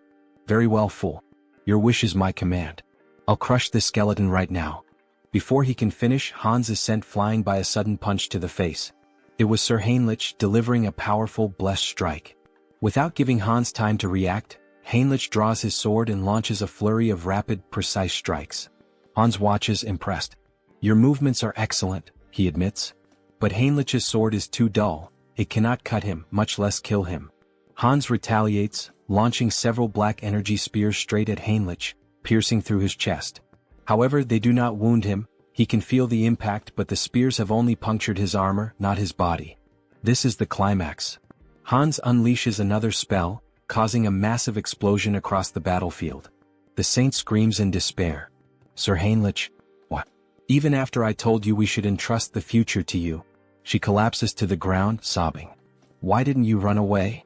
I did not join the church to save my own skin, Heinrich replies. How could someone who turns his back on his comrades, who stand ready to face death and sacrifice themselves for a greater cause, ever hope to protect the world? The cross-shaped token in his hand begins to shine intensely. Immortal King, you said my sword was dull? Even if my blade breaks today, I will kill you here and now. You have achieved enlightenment by fulfilling the conditions. You have acquired the special ability, Blessing, Rod of Light. This is the third blessing. Excellent. Shall we head toward the conclusion? Sir Heinrich charges forward, striking Hans directly in the chest. That was a wonderful line, Hans chuckles. The emotional delivery was top tier. Now, let's wrap this up with our final comments and bid farewell to our audience. Everyone stares in disbelief at what has just transpired. Servant of the Church. What is your name? I am Heinrich. Heinrich Landguard. How dare you wound me? The ability, immunity to instant death, has been activated upon receiving a fatal attack. I will remember that name. Then, before their eyes, Hans vanishes. Damn it. So, in the end he just ran away. Suddenly, Heinrich loses consciousness. Before he can collapse, another paladin catches him. To think, he actually managed to strike the heart of the immortal king, even in a situation like this. This is it. The resurrection of the Chosen One. A heroic tale that brings tears to the eyes. In the end, Hans was reborn as the immortal king, and Heinrich the one who defeated him with the blessing of the gods. A perfect rivalry between a hero and a demon king. Now all that's left is to collect payment. Shall we settle the admission fee? Well, that much money? It increased by about 1 million. There's no need to think too hard about what to do. Looking at the system window, he selects exclusive skill enhancement. Your unique ability evolves, blooming with new possibilities. You have acquired a special ability, customization. Customization? Oh, so this is what a game is all about. A full customization window for Hans appears. Colors, horns, outfits, every model available. The newly acquired customization ability opened up 2 possibilities for him. This includes creating the avatar for the updated feature and modifying the avatar for the new feature. First, in modifying the avatar for the new feature, we see all the possible changes that can be made to Hans. His hair, body, and some details about his status such as SRT, INT, DX, and POW. This allows him to alter both the appearance and the stats of existing avatars. On the other hand, the avatar creation ability lets him define the appearance and stats during the initial creation, including features like hair and eyes. Above all, the biggest difference in this category is the gender selection option, which allows him to choose between being a man or a woman. Feeling excited, he reassures himself that he isn't thinking anything inappropriate or strange. He's just pressing the button out of curiosity. After all, he needs to find out what the difference is. So he presses the button to become a woman. However, it is not possible. The system notifies him that the selection is currently locked, leaving him with only the option to choose a man. However, a new option appears. And what is this below? Media selection. You can generate related species by consuming a specific medium. A medium related to a species? Could it be the branch from the world tree that Cecily gave him last time? He liked the item because it is an environmentally friendly air purifier, but he feels there is no way around it. To create an elf, this should be enough. World tree branch detected. Generating as elf. Then the creation begins. A tall elf, just like the protagonist, with short hair and long ears. How impressive. And with that, it's done. An elf avatar is being created. Since customization is now possible, he adjusts the face to make it more beautiful and refines the arms and legs to be long and slender. As elves are elementalists, the most important attribute distribution is their affinity with nature. His name is Harris. Harris species, ELF. Individual trait, child of the world tree. Then we see a beautiful elf with long golden hair, tall and with the posture of royalty. Special notes. Born as an elf using the branch of the world tree as a medium. The growth rate of nature affinity is significantly increased due to the child of the world tree effect. That well-toned body and that beautiful face, haha, just as expected from an elf. But then the new avatar reacts. How unpleasant, he says before making a face as if he's about to vomit. But what's happening? Hansa's dark magic makes him feel as if Harris is being completely destroyed, as though the dark magic is killing a delicate young plant. Oh shit, why didn't he think of that? He had already gotten used to Hans, so it never even crossed his mind to worry about it. Hans, cancel your summoning. Since the mental center isn't functioning, could it be due to the elf's affinity with nature? He nearly lost the new avatar without even realizing it. For now, he decides to save Harris for later. Then he walks over to the shelf and picks up a book titled Conan the Baba. Maybe it was time for him to start writing the story of the mercenary king this time. Meanwhile, back to Harley, we see him looking quite excited. He really enjoyed that ear-floating feature. The young woman laughs, saying that it's a relief and that it suits him well. Thanks for your support. Hubert had found just the right item for him. Turok truly is the city of artisans. On the streets, we see a few people going about their day, making it feel like an ordinary town. Speaking of which, he had heard that some guys had been causing trouble at Hubert's shop. Maybe he should head over there and teach them a little lesson. Then, a group of 3 people starts making comments. What's with those tattered clothes and tattoos? No wonder the South is mocked as a den of savages, it's the Southerners' fault. Harley tries to ignore the spiteful remarks, but he just can't. Hey, what the hell are you guys even talking about? Which bastards just insulted the Southerners? Was it you? Or maybe you? You bastards better watch yourselves. I'll knock some sense into you. But when one of them swings at Harley, the wooden club shatters the moment it makes contact with his arm. That idiot, he just broke his own weapon against nothing but Harley's body in bare hands? Harley starts thinking. He would say that's pretty rare for this avatar. Ha. All these guys must be true Southern warriors. Tattoos, strong bodies, fierce gazes. That just means he needs to live among them and start building relationships. The great hero of the South and his closest companions who support him. In other words, he might actually become a true Southern warrior. Anyway, hurry up and dress properly. That kind of outfit should only be worn during traditional festivals. People don't wear things like that nowadays, do they? Harley asks. The other man becomes extremely irritated. That bastard, he can't stand hearing another word from him. He then challenges Harley to a traditional Southern duel, striking a culturally significant stance. Oh, a duel in the Southern style. Their tradition is to fight with bare hands, right? Sounds good, but there's one condition. All 3 of you come at me at once. They don't seem to believe what they just heard. You want all 3 of us to attack you? Are you insulting our honor?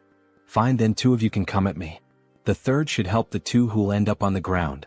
As he makes this threat, his eyes take on a psychotic gleam, as if he's about to beat the 2 of them half to death. Alright, come at me now, you cowards. Try to take me down. Then the sounds of impact echo through the city, leaving a trail of destruction. 2 of them are lying unconscious on the ground while the last one, still standing, mutters, "That bastard is insane, unbelievably strong. He's not a Southerner. With that level of skill, how is it possible that you don't have a single warrior's mark?" Right, those marks were a thing among Southern warriors, weren't they? How should he make this up? Brothers, I am a Southern warrior. But there's a story behind why I have no marks. What do you mean? It all started 20 years ago. A duel was held to determine the next chief of their tribe. The scene shifts to an arena, where 2 warriors battle while the rest watch from the sidelines. Harley's father, the strongest warrior in the tribe, won the championship, earning the admiration and praise of every member present. "Congratulations," said the king. "As per tribal tradition, you will be granted one wish. Speak, what is your desire?" His wish had already been decided from the very beginning of the tournament. I will not marry the chief's daughter. What? Everyone was stunned. Outrageous. How dare you make such an absurd request? Explain yourself. Well, he had a good reason for making that request. The reason was, she and he were bound by blood as siblings. What? She is left speechless. Father, are you really going to let someone who speaks such nonsense go unpunished? My deepest apologies, my dear daughter. However, everything he said is true. You are not my biological daughter. I adopted you a long time ago. Guards, kill this insolent fraud. Dear, he will buy us time, so run away quickly. At that time, his mother was pregnant with him, which is why she couldn't help his father fight. His father bravely fought alone to protect his wife and unborn child. But he fell heroically, holding back the tribe's warriors. His mother managed to escape her pursuers and hide in a secluded cave, where she raised him. However, even his mother passed away recently due to illness, and that is why he has no warrior's marks. All three men begin to weep. How could such a tragic past exist? They apologize for misunderstanding him. He is a true southern warrior. He never expected such a sorrowful backstory. Of course, it was obvious that everything Harley had just said was a complete lie, but his performance was insane. Alright then, to our new brother, cheers. Everyone raises a large mug of beer in celebration. By the way, Hyungnim, this place is pretty far from the south, isn't it? What brought you all the way here? Well, there's a story behind that too. After his mother passed away from illness, he was left all alone in this cruel world. It was just him and his own body. He was completely lost, unsure of what to do, how to survive, or what path to take. And then, the only person who didn't just walk past him but actually stopped and spoke to him said, "Excuse me, do you need help?" That person was a young merchant named Hubert, who ended up becoming very close to him. Today they are best friends. Hubert was the only one who truly made an effort, who worked hard to help him get settled. A benefactor and a true friend. But later he found out that Hubert was in serious trouble. Apparently he was being threatened by some bandits. There's no way he could ignore the struggles of someone who once saved him. That's why he came all the way here, to help. One of them slams the table. That's awful. An enemy of our brother is an enemy to all of us. We'll do everything we can to help our brother's brother as well, everyone. Thank you all so much for your help. Harley embraces them all. Alright then, as soon as I use these bastards to silence the fools threatening Hubert, it'll be time to kickstart my real creative economy project. He plans to import a ton of pimenta de terra since it's a rare and valuable spice in this world. In exchange, he'll distribute magical tools, which are common here but scarce on Earth. A win-win trade where everyone benefits. And in the process, he'll also secure a hefty profit, using that income to pave the way for even more explosive growth. Very well, Hyungnam. Let's first head to your friend's shop. We'll make sure the place is well protected. You can count on us. Alright, then I'm counting on you all, guys. Having reliable subordinates really makes life much easier. Now that Hubert's problem is being taken care of by them, it's time for him to move forward and begin his debut as an elf. Then, in front of a castle, we see someone standing. Good morning. This is the Great Temple of Rosalia, correct? I am Harris, a skilled mercenary and close friend of Harley, who in turn is a close friend of the Holy Knights Order. I've come here after hearing that the elf envoys are present at the moment. Would you be willing to grant me an audience? Of course, he also brought a proper letter of introduction. Then we see a piece of paper with a message written on it. This elf is definitely my friend.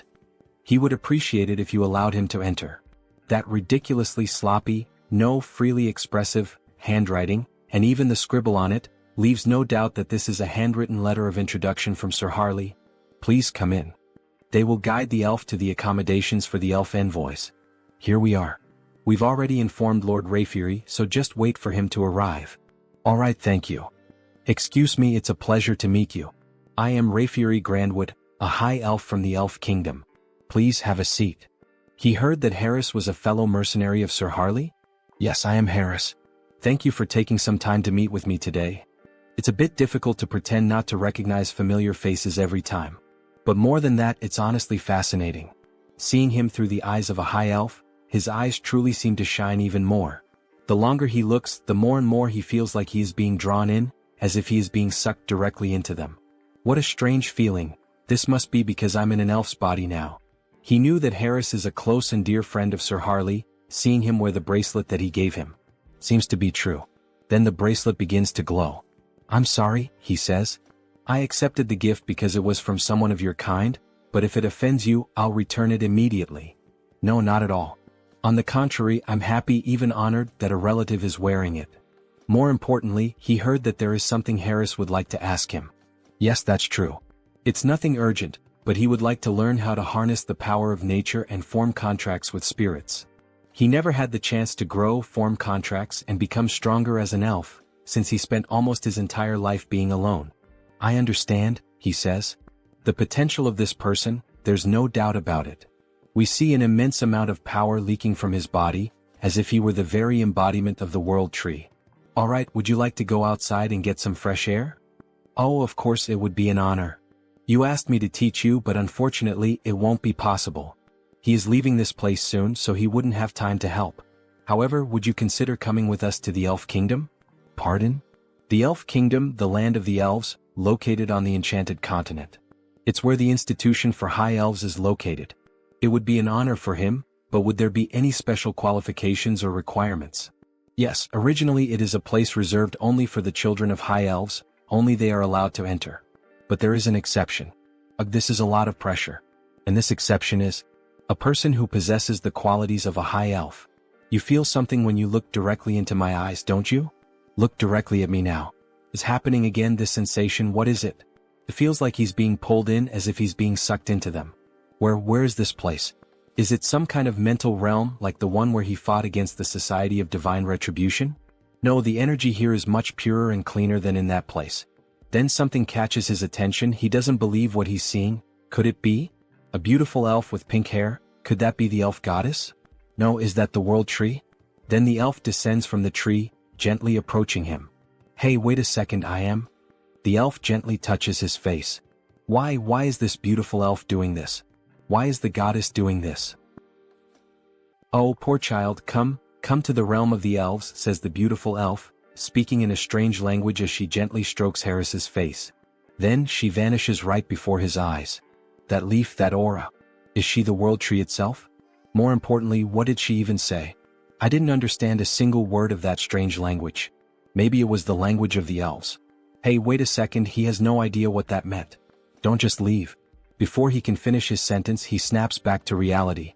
What did she mean by that? Then he returns to the garden. She's already gone, isn't she? What the hell is going on? He felt the presence of the world tree. He saw an elf. That was the world tree? So that's the form she chose to appear in. It seems she greeted him in the most familiar way she could. It seems that the world tree has a special interest in you, Harris. Seriously? Wait a second. First the divine, and now even the world tree is paying attention to him?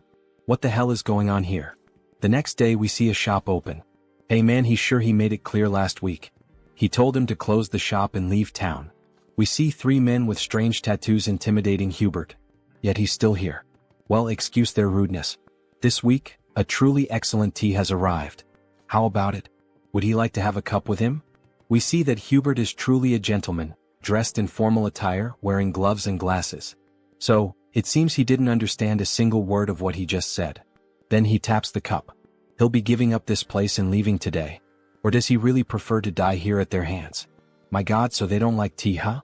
Well, either way, his friends seem to enjoy it even if they don't. What the hell is this bastard even talking about? Before he can finish his sentence, Harley lands a solid punch right to his chin. He's sent flying from the impact. Get the hell out of our sight, you piece of shit. What the hell are they? With just one punch he took down our leader. Where the hell did they suddenly come from? Then Harley and his friends charge forward. The 2 enemies are beaten like gangsters' wives, their screams echoing from inside Hubert's establishment. So, at the end of the day, alright, cheers. Thanks to you brothers, Hubert is safe now. The drinks are on him tonight. Eat up, don't hold back. We see a feast laid out on the table: meat, barbecue, beer, bread. That was way too easy, don't you think? And more importantly, after watching him fight today, he's convinced he really needs a crest. A crest? Yeah, like his. As he takes off his shirt, we see a strange tattoo, a proper warrior's crest. He's heard that there's a shaman from the south here in Tarik who knows how to carve them. So what do you think? Why don't you go ahead and... Luangya, what the hell are you doing? Let's go find him right now. Harley takes off running with Luang in his arms. But he hasn't even finished at least one dry ink. Elder, you old fool. Has age taken your hearing too? He's sure he told her to have the protection money ready by today.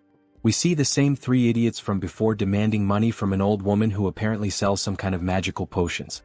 Didn't she tell him that amount was too high? Where the hell does he think she's supposed to get that kind of money? She really doesn't understand the situation she's gotten herself into, this old woman. As he grabs her by the blouse, does she see this face? He's already had enough problems today, really a rough day. And now what? She doesn't have the money? Then go find a way to get his damn money. He doesn't care how this useless old hag does it. Just get him his damn money. Otherwise he swears to God that. But something catches his attention. Hey, what the hell is that coming this way? It's that son of a bitch again. What the hell is he doing here?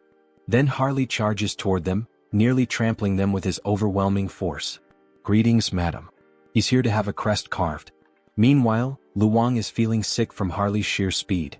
What is she going to do about those thugs?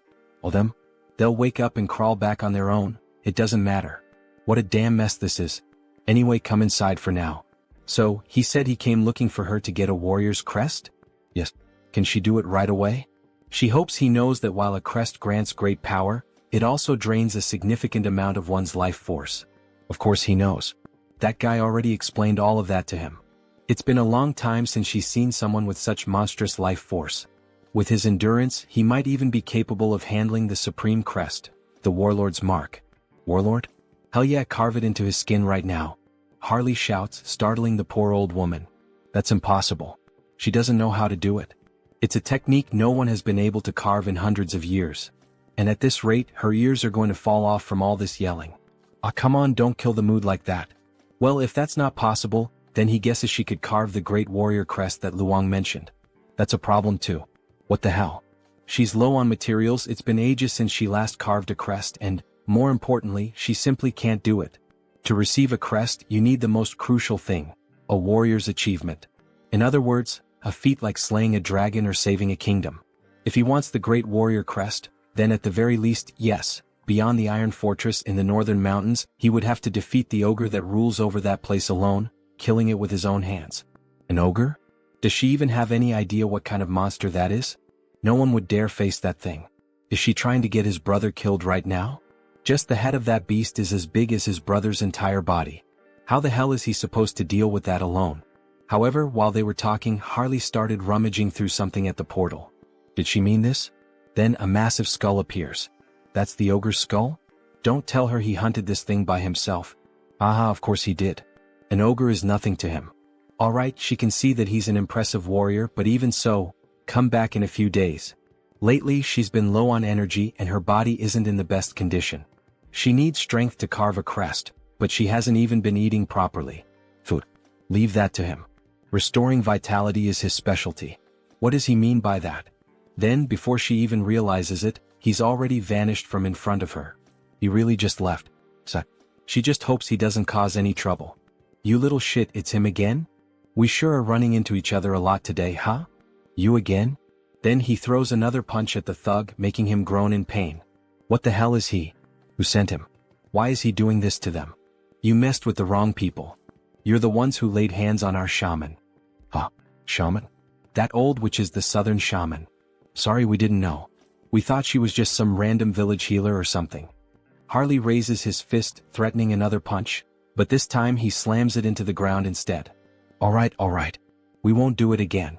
Please stop. Yeah, you better not. Keep that promise. Hyungnim, I've wrapped things up on my end too. So now what? He knew that a bandit hideout like this would have stuff like this lying around. Luong, get over here and help carry these crates. We're having a barbecue feast tonight with that old lady. As they return home, we see the old woman sweeping the street. Grandma, they're back. She is surprised by their sudden return. My God, what the hell is all that in their hands? What did she mean by all that? It's all meat and alcoholic drinks, to eat and drink together. So what did she think? Isn't that enough for Grandma to eat, recharge and stay healthy? Then we see a flashback as if Harley were another young man. What a shame. If her son were alive, he would be the same age Harley is now. At her age, meat? Seriously? She can barely chew. What? So you're not going to eat it? Maybe she'll try a little, since he went through all the trouble. Then we see the old woman biting into a piece of meat and downing a bottle of wine by herself. They knew that women from the south had big appetites, But still, she ate everything by herself and didn't leave anything for them. Ah, that was so good, the food and the drinks were delicious. Alright then, now that our stomachs are full, shall we begin the engraving on Harley's skin? The engraving process is painful, you know. So she lays Harley down on the bed and starts getting ready with the needle to pierce his body. Is Harley mentally prepared? Aha, of course he is. Don't worry, old lady, he was used to going through procedures like this on a bed, a reference to when Hans used to perform experiments on his body. However, before he could finish that thought, the old woman put a stuffed bear in his mouth. Her son bit down on that toy when he had the engraving done on his own skin. So she knows it's going to hurt, so keep it in his mouth because she's about to start. Alright, here we go. When she presses the needle against his body, the needle snaps. Damn it, his skin is so tough that the needle broke and she can't pierce through it. Wow, I can't believe it. Isn't there another way to do the engraving on his skin? He knew that Hyungnam was exceptionally tough, but this is insane. There's no way we're going to use another technique. Don't worry about that. She shifts the angle of the needle, and the markings on her arms start to grow stronger. She's going to make sure that all that meat and alcohol she ate and drank will be paid for, in full. Activating all the markings on her body, she begins to pierce and carve the engraving into his flesh. It's time to show what a first-rate tribal shaman chief from the past is capable of. Then we see the mark that was made, a fiery sun, resembling the symbol of the Sun Pirates from One Piece. Captain Fisher Tiger. System notifications. The entity has fulfilled the conditions and attained enlightenment. He has acquired the skill, Chaco-style combat symbol. Current symbol, Great Warrior. We see a large marking on the right side of his chest. This is truly impressive. It's far more efficient than enhancement through bio-aura. At this level, even without using the body mutation ability, he could defeat an ogre in a bare-handed fistfight to the death. This is perfect. We see the old woman, completely exhausted and worn out. Harley is even concerned about her condition. What's the matter? Is she alright? Is she feeling anything? Don't worry about her. It's just that it's been a long time since she used that kind of strength and those engraving techniques. She's just out of shape. She'll be fine after resting a bit. Lock it in, brother. We've just found more work to do. And what would that be, Brother Harley? Meat. He shakes the old woman, shouting in desperation. We need to find more meat. She can't be in pain if we're going to finish the other crests. We need to keep her alive and well. That damn stubborn bastard. Let her rest a bit before continuing. In the next scene we see Heinrich lying in bed, his body completely wrapped in bandages. Meanwhile, someone is standing in front of his body, praying and speaking divine words. A paladin approaches from behind and asks if she's still praying for him. Cardinal Pion, if she continues praying and using divine power without resting, it will certainly have serious consequences on her body. So please go easy. Yes, she knows the consequences. But her heart won't let her rest. She can't forget what happened, the last vision she had of him. In that moment he stood firm against the immortal king, refusing to back down until the very end. Yes, it was like witnessing the birth of a new hero. Wait, Sir Heinrich, a new hero? The saint's face turned slightly red. Oh, your eminence flatters me by speaking that way. Sir Heinrich, you're finally awake. We were worried, you've been asleep for many days. Is the pain bearable? Thanks to the saint's care, your body is doing well. Sir Heinrich, we now proclaim you not just as a champion of our great divine order. No. We proclaim you as the hero of Out Erica. Finally, says Heinrich with a mischievous smile. Now he can say that both the hero and the demon king have officially been cast in their lead roles. Let's create a Taoist, the one who will play the demon king Hans. Now that the hero has been born, he believes it's time to fulfill his duties as the demon king. With the power of his perfectly refined contagious ministry magic, he will spread his infamy even farther than before. He sees it clearly now, the filthy stains of wrongdoers.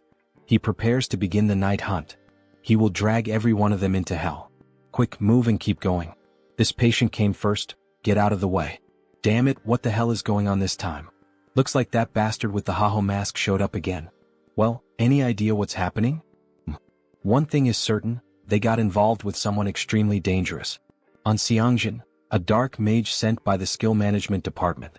They ended up messing with the wrong person, got on the wrong path and ended up dead like this. That freak with the Haho mask or whatever it is a completely insane monster. This level of pure dark magic is beyond human comprehension. That person's body is basically just an empty shell now. He'd bet their soul has already been enslaved. If he were caught by a monster like that, if it were him, he would choose that option without a second thought. As if that would help. says the so-called best dark mage in Korea. He's nowhere near that level. Having a dark mage of that caliber as an enemy, well, that's what it really means. No way. He said the culprit was the Haho mask, right? In that case, let me take a closer look at the curse. He then uses dark magic on the dead man's head. However, he suddenly feels a devastating force as if something is watching him. That feeling, he collapses to the ground in shock. Hey, what the hell just happened? What's wrong? Did he find something? Team leader, he feels like he's about to die right now. What the hell are you talking about? That bastard. The Haho mask. He saw him. The Haho mask noticed him. He tampered with the spell on his own, so if he gets caught, he's screwed, no doubt about it. At this point, there's only one option left. Is he going to fight against the masked Haho? If he just dies now by jumping off this building, he could peacefully cross over to the other side. Hey, stop doing something stupid, you lunatic. The masked Haho only hunts and kills villains. You'll be fine since you're innocent. So calm down and breathe. Alright. Hearing those words like that made him feel a little better. Thank you very much. After all, he is innocent. Is this bastard stupid or something? And somehow he starts to feel his body slowly relax, until he passes out and collapses to the ground. Hey Sunghyun, what the hell just happened? Nurse. Please help us, he passed out. Meanwhile, Hans watches the entire situation from afar. Interesting, that man seems to have the ability to use dark magic even if only in a light form. He doesn't sense any evil aura from him, so there shouldn't be any problem with meeting that guy again in the future. The next day we see a blog filled with various posts and information about the masked Haho. Hans's popularity has grown so wildly that it's now out of control. What could Haho's abilities be? A vigilante of justice, the dark hero. Some people are even calling him the shadow hero. But it's not like he's actually happy with all this attention surrounding Hans. This could end up becoming a real problem down the line. Oh, what a headache. How the hell is he supposed to start operating from now on? However, someone interrupts his thoughts by knocking on his door. Who could it be? Your fried chicken delivery has arrived. Wait, what? Kang Tae-san. It's been so long since he last saw him. How has he been all this time? Hey, but look at this guy, damn. It's been years since this Hyung showed up and this is how he reacts to a guest? Ah. What do you mean by the way he reacted? Well, even though he's my friend right now, he's the last person I'd want to see or talk to tonight. Skill Management Bureau. Criminal Investigation Division. Kang Tae-san. Still, Tae-san is the only friend he made during his childhood. Even after all these years, while he was reclusive in his room, Tae-san was the only one who came looking for him and tried to help. He's truly a valuable friend. But seriously now, Hyun seems different.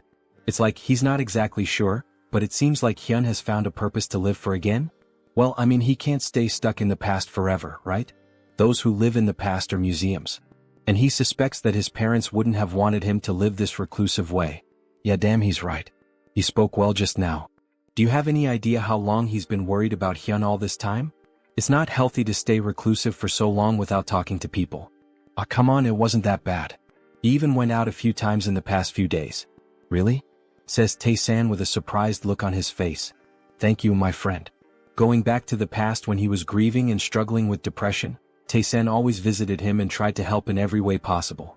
He then opens a can of beer, seeing how well things are going for him now. He feels like he can finally reveal a secret. What does that mean? He knows, right? The reason Tae-san joined the Criminal Investigation Division.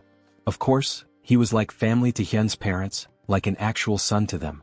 And after they died in that accident, Tae-san enlisted in this division. Yes, back to that case then. Everyone thinks it was just a random attack by someone who had awakened. That's what everyone believes.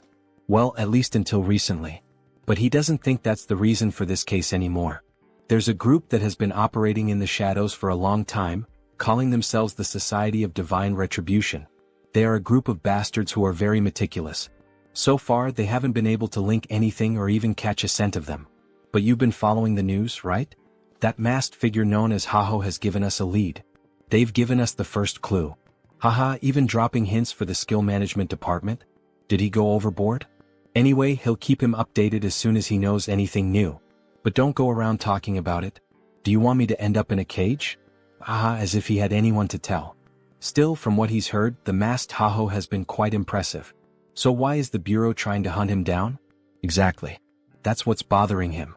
Why the hell are they going after someone who's actually doing a good job? Yes, exactly. The protagonist is happy to see Tae-san on the side of the masked Tahoe. After all, it's his clone who is doing all this investigative work. Anyway, let's drink until we pass out tonight. A celebration for Han Sunghyun's new beginning. Then, after several drinks and chickens, they start talking about other things. Just give up on being a writer. What's wrong with that? A hero and a demon king? Well, that's so cliché. And giving the demon king the name of Hans? Haha, Tae-san laughs a lot. That's so boring. It doesn't even sound like a name you made up over coffee or something. What does that mean? This is a classic. There's nothing wrong with the description of this story. This isn't a classic, this is what we call cringe. If it's something that's been done to death, how about pretending it's an abbreviation? Hans, short for something like Hannibal Strauss. Oh, that was actually a good suggestion. Right? If he becomes a writer, remember he can always ask for help from his hyung here. So while they were talking, Tae-san's phone started ringing. Oh, look at the time. He needs to leave. Seriously? It's still so early. The leader of the Dawn team said he has to show up today. He's leaving. All right then, Tae-san. We'll talk later. I forgot to ask something before. Your grandmother is doing all right, right? Tae-san pauses for a moment at the door as if feeling uncomfortable. To be honest, her condition has worsened quite a bit recently, and there are no signs of improvement. Maybe it's already time to start preparing emotionally in case the worst happens. Wait, is grandma that bad? Is there anything he can help with? Anything at all? Hey dear writer, just focus on writing your material. Don't worry, he'll take care of things somehow. The protagonist really felt the weight of those words, and we see a flashback of someone holding his hand. Is this okay? If you feel like eating something more, tell your grandma, alright? Tae-san's friend is no different from his real grandson. He knows, yes, grandma. Tae-san's grandmother. When he used to go out with Tae-san, she always took care of him, looking after the little things. These are some of the few warm memories he has. And now, knowing that she is seriously ill, he feels very sad. A friend who has always been by his side is going through something so hard, and yet, he is completely helpless. Hey, wait a second, how could he be so stupid? He had a brilliant idea, something he can do. Kang Tae-san, you owe me an apology for mocking my sense of sampling. Because these characters who sound like they're shrinking are the ones who will help you. Then we see the protagonist invoking Heinrich, a paladin who would be perfect for this situation. Then we see a system window showing the paladin Heinrich. To heal someone, a healer is needed, like a priest. But he has one who fits that description perfectly, doesn't he? A familiar with faith recognized by the archbishops and overwhelming divine power. We see that Heinrich truly became someone special in the other world, being regarded as one of the greatest figures of faith. Heinrich really can heal Tae-san's grandmother. But wait, how is he going to make Heinrich disappear for a while? If he vanishes right after officially becoming the hero, it will lead to misunderstandings. Even the saint is focused on him now. Well, with night falling and the day about to turn, it's better to wait. For now, it's best to hold off until the right time to disappear from the original world so he can heal the grandmother. Then in the next scene we see a child singing while carrying apples, dressed in very formal clothing. A lively city with many people walking through the commercial district. The girl asks the boy if he's alright if the bag full of apples isn't too heavy. Yes, sister. It's fine, it's not heavy. However, in a moment of distraction, one of the apples ends up falling out of the bag. Stop rolling. Wait, don't run through the city like that, Aaron. Then the apple ends up landing at the feet of a stranger. Oh dear.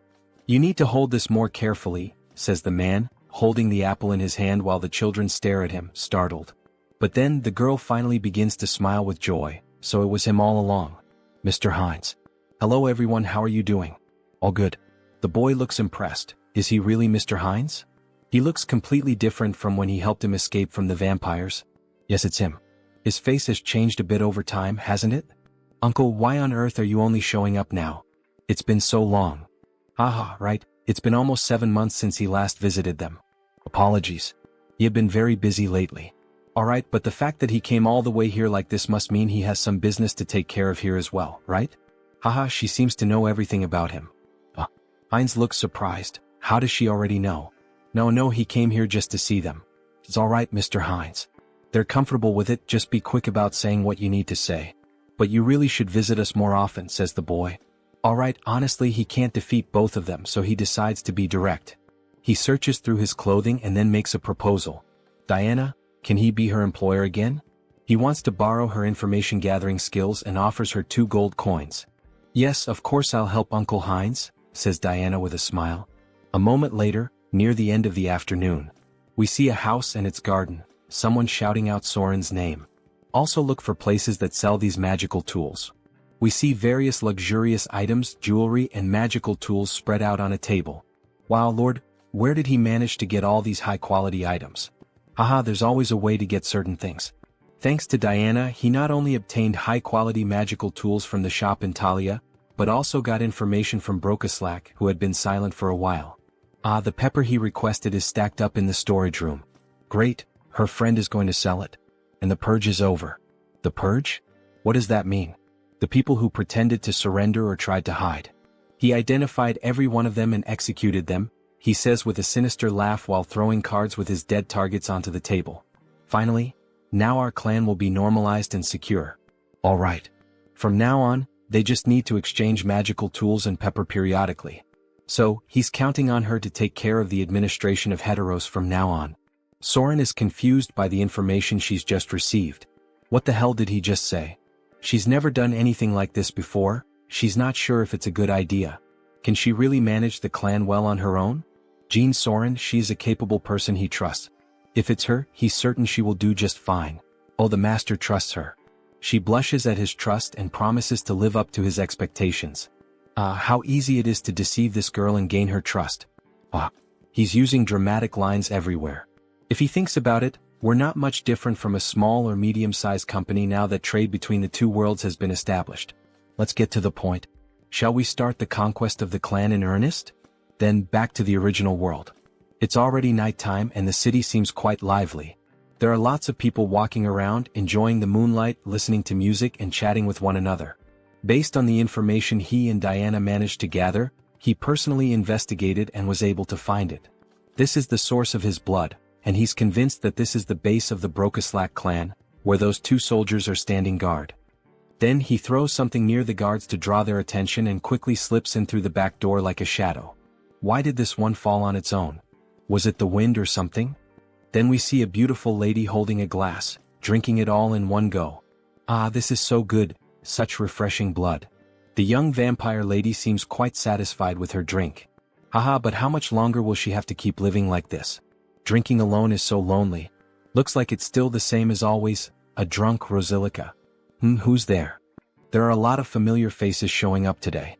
Conceal skill release. Forgive me, but who the hell are you again? He's Heinz, a vampire she met some time ago. She's sorry, her memory is a bit poor. Who are you again? Then she starts pouring more blood into her glass. Still, now that a guest has arrived, she must show her hospitality. However, while pouring blood into the glass, she cuts her fingers slightly to infuse the drink with her own blood. Here, freshly squeezed blood. Please have a sip. No, it's fine. Upon having her offer refused, she becomes uneasy and slightly furious. This is high-level blood magic. How dare he invade the sanctuary of Brokaslak? Then, throwing the blood-filled glass, she begins to manipulate the blood to launch an attack at Heinz. She doesn't know who the hell he is, but she won't let him get away with this. So she goes all in, attacking him with everything she has. However, Heinz only laughs at the situation. Then he counterattacks by controlling her own blood. How is her blood being turned against her?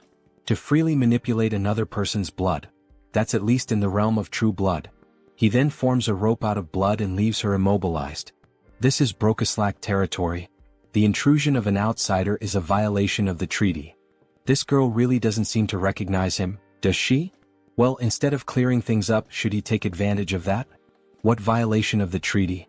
He is also part of Brokaslak's indirect bloodline. Please don't lie, you coward.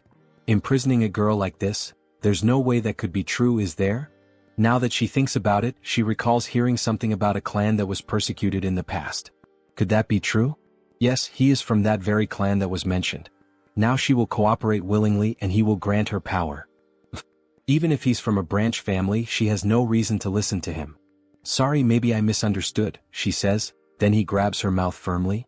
She has no choice but to obey and will do exactly as he commands. Then, holding a crystal in his hand, he pushes it into her, making her moan in pain, so much so that people near the house found it strange. Then back inside. She is in ecstasy. What is this sensation? It's overwhelming. The crystal is taking hold of her body and flooding her with more energy and power. And at the same time, it feels as if her master has changed. Now let's see if she can reveal everything she knows. Damn it, she can't disobey his command. The true blood that oversees this region of Thalaria is Lady Frisia. If she had to describe her defining trait without a doubt, it would be as a user of demonic eyes. Then we see a beautiful woman with very pale skin, blue eyes and slightly pointed ears reminiscent of an elf, sipping a cup of coffee. The butler then offers her another cup of tea and asks, "Lady Frisia, are you also enjoying the human world today?" Yes, it's always interesting to observe it. The way they struggle to live with such humble bodies. Then we see that they are well above the houses and buildings high up in the mountains. However, he has heard that the recent Protestant denomination is expanding its influence in Rafalashi. Don't worry. This kingdom already belongs to Brokaslak disguised as human nobility. A simple pressure on the kingdom will resolve this quickly. However, before she could finish her sentence, the butler's head is ripped off, and a jet of blood sprays out. Alright, so you are Frisia? Her expression changes now she begins to question. She has never seen this vampire's face before. He is a complete stranger. Pure blood. He doesn't seem to be of true blood. Meanwhile, Heinz savors the butler's blood. Let's assume he's from a branch bloodline. Humph, a humble branch blood like him dares to pick a fight without knowing his place. She makes a scornful face and takes a light breath. She's going to make him realize the mistake he just made, so she activates the demonic eye, which turns completely dark. However, the protagonist quickly repels the attack with ease. That's impossible. How did he dodge her demonic eye? He already knew how her ability worked, the fact that it doesn't work against him. She knows what that means, doesn't she? Now, who is the one that doesn't know their place? Oh, so he is a true blood after all. Attacking them right in the heart of Brokaslak territory, what is his goal? She asks angrily. His goal? Isn't that obvious? He says with a laugh. Everything you have in Brokaslak. He will be the one to take it all and become the new king of the vampires and the cities. She bursts into wild laughter, unable to believe what she just heard. I don't know if he's stupid or just bold. Alright, I get it loud and clear. But he should have one thing in mind, she is also of true blood. Then she awakens both of her eyes, increasing her speed. Even Heinz can't keep up with her and takes a punch to the stomach. Her hand is reinforced with magic and martial arts, making him spit out blood. He really thought his nonsense would work with skills so weak that he can't even dodge? She laughs as we see her arm massive and full of veins. This woman, is she a martial artist? What the hell? She's using her demonic eyes, so he thought she would rely on magic. This is so different from what he expected. Then she starts to summon the blood from her umbrella, using a blood strike toward the protagonist. It lands squarely on him. So, she's a physical fighter, huh? He's under pressure, spitting blood. Impressive, he can still stand. Let's see if he can block this too. Then she charges at him full force, wielding an umbrella. She even handles a sword with flawless technique. That umbrella wasn't just for show, huh? He tries to dodge the quick attacks. The dodges won't help him forever, especially since he's being injured little by little. Alright, this next blow will definitely crush him. It will leave him with nowhere to escape. Then she summons a sea of blood against the protagonist. Is this an AoE ability? If that's the case, he'll cut his way through this blood tsunami. However, something feels off. She's vanished from his sight. Where did she go? Then suddenly his vision distorts as if the angle has shifted. We see her appear, delivering an elbow strike that breaks Heinz's neck. He flies several meters from the impact of the vampire mommy's hit. Look at that arm. How annoying. So this is the end? We see Heinz's body on the ground, covered in blood, while she watches from above. But then he starts to get up and responds, "The end? What the hell are you talking about? Who said she gets to decide when it ends?" Then we see Heinz's head regenerating after the impact. For him, the fun is just beginning. He's perfectly fine as if nothing had happened. His neck was definitely broken. What happened? Injuries like that heal in an instant for him. He has something called hybrid evolution, she observes. This is insane. Aside from the master, she can count on one hand the number of people who have faced her attack head-on and survived. She's astonished. He admits it, she has some good talents and tricks. Of course she still has some flaws, but with those beautiful eyes. He thinks he could make her stronger than she is now if she followed his path. Have you ever thought about following me? What kind of nonsense are you saying? How dare you insult me, of all people? She will turn him into a pincushion so full of holes that he'll never get up again. However, before she could attack, her body stopped moving. What is this? We see a massive pentagram made on the floor with blood, layered with profane magic. If that's the case, then he has no choice. He'll have to use force. Then he starts moving the blood around. Blood magic from the blood on the ground? When did he do this? Then she is bound by strands of blood around her neck. It's true, he's not a martial artist like her. He's more of a blood specialist, a kind of vampire mage, we could say. She's completely covered in the strands of blood. And also, he can do this sort of thing. He turns his finger into a magical crystal, and as it penetrates her neck, she begins to undergo a mutation. Raffalashi injection. She starts crying out in pain, screaming that it hurts. It hurts so much as the crystal starts to take full control of her body. Sorry, but for a high-ranking vampire like her, a small dose wouldn't be enough to control her body. Then she begins to transform even further, emitting a huge red aura. Finally, it ends. She lies on the ground, devastated. What the hell did he do to her without her consent? She will never forgive him. This is so ungrateful. She should be thanking him, not lamenting. Doesn't she feel it? That sensation, that strength, as if she had been born again. He's right. Every sense in her body feels completely different from before. Her strength, reflexes, flexibility, all her physical attributes not only improved but evolved to a completely new level. Well, starting to feel like thanking me now. She thinks she is. So that she could give him the power to finish him off. Then she tries to make a quick move with a direct punch at Heinz, but her body stops before reaching him. She can't move. What the hell is happening? Her body doesn't want to move. What did this bastard do? It's as if her whole body is bound by iron chains, or rather, chains of blood. This is the power of his blood domination. She has no choice left. She will move exactly as he wants her to. No way, not even with sacred blood would this be possible. Too bad for her because he can. Now, finally, he can ask the most important question, the reason he came to her. Frisia, where is the clan master? Does he think she'll answer that so easily? It's the Duke Bright's mansion. Wait, what? What the hell? Her mouth moved on its own. Good. A little servant so obedient. Our protagonist has gotten himself a nice slave, haha. You bastard, take your hand off me. The gold of the Duke Bright's mansion, huh? It's impossible for a clan lord not to notice that a true blood is being captured. I think it's time to end this quickly and cleanly. Time to begin the massacre. Then at night they arrive at the Duke's house. Master, it's Frisia. She has something urgent to report. May she enter? Yes, please come in. Really now, sir? Couldn't he have at least lit a candle or a lamp or something? Isn't it a little dark in here? He's not human. He simply doesn't need such things. He can see perfectly well in the dark. More importantly, she said she had something to tell him? Yes, well, forget it. She thinks she already understands. It's because of that uninvited guest who's after you, isn't it? So he's already noticed. As expected of a clan master, excellent perception.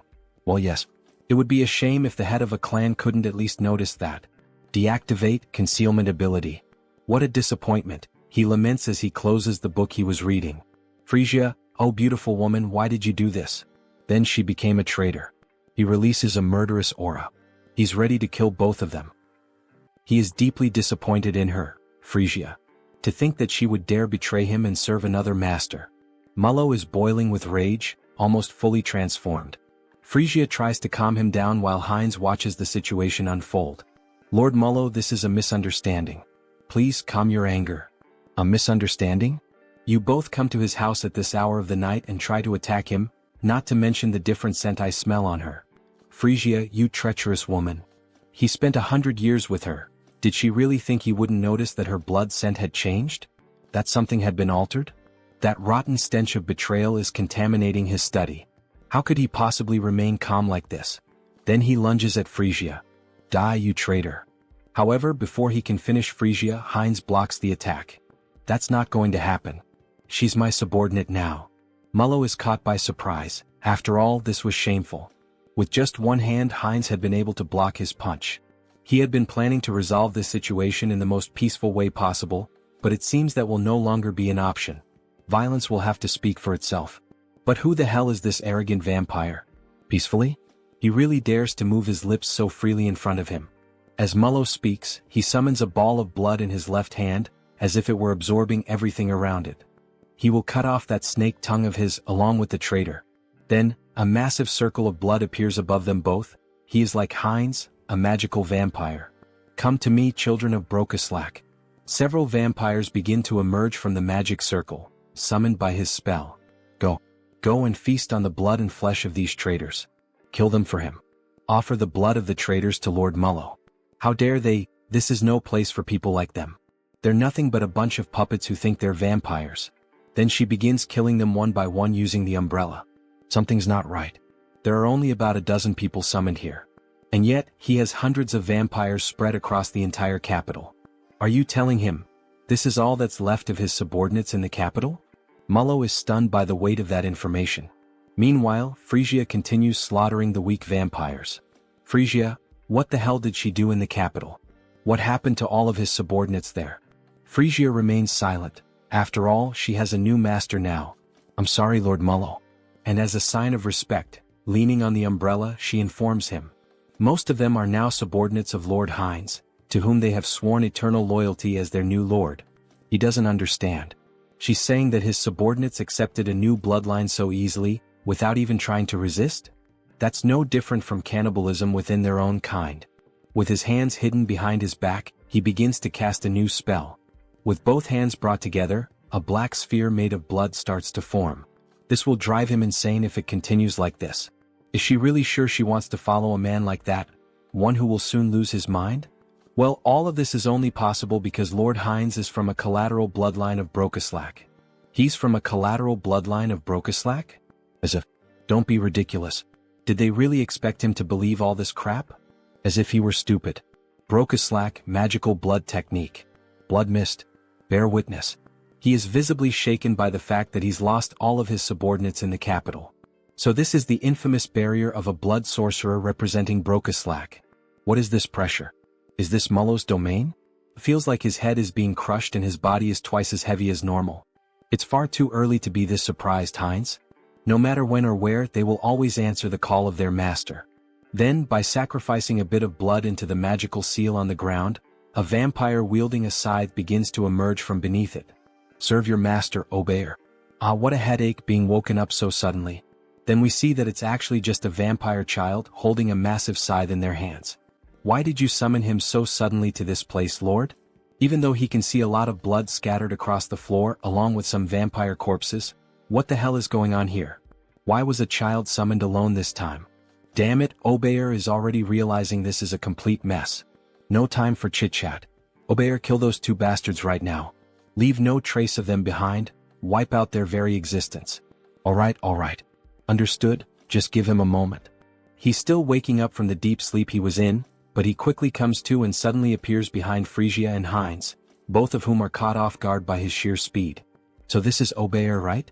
Hines had noticed how fast he was, so he must be some kind of pure-blood vampire assassin. Obeyer tries to strike Frisia first, but she dodges the sudden attack. However, he can't afford to be held up here, so he activates his ability, Acceleration. Now it's Hines who appears behind Obeyer, who is taken aback by his speed. Hines grabs him using a blood claw. What is this? A binding spell? How are you using blood magic inside the Lord's domain? Meanwhile, Hines charges toward Mullo, who is also caught off guard by his acceleration ability. However, Obeyer manages to break free from the claw and shouts, asking where the hell he thinks he's going. Their fight isn't over yet. He then quickly attempts to strike Hines again, but Hines narrowly manages to dodge the furious swing of the scythe. Holy shit, he was right in front of him. He could have killed Mullo if it weren't for that damn kid. Looks like he has no choice now, he'll have to deal with that bastard first. So he uses the acceleration ability again, and the two begin fighting all around the area. All that can be seen are flashes of light moving rapidly. Not even Mullo can clearly follow what's happening. Unbelievable. Obeyer's agility is simply the highest ever recorded, not just in Brokeslack, but compared to any vampire they've ever known. And even so, that other vampire is keeping up with his speed? Seriously, who the hell is that guy? In the heat of the moment, while the two were locked in combat, Frisia took the opportunity and attempted a surprise attack on Obeyer, which ends up being successful, allowing her to completely overpower Obeyer. That damn child, she never liked his irreverent attitude, not even back then. Now is a perfect moment to settle this. He shouldn't overstep his limits. Why doesn't he have some fun with her instead? She's dying to kill him with her own hands. Wait, something's wrong again. Even Frisia is managing to keep up with Obeyer's speed? That's not possible. After all, the Lord knew both of them perfectly and was aware of every trait his subordinates had. What the hell is going on here? And she's even taking down other subordinates on her own? Where the hell did she get that kind of power? Does he really think he has time to let his guard down? Heinz seizes the moment and launches a surprise attack from above. Mullo is caught off guard, but in truth all of this was part of his plan. After all, did Heinz really think he entered this barrier of his own free will? What foolishness. He'll never be able to dodge his attacks here. Then, forming symbols with his hands, he summons a powerful strike. But Heinz was laughing. Dodge. He never planned to do that in the first place. Then his arm is brutally torn off, yet he keeps advancing straight toward Lord Mullo. And finally he manages to press 3 fingers right into Mullo's chest. That bastard, he actually dared to sacrifice his own arm just to win this battle and get close to him. As if he knew how frugal he truly is. But Heinz's arm regenerates quickly. He wouldn't be foolish enough to actually lose a limb. What do you mean his arm regenerated instantly? Even among vampires, very few possess the ability to heal that quickly. Don't worry, Lord Mullo. He's not planning to kill him.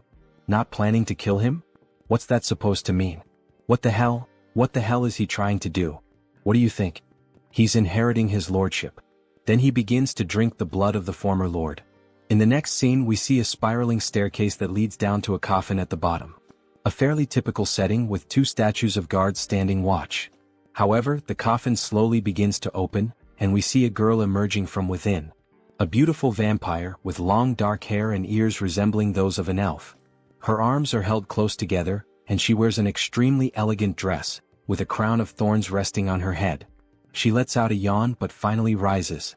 She's so tired, she wishes she could sleep a little longer. We get a better look at the coffin, wide and large. But she thinks that can no longer be allowed. After all, something happened, something changed while she slept. Her gaze is shown, completely red and unlike anything seen before.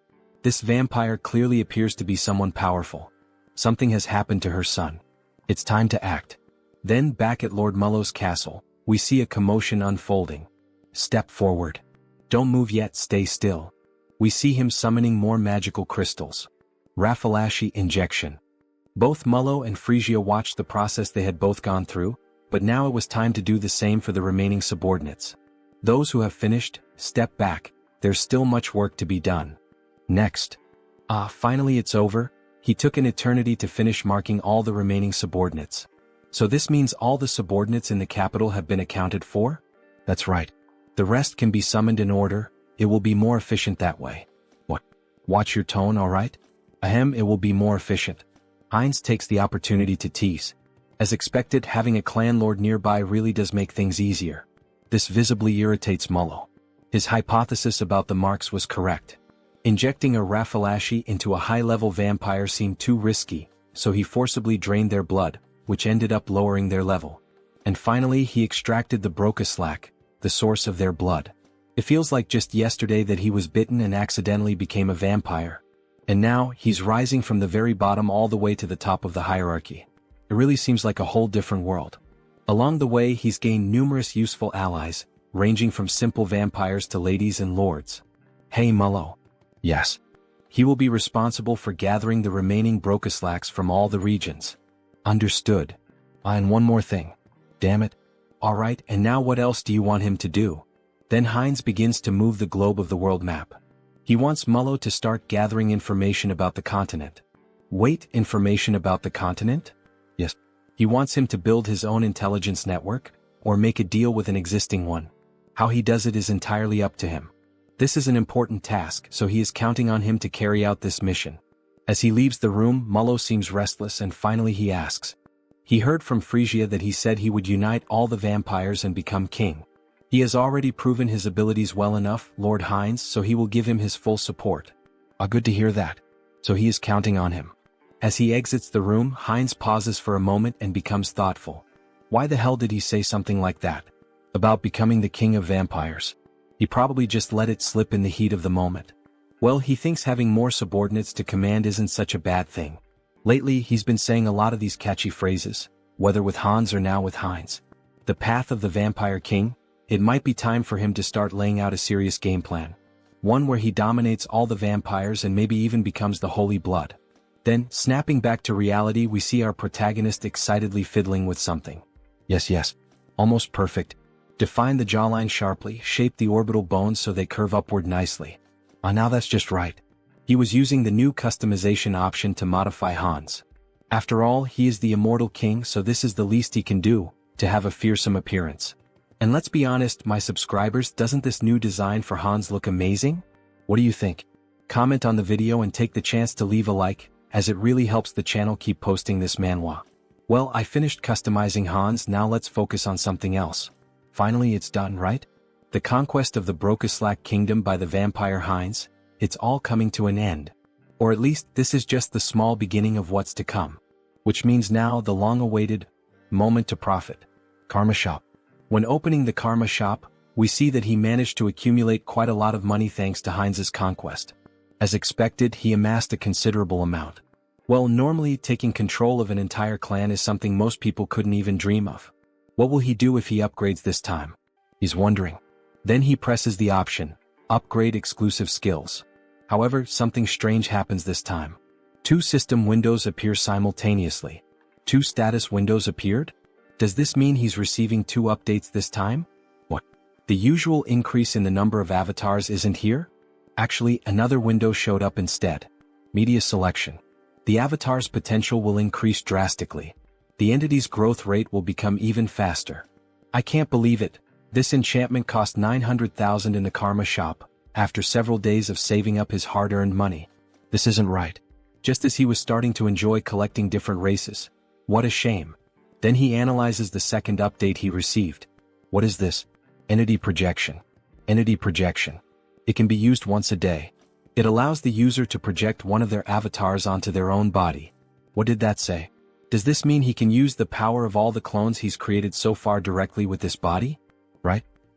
Surprised by this new update, which allows him to become one of his clones through a specific power, he begins to look through all the information about his clones. Hans the Immortal King. Heinrich the Paladin. Heinz a vampire. And even Harley and Harris. All of them are available for use.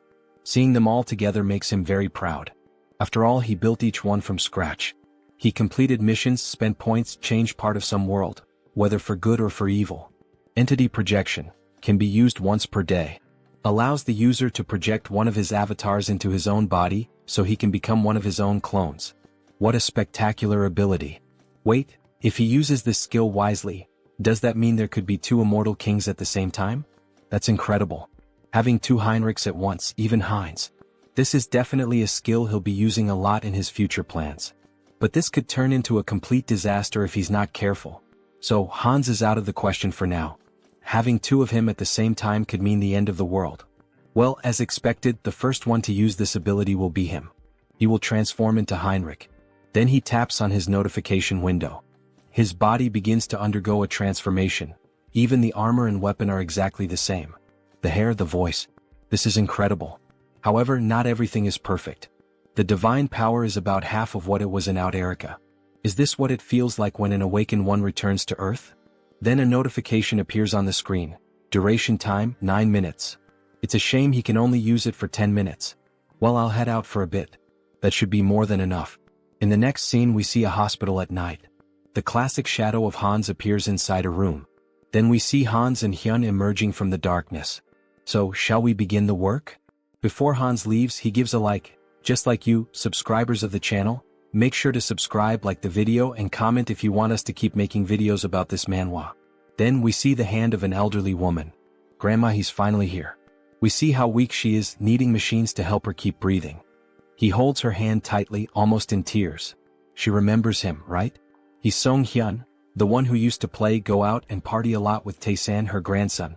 He had wanted to visit her a bit earlier, but he was only able to get out and come here now. Starting today, he'll begin visiting more often, so she'd better not get tired of seeing his face. Then we see him beginning to use identity projection. Target selected, Heinrich. So please just hold on a little longer, Grandma. Let's activate the Uterican divine technique. He holds her hand as he takes on the form of Heinrich and begins to pray for her. The divine power starts to flow from his hand and moves toward her heart. Pour out all the divine power to restore energy, boost resilience, and cleanse the body. May God save this poor soul. As he says these words, the room begins to shine even brighter, as if a miracle is unfolding through Heinrich's hands.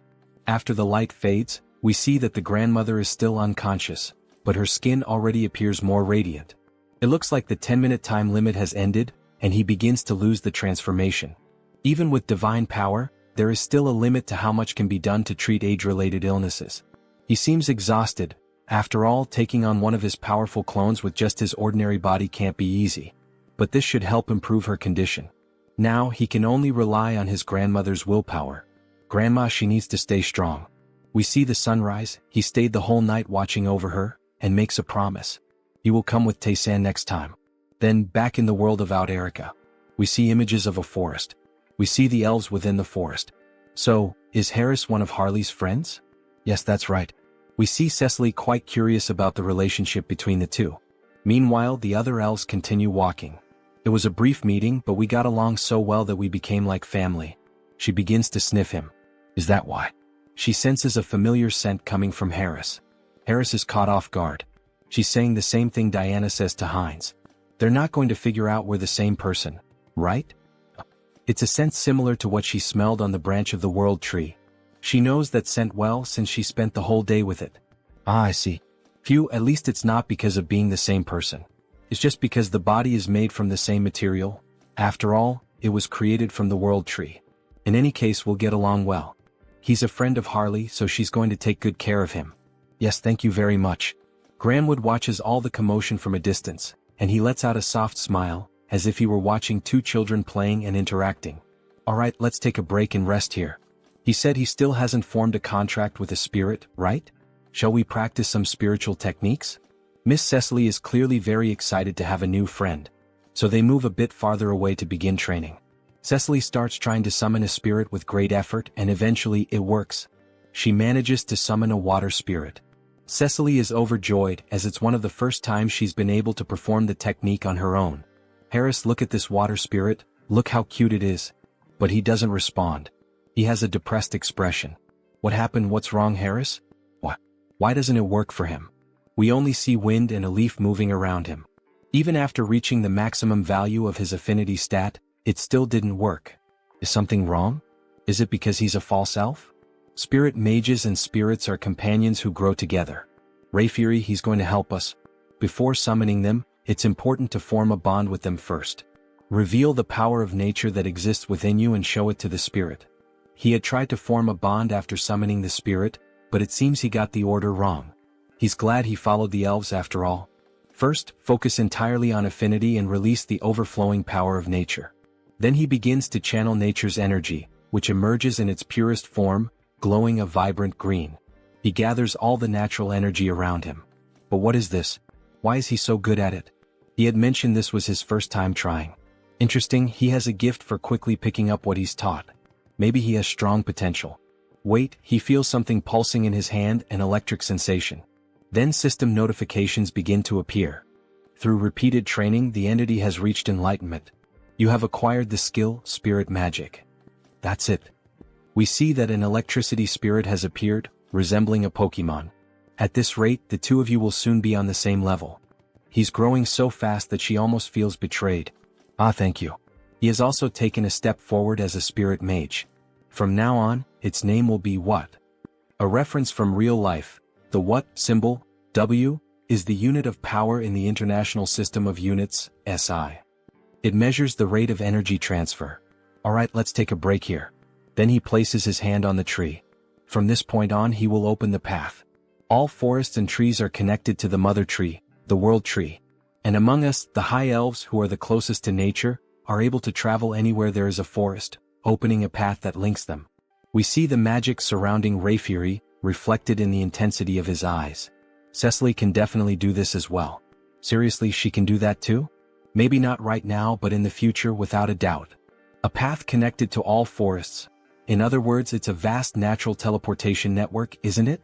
This is far more efficient than the portals of the Great Divine Order, which require physical installations. This is the power of the world tree. Alright, we've arrived. Harris is amazed by what he sees. There's no way this place is Real World 3. We see a massive tree with a structure built around it and a bridge leading directly to it. There are several houses and other buildings nearby. It's much larger than I imagined. It's your first time seeing the world tree too, right? But Cecily doesn't respond to him. Upon coming into contact with the true tree, she enters a deep trance. Then, with no control over her body, she begins to float toward the tree, while Harris and Rayfury watch in silence. She moves toward the tree which radiates natural magic.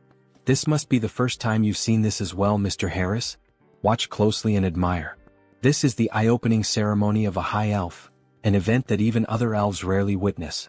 Cecily is awakening as a high elf, her new eyes are beginning to appear. The eye-opening ceremony, what a spectacular sight. Everything is being reborn, an overwhelming force of nature converging in one place. Then some elf spirits begin to appear. Wait a moment, what is that? The fruit of the world tree. It is handed directly into her hands by the elves. Then she takes a bite of the golden fruit, which resembles an apple. Cecily is truly becoming a genuine high elf. Wait, this is not the time for him to just stand there admiring. He can't let this kind of pure natural energy go to waste. So he begins to channel and meditate. Absorb as much as possible into your body, make it mine.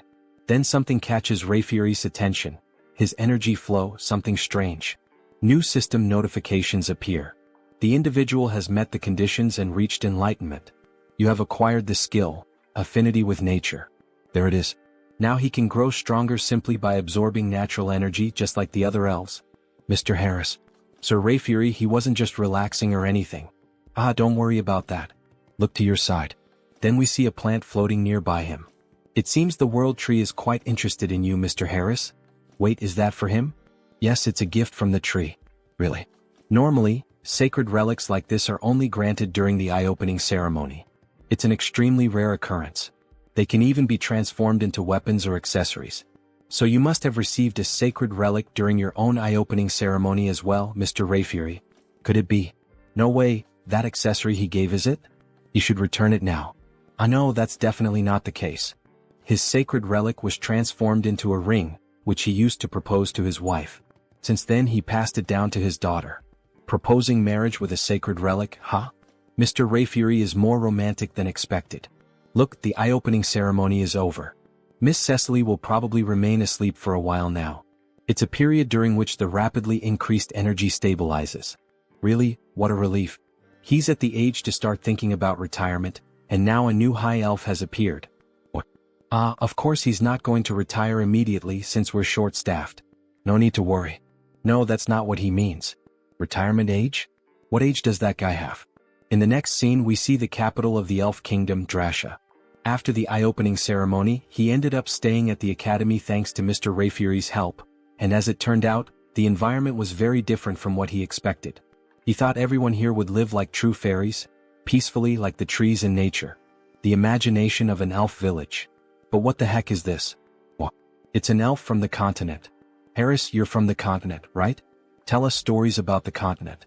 He is surrounded by female elves eager to learn everything about him and the continent. After all, most elves remain isolated in this land for eternity. She heard that the continent is so wild that it's impossible to live there. Scary. Didn't the humans also kidnap Miss Cecily? The humans from the continent are completely evil, right? They keep bombarding Harris with questions. If he answers wrong, he'll be hated from day one, won't he? Well, yes, it could be dangerous. But he had good companions with him, so... Companions? He was traveling?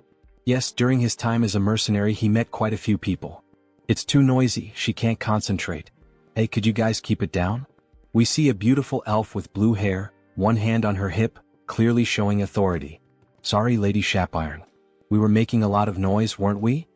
Sorry about that. See you next time, Harris. Finally, a little peace and quiet. Thank you. Thank you as well. Then he is interrupted by her. How low class. As she makes a haughty face, bringing some worthless mercenary from who knows where. Why is she so annoyed with him? Right. There's always at least one character like that in a school setting, isn't there? Will I really be able to get along here? Maybe she's the classic tsundere of the Manhwa, Elf Kingdom Royal Capital. And that concludes the report on our interactions with the Great Divine Order. We also disclosed information about the new immortal king to the other races of the enameled continent.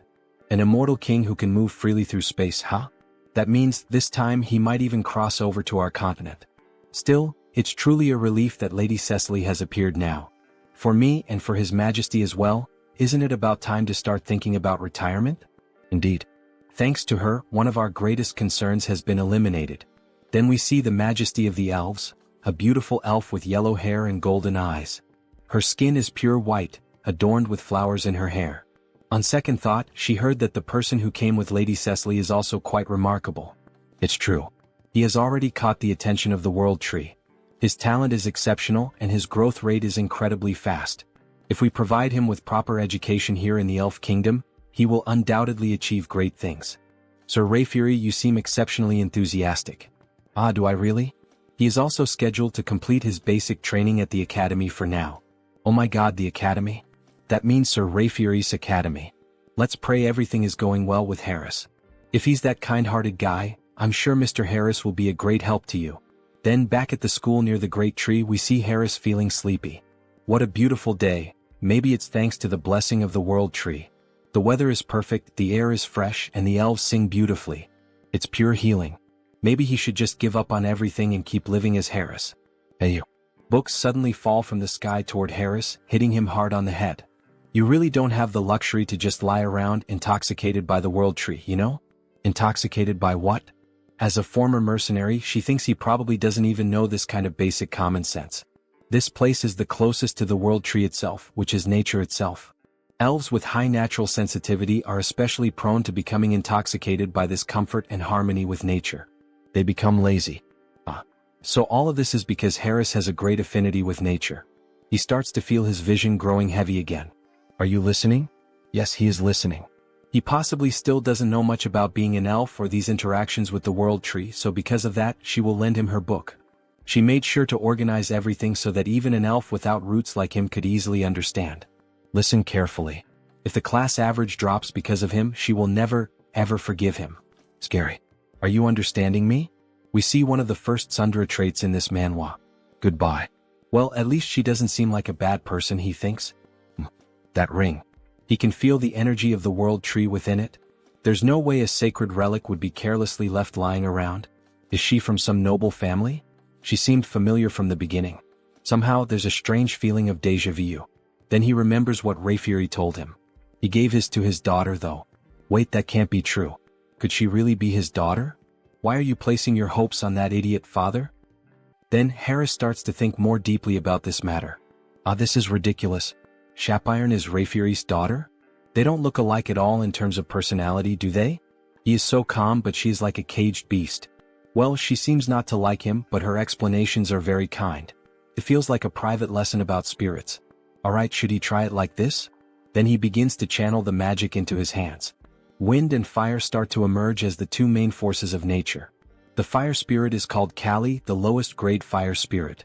The wind spirit is called Pascal, the lowest grade wind spirit. Now that he knows the trick, this is not so hard. Even the one he summoned last time, has already been promoted to a lower rank. Low grade lightning spirit, what? To think they could grow this fast. Coming to the elven realm was definitely the right choice. Alright, he just has to keep his head down and adjust properly without causing any trouble. Well, as long as he doesn't get involved with Shapiron, there shouldn't be any problem. Or at least that's what he thought, until he ended up having to sit right next to her like they were two stubborn kids. Somehow, he got himself tangled up in this situation. We see a flashback. 10 minutes ago, the teacher started to explain the lesson's content. Let me repeat, forming bonds with spirits is extremely important. And traditionally, there is a secret to maximizing this connection. It is done through dance and song. Just like our ancestors used to do in the old days. Dance and song? That is an interesting theory.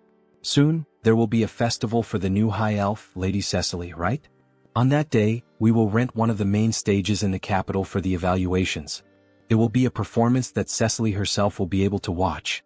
It has been a while since he has done something like this, so wouldn't it be better to show his coolest side? Now, as everyone knows, we have a transfer student. Therefore, this time we will do a group project for the new student. Each group will work together to create their own performance. Your ability to connect with the spirits will be evaluated on stage that day. They can't believe what just happened. Then we see two together and two other unknown elves forming a group of 4 members. Wow, working with celebrities. How lucky. I'm Timer Coffin. And the elf very shy. Nice to meet you. Curie.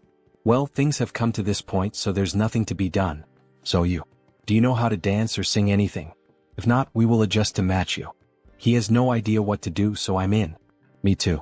They are being so blatantly dismissive that now he is starting to get annoyed. From what he heard in class earlier, as long as it helps build bonds with the spirits, it doesn't have to be traditional elf music or dance. In that case, thank you for your consideration.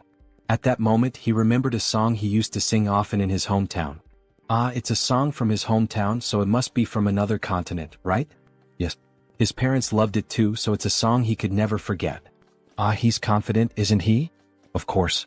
Even though he lived a reclusive life for a long time, there was a time when he never scored below 90 in karaoke. It's time to show them the skills he polished at karaoke. However, even as he shows confidence, Shapiron still remains suspicious of him. She does not approve of him at all. What would a mercenary know about elven music? Someone like him being acknowledged by my father and by the world tree? All these stares are burning me up, Harris comments. She will never accept this. Fine. Prove your worth. But if you mess up, you will be held responsible. Alright then. But he has one condition too. A condition? If they get good results, would he be willing to teach him about elven culture? There is still so much he doesn't know. What a strange request. Alright, it's a good request. But only if they achieve a good result. Then he starts to sing a song from planet Earth itself. By my light. Find my light. To the paradise that I will find. I will embrace you, one that will never disappear. While playing an instrument, the spirits danced along with him. Then a system notification appears. The entity has reached enlightenment through repeated training. Acquired the skill Melody of Harmony. Melody of Harmony, huh? The tone definitely sounds more stable now. It feels like the power of nature is keeping his vocal cords steady. It's the first time he has heard a song like this. And these instruments? He has never seen anything like them before. Wow, congratulations. The shy elf claps her hands, meanwhile, Shapiron stays silent with her head down. This is ridiculous. Her spirits really reacted to that rootless, baseless song. They actually connected with the music of an outsider? Shapiron, why that face? You were shaking your shoulders just now. When did she do that? Then the system shows another notification. The spirits are evolving in sync with the melody. Low-level fire spirit. Low-level wind spirit. So now Callie and Pascal have also evolved, just like what? Then he starts to hear a strange noise coming from the forest. What the hell is that? It feels like he's being called. Wait, could that be a sound spirit? He begins to channel magic into the palm of his hand to feel the call. Suddenly, a magic portal opens right in front of him. A spirit manifested in the physical realm. This is something you almost never get to see. They resonated so deeply that even a sound spirit responded? Alright. Its name is Decibel. Sound spirit Decibel. This spirit looks like a small ghost-type Pokemon, like a tiny Jengar. What an incredible gain. Shapiron said that spirits from the phenomenal realm can perform a wide range of tasks. To think there is a song that moves the hearts of the spirits like this. Let's do this one. It will definitely be a huge success. She thinks so too. Sound spirits are only attracted by beautiful sounds. So what did you think, Miss Shapiron? Alright, I admit that the sound was very beautiful. Great. Then shall we start planning the rehearsal schedule and the stage production until the day of the performance? Yes. Well, could he teach her how to play the instrument he used earlier? It seems interesting. Haha, with a mischievous look he says, of course I can help, miss. What is that expression? That is not appropriate for elves, so stop that right now. So, shall we split the parts first? Then the day of the main event finally arrived. You said your daughter is in the same group as Mr. Harris, right, Mr. Rayfury? That's right. You must be very nervous. Not at all. Why would he be nervous about a simple performance? Ah, he is very nervous, it seems. So, shall we listen to the song that Mr. Harris prepared? We see the four members up on the stage. Harris is holding a guitar, Timer Coffin is playing the drums. Then the show begins. Harris starts playing the guitar, creating a beautiful sound that even makes the spirits around them start to dance. Timer Coffin and Curie follow along with the rhythm. And of course, our dear elf, Shapiron, is playing the acoustic guitar in a very shy way. Harris notices this and starts playing more strongly to draw everyone's attention. Among the green bushes. If we run together, the spirits will guide us. As Shapiron and Harris keep singing, everyone becomes moved and amazed by the quality. Even Rayfuris is enchanted. The beautiful singer is showing all her talent for culture. It's the first time she hears this song, but it makes his heart race. The tone is also very beautiful. In search of the miracle of connection, let's find it together on our new journey. Shapiron can make that kind of expression? What song is this? It's the first time she hears it, but it's amazing. My ears are sensitive, but this music is really good, isn't it? Walk under that light, take my hand. Sir Rayfury, look over there. To think they are using the spirits this way. It's incredible. We see all of them together on stage, singing and smiling, a true show. Then, when Cecily was about to speak again with Rayfury, she noticed that he had vanished. Where did he go? That child over there is my daughter. She is my daughter. Yes. The woman is confused. Who would have thought he had this side, the overprotective father? Let's go together toward a new light. I'm not afraid. Shapiron helped a lot with the splendid stage production and the tuning of the instruments. As expected from an elite. Her spiritual knowledge is incredible. Since we are together. After being so irritable, she is the one enjoying it the most, isn't she? They keep singing, everyone happily putting on a big show for everyone in the Elven realm. At the end of the show, everyone gives a round of applause. Sing another song again. Her breathing was more stable than usual, and the music flowed smoothly. Who would have thought she would become so immersed? System notification. Melody of Harmony Skin is in action. Target, Shapiron Sylvest. Looks like it works well on other people too. He used the new skill to support Shapiron. So even her father was there watching her. Shapiron is moved. Shapiron, what do you mean? This is... Sir Harris, she has misunderstood you all this time. Sorry for being so rude to you. She lost the bet. Just hearing that already calms his mind. It's amazing that music alone can have such a big impact on so many people. You will definitely have a great impact on the Elven realm, Sir Harris. Then back in the Holy City. We see the Saintess sitting and reading some documents in her office. Lady Saintess, it's Heinrich. So he has already arrived, ask him to come in please. Come in, make yourself comfortable. Welcome, Sir Heinrich. However, what really catches his attention is the book on the floor. The Hero and the Saintess's Adventure. Let's pretend he didn't see that. Please have a seat. She called him here today to talk about something important. Something important? Maybe you have already heard about the Sacred Sword? Sacred Sword? The most powerful exclusive weapon that the hero protagonist in fantasy stories uses. Well, he doesn't know much about it, but he knows it is a traditional weapon for the hero. There is a decree that was unanimously approved by all members of the church. What do you mean? What kind of... Sir Heinrich, please challenge the trial of the Sacred Sword. The trial of the Sacred Sword? Am I really worthy to receive such an opportunity?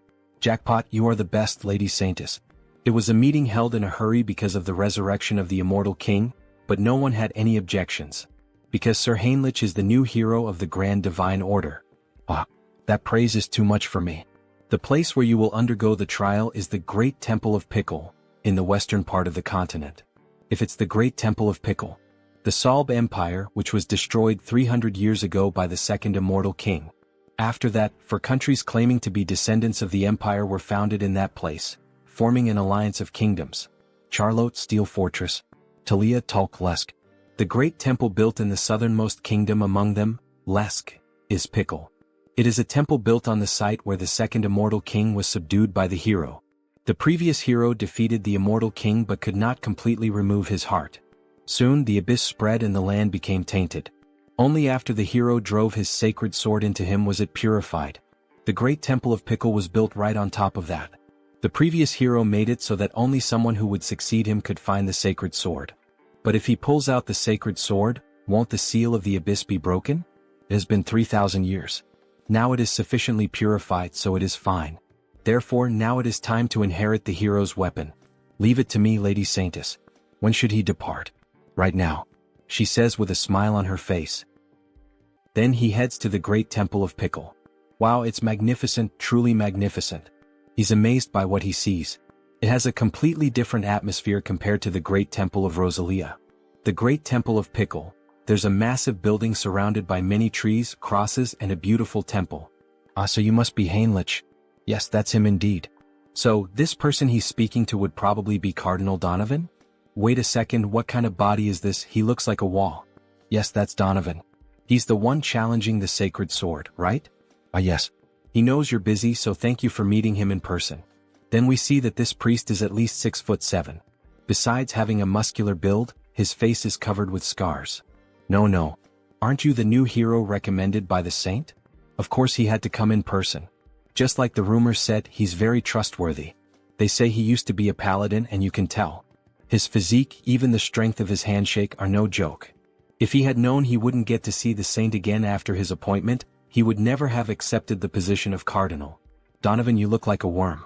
We see that the saint has admired worms since her childhood. And of course she has a fondness or some kind of special bond with Donovan. Sir Heinrich, he's going to be honest with him.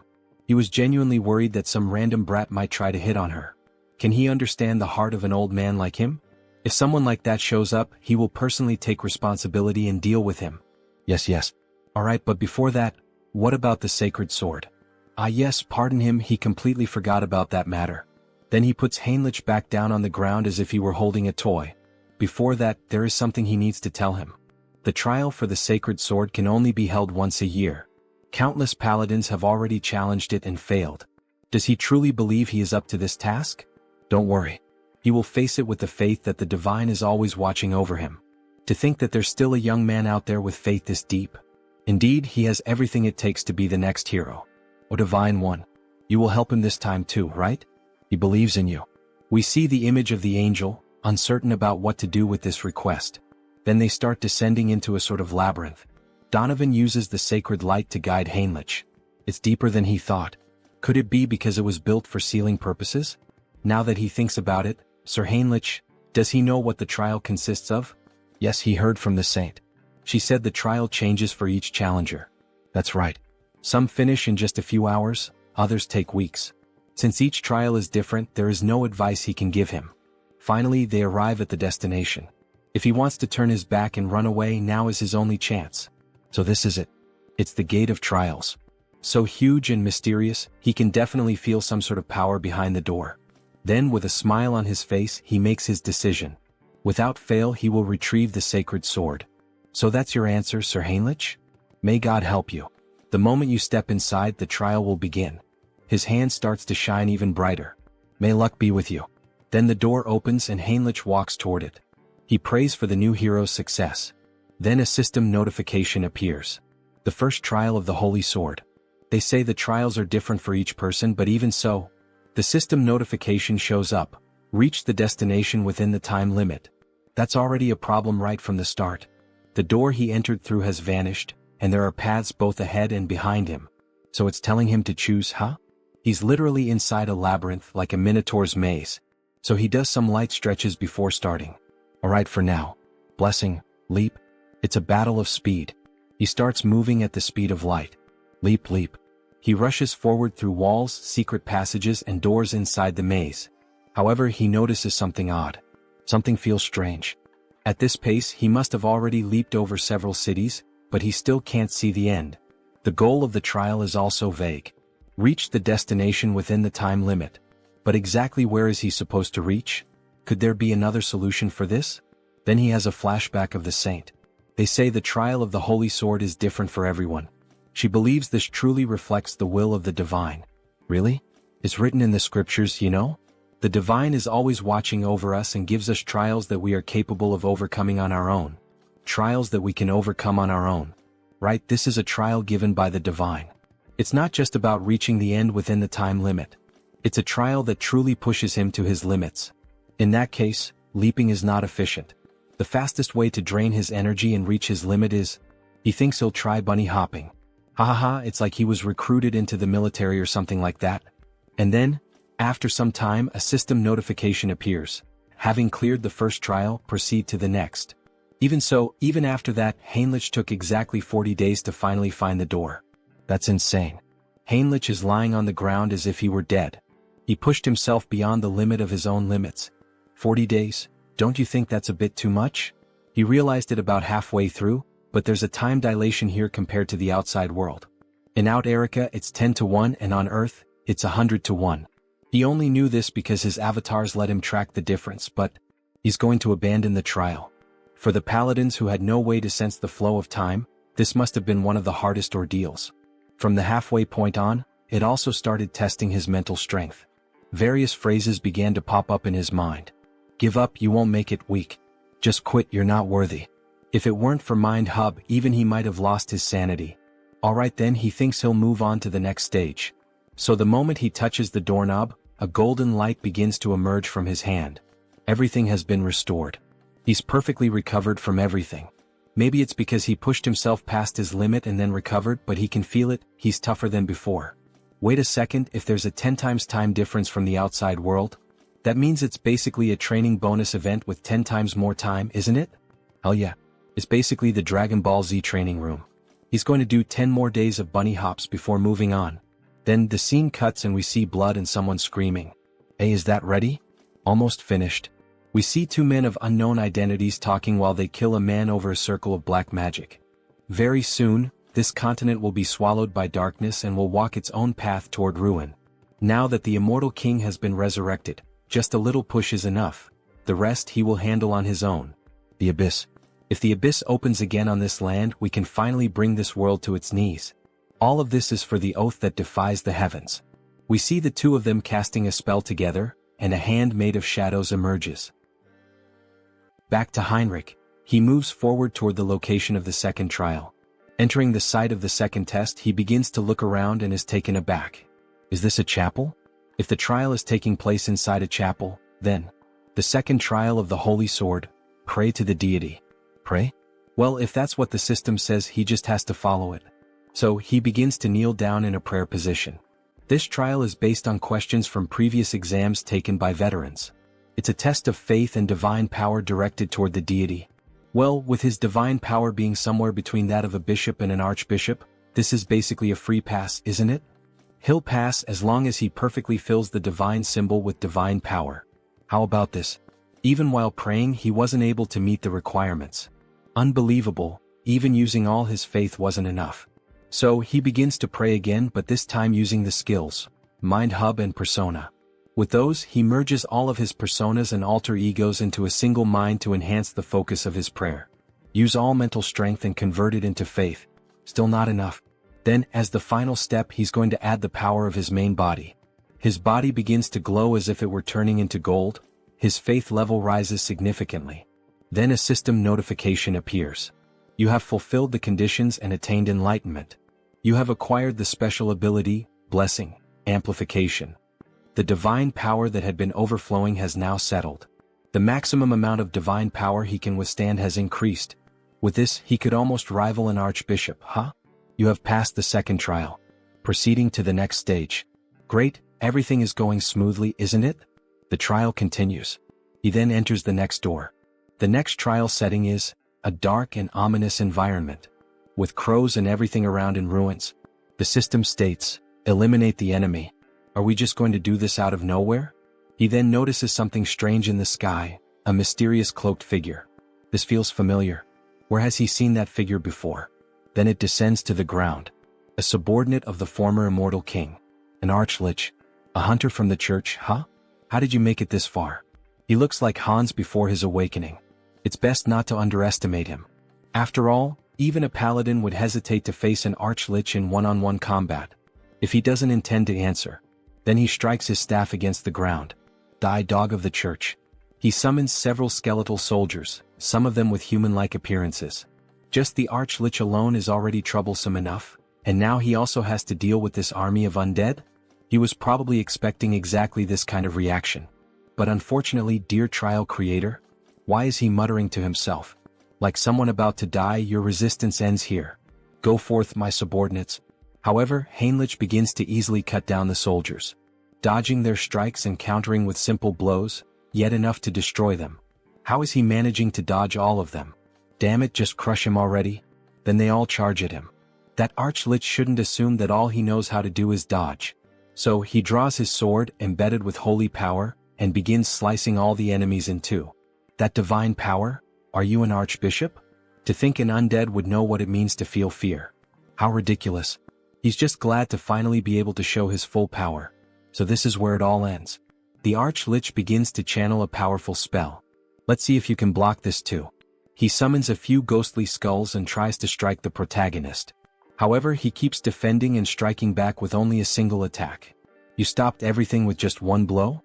Impossible. He says with a look of shock. You predicted all of his tactics?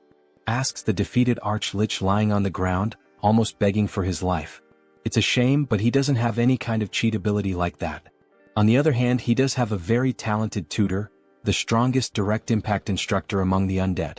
And we see that the instructor is Hans. Some kind of personal tutor or whatever. All you ever do is talk nonsense.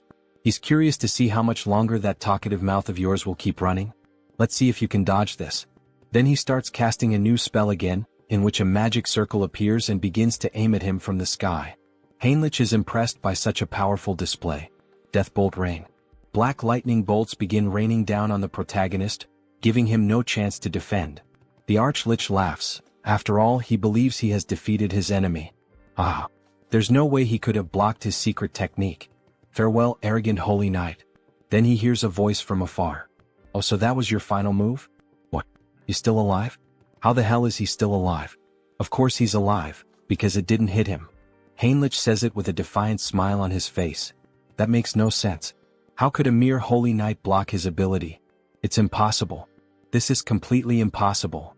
Then he unleashes his secret technique once again, and we clearly see that Heinrich has no difficulty moving and dodging all the black lightning bolts. In fact, he's even laughing while dodging. Yeah, it probably doesn't make any sense to him, logically speaking. Even if there's a type advantage, it's still incredibly difficult for one person to completely block that kind of bombardment. But with Hansa's knowledge now being his, he can see every single weakness in the dark magic. So he quickly closes the distance to the enemy and declares that this is the end. With a swift and clean slash, using all the holy energy he can muster, he cuts the Archlich in half, purifying even the ground beneath the strike. However, even though he appears to be dead, the Archlich continues speaking. Ah, not bad, holy warrior of the Orda. But he will never be able to kill the Archlich. As long as he doesn't manage to destroy the core, he'll keep regenerating, again and again. We see a trail of dark magic floating around, moving toward a secret passage in the ground. Fufu. The Order really has created an impressive holy knight. But soon he'll taste true hell once he's resurrected. We see a purple egg. Inside it, as if there were a black hole, a star-filled void. He'll make sure you pay for this humiliation. The Order will. Got you. Heinrich appears suddenly. Spreading dark magic around like that, how could he not notice? He arrived first and had been waiting. Wait. Very well then, goodbye. He swiftly slices the egg into pieces, and a system notification appears. Third trial cleared. Proceed through the gate to the place where the holy sword lies. Then he sees the new door in front of him. As expected, defeating monsters and receiving rewards really is the proper way to do things. Alright then, he should head inside. We see the new location he's been teleported to. Several statues stand around with a sword embedded in the ground, surrounded by 7 tombstones. Heinrich is struck by the sight. So this is the famous holy sword. A beautiful weapon with golden inscriptions running from the hilt to the blade. The spot where the sword is embedded is the abyss created by the immortal king. Remove the holy sword and be recognized as its master. Alright, let's do this. As he begins to pull the sword, all the sacred energy in the area starts to become distorted. Something is endlessly pouring out. Are these the battle records of the previous heroes? The techniques for wielding the holy sword, the tricks for manipulating energy, even methods for dealing with special monsters. This is the accumulated knowledge of all the past wielders of the holy sword. Everything begins to flood into his mind, as if he were inheriting all the wisdom of his predecessors. Even so, their emotions are also flooding into his thoughts, so it's best to stop here. He activates the Mind Hub skill. Other holy knights might succumb, but not him. This is already enough, so he begins to apply more force to pull the sword. Come out quietly. Partner. You have achieved the condition and gained enlightenment. Great. Acquired special skill, blessing, holy sword. A stigmata on his palm? In the shape of a cross. Then the sword begins to shine intensely and vanishes. So he can use it like a subspace, huh? That'll be useful for drawing the holy sword. You have achieved the condition and gained enlightenment. Skill, paladin's combat techniques, and comprehensive weapon arts, have merged and evolved into special skill, Logia's holy warfare. Then he summons the sword from the subspace and begins to train. This is incredible. To think he has acquired the perfected battle technique of the holy sword's past wielders. With just enlightenment, his power grows stronger and his movements become sharper. Finally, as he gazes at his reflection in the blade, we have reclaimed the holy sword, my lady. Then the scene shifts. A mountainous region on the western continent of Ion, between the kingdom of Talia and Lesk. We see an abandoned house in the middle of the forest. Inside it, there are scrolls and skulls. Dark mage of the mountains, what is your name? We see Hans with his new appearance. His name is Victor Nolan, sir. He is kneeling, trembling with fear. Victor, this is Hannibal Strauss. He does know who that is, doesn't he?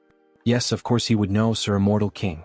He will follow every command given, so please spare his life. He came to recruit talents, so why all the nervousness? He even spoke quite kindly. But he forgot he still had the Eyes of Darkness skill active. While talking to Victor, he sensed something strange like a sixth sense. But what was that? Victor, confused, asks, "What happened, my king?" Someone openly conducted sacrificial rituals.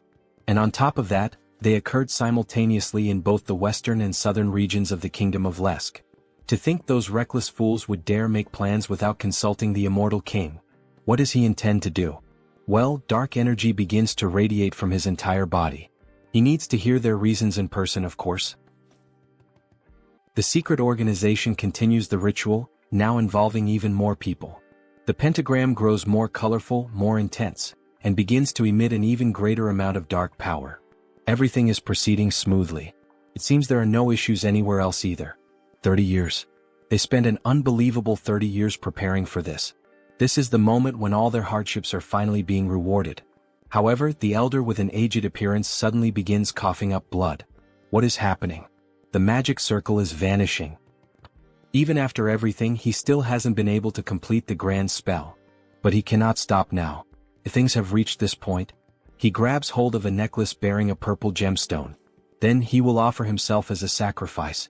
The necklace is shattered and black flames begin to corrode his body. He becomes one with the pentagram, dedicating the remainder of his life to completing the spell. Another sect member watches, pleased by such a profound display of loyalty. So, he has finally embraced even the seed of madness within his own body. He will remember this moment. He was the greatest bearer of vows he had ever acknowledged. He was truly a madman in both body and soul. But that madness will be rewarded. Very soon, exactly as he wished, this world will fall into ruin. Outside, Hans watches this overwhelming display of power, one that reaches even the clouds. Something unbelievable has occurred. The Abyss, the entity said to hold power capable of destroying the entire world. That Abyss, for the first time in 1,000 years since the first immortal king, is opening once again. He had never even considered a variable like this. By the time they managed to track them down, it was already too late. The vow of defiance. It's time to settle the score with those bastards. But before he can finish that thought, he feels a sharp pain in his heart. Whispers begin to echo in his mind. Death to the world. Vengeance.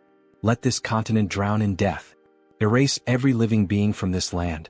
March silently toward destruction and sleep forever. The voices of the former immortal kings. Are these the remnants of thought left behind by the immortal kings who once rested within the abyss?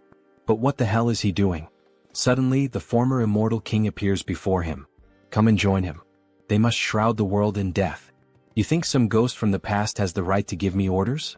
He's stunned. What the hell did he just say? He has absolutely no intention of obeying the orders of a loser. He begins to laugh like a demon. Ha ha ha. So, you broke free from the will of death, didn't you? Even after becoming an immortal king, you managed to keep your consciousness intact. This junior of yours truly turned out to be a prodigy. That makes their blood boil with rage and envy. We are still chained by death. Chained, he says? Now he thinks he understands. That impurity he'd been feeling in his heart all this time, was it the lingering thoughts of them? We are bound by resentment, forever unable to break free. We too seek liberation, O new immortal king. Liberation. Liberation from these emotions. These guys are getting way too noisy. Wait a second, emotions? So, in the end, he's still shackled by the emotion of death. Why don't you all just shut up already? He'll grant their wish. And erase every last one of them. If he truly grants them an eternal death, then he will give them a gift. Something they should have had but never could. Something he should have had, but never obtained? What the hell is he talking about? Well, in any case, he'll find out for himself soon enough. Activating skill, persona. Persona allows one to control specific emotions, targeting the lingering thoughts embedded in the heart, and expelling them from the body. He's coming apart. He's being erased. At last, eternal death is approaching. Farewell, you pathetic old fools. He finally manages to erase every trace of the former immortal kings. And because of that, black words begin to fly toward him. He starts absorbing those words through his hand, gaining even more knowledge. He admits it, this really could be considered a gift. Who would have thought he had left traces of the immortal king's legacy scattered everywhere? The first immortal king laid waste to half a continent, and the second brought down an entire empire. That's a feat that, no matter how powerful one might be, could never be achieved alone. Naturally, there were followers who served him. An undying army that marched at the forefront, carrying out the will of the immortal king. Most were wiped out by the order, but many managed to escape thanks to the discretion of their commanders. And the method many of them chose was to seal themselves at the edge of the abyss. And now, it seems the first of those legacies has begun to crawl back out. Back to Heinrich. He had just obtained the holy sword, and the moment he was leaving, he felt a strange energy. The ground began to crack. The abyss was opening once again. Royal Guard of the Immortal King. Dwell McCain, Archlich, the very same enemy he had just faced, emerged from the abyss. Those filthy bastards from the Order. He can't let it end like this. Not now that he's returned to the world of the living. And when he looks up, he sees the same knight who had recently defeated him. We've met before, haven't we? That stinks. Sorry, it's just, he only just returned to the world of the living. Talk about bad luck, coming back to life at a time like this. So he kills the Archlich again, who ends up dropping the same stone that had appeared in the other world. So the source was trapped between the holy sword and the abyss, huh? Normally he'd be destroying that source right about now, but he'll be merciful and hand it over to Hans. Make sure to serve him well as your new master. After all, he's a very good boy. Then Hans finally arrives at the location where the explosion occurred. However, he doesn't find anyone there. The ones known as the Vow of Defiance have already fled, huh? This must be the source of the abyss that shot up into the sky. He's sure of it, since the energy is definitely most concentrated right here. To open an abyss so immense that it could pierce the sky. But as he looks down at the ground, he notices a fragment of a strange object lying there. Upon inspecting it more closely, it turns out to be nothing more than a piece of metal. Did those bastards drop this? The energy is unstable, so he can't track where it came from, but he'll keep it for now. The flow of leaked energy from the abyss continues to increase. The madness seeping from the abyss is resonating. Even though it's an unstable gate, that alone will already have a huge impact on the continent. He activates the skill, Eye of Darkness. Well, so this is the origin of the dark magic contained within the heart of the Immortal King. If he does this properly, he might be able to control it. He then begins to gather and concentrate all the abyssal energy into his hand, just like when he absorbed the ancient knowledge of the Immortal Kings. He's going to focus all his power into a single point, and absorb it. He merges with all the energy present at the location. He can feel it. The abyssal energy clinging to his heart and bones. It feels like his power has been greatly amplified. Those bastards from the Vow of Defiance have done him quite a favor. Should he add them to the list of villains? As he was thinking about it, a presence startled him. Something began to emerge from the floor of the abyss. Wait, could that be? A dragon made of bone begins to burst through and tear apart the ground. Yes, is that the bone dragon in Trejo? He bursts out of the ground in grand fashion, breathing fire from his mouth. Or at least, something like fire seems to be leaking out of it. Excellent. This is truly magnificent. However, he doesn't recognize Hans as his new master. What's this? You don't recognize your master in Trejo? Then, staring straight into the dragon's eyes and overflowing with dark energy, the dragon finally acknowledges him. Ah yes. He's finally recognized his new master. Now that he gets a good look at him, he's actually kind of cute. It's like having a pet. This isn't the end of the Immortal King's legacy. He's excited for what comes next. And again he senses something as if it were a sixth sense. You felt it too, didn't you? Some people are envious of our little meeting and are heading this way. The timing isn't ideal. He still hasn't learned enough about the abyss. Running into the Great Divine Order under these conditions is a bit... No, even in real life when you buy a new car you call a friend and go out for a test drive. The abyss that was opened after 1,000 years, and the appearance of the bone dragon. This is a chance to gather a massive amount of karma. He endured so many hardships in such a confined place. Then the dragon begins to flap its wings. Now fly as much as you want. Show them what kind of being you truly are, Hans shouts. Meanwhile, the paladins approach on horseback. Let's hurry. The energy of evil still lingers in the abyss. Yes. Even though we are an elite force, we departed too quickly, so our numbers are few. If the enemy is capable of releasing this kind of energy, we may need to prepare ourselves. The sky has darkened. Could it be because of the abyss? However, one of the paladins watches the sky closely. No, that's not it. Everyone prepare for battle. It's the bone dragon. Look above it. It's the Immortal King. What brings the henchmen of the Order all the way here? Immortal King. We came upon hearing that the abyss had been opened. I see. And what do you intend to do about it? Are you serious, even after the disaster that unfolded across the continent just to open the abyss? Tens of thousands were sacrificed in a ritual. Tens of thousands. He knew rituals were happening all over the continent. Those bastards from the Vow of Defiance are even more insane than he thought. And that's not all. The damage the continent will suffer due to the Abyss's influence is beyond imagination. Of course, all of this is your fault. No, it wasn't. He's curious about that too. But he must play his role as the villain here. That's a question not even worth answering. Who else but him could accomplish something like this? As expected. He will bring judgment upon you this very moment. Don't get carried away, dogs of the Order. Today he intends only to give you a warning. A warning? What nonsense. Let's shut that mouth of yours. Everyone stand down. Archbishop Latius. What do you mean by this? None of you have noticed? He's maintaining a constant distance in the sky.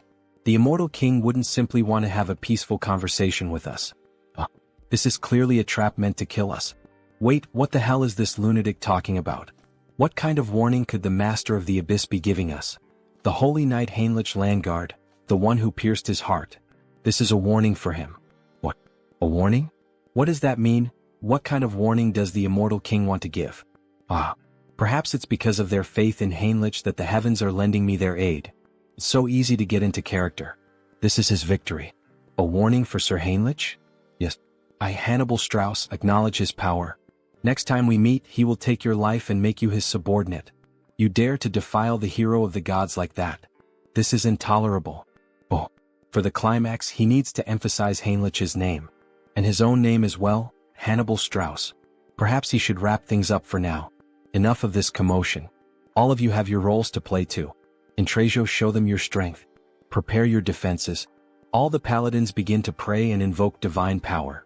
Faith will overcome all evil. Bone Dragon's unique skill, Breath of Death. He releases a black beam toward the paladins. Latius steps forward, trying to absorb as much of the damage as possible. Endure it, Knights of the Gods.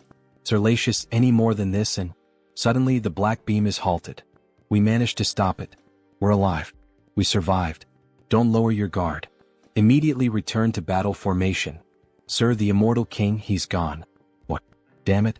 Did he really think that the elite of our great divine order would be defeated by a single breath? He clearly underestimated us. Immortal king. What exactly is he plotting? What kind of wicked plan does he have in mind? Intrasio, your smoke was masterfully done. How did you manage to create such a flawless breath? Thanks to that, we've earned a notorious reputation while still preserving innocent lives.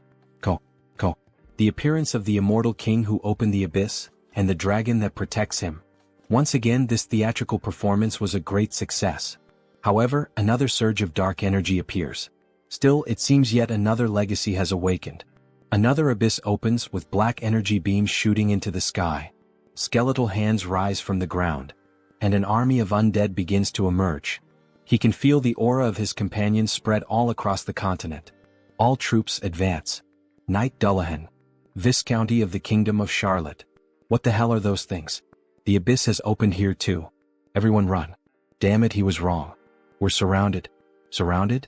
Undead would never have that level of intelligence. That can't be. Then they hear a scream. An undead of a different level appears and a soldier runs for his life. The undead are moving as one. Save me. Then he is sliced in half by the undead. We need to inform the Viscount.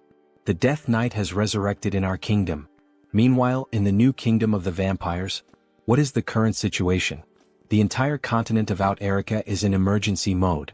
It's said that the abyss is opening all over the continent, summoning undead armies. And what about our clan's base, the kingdom of Talia? Fortunately, Talia and the surrounding nations haven't suffered any significant damage.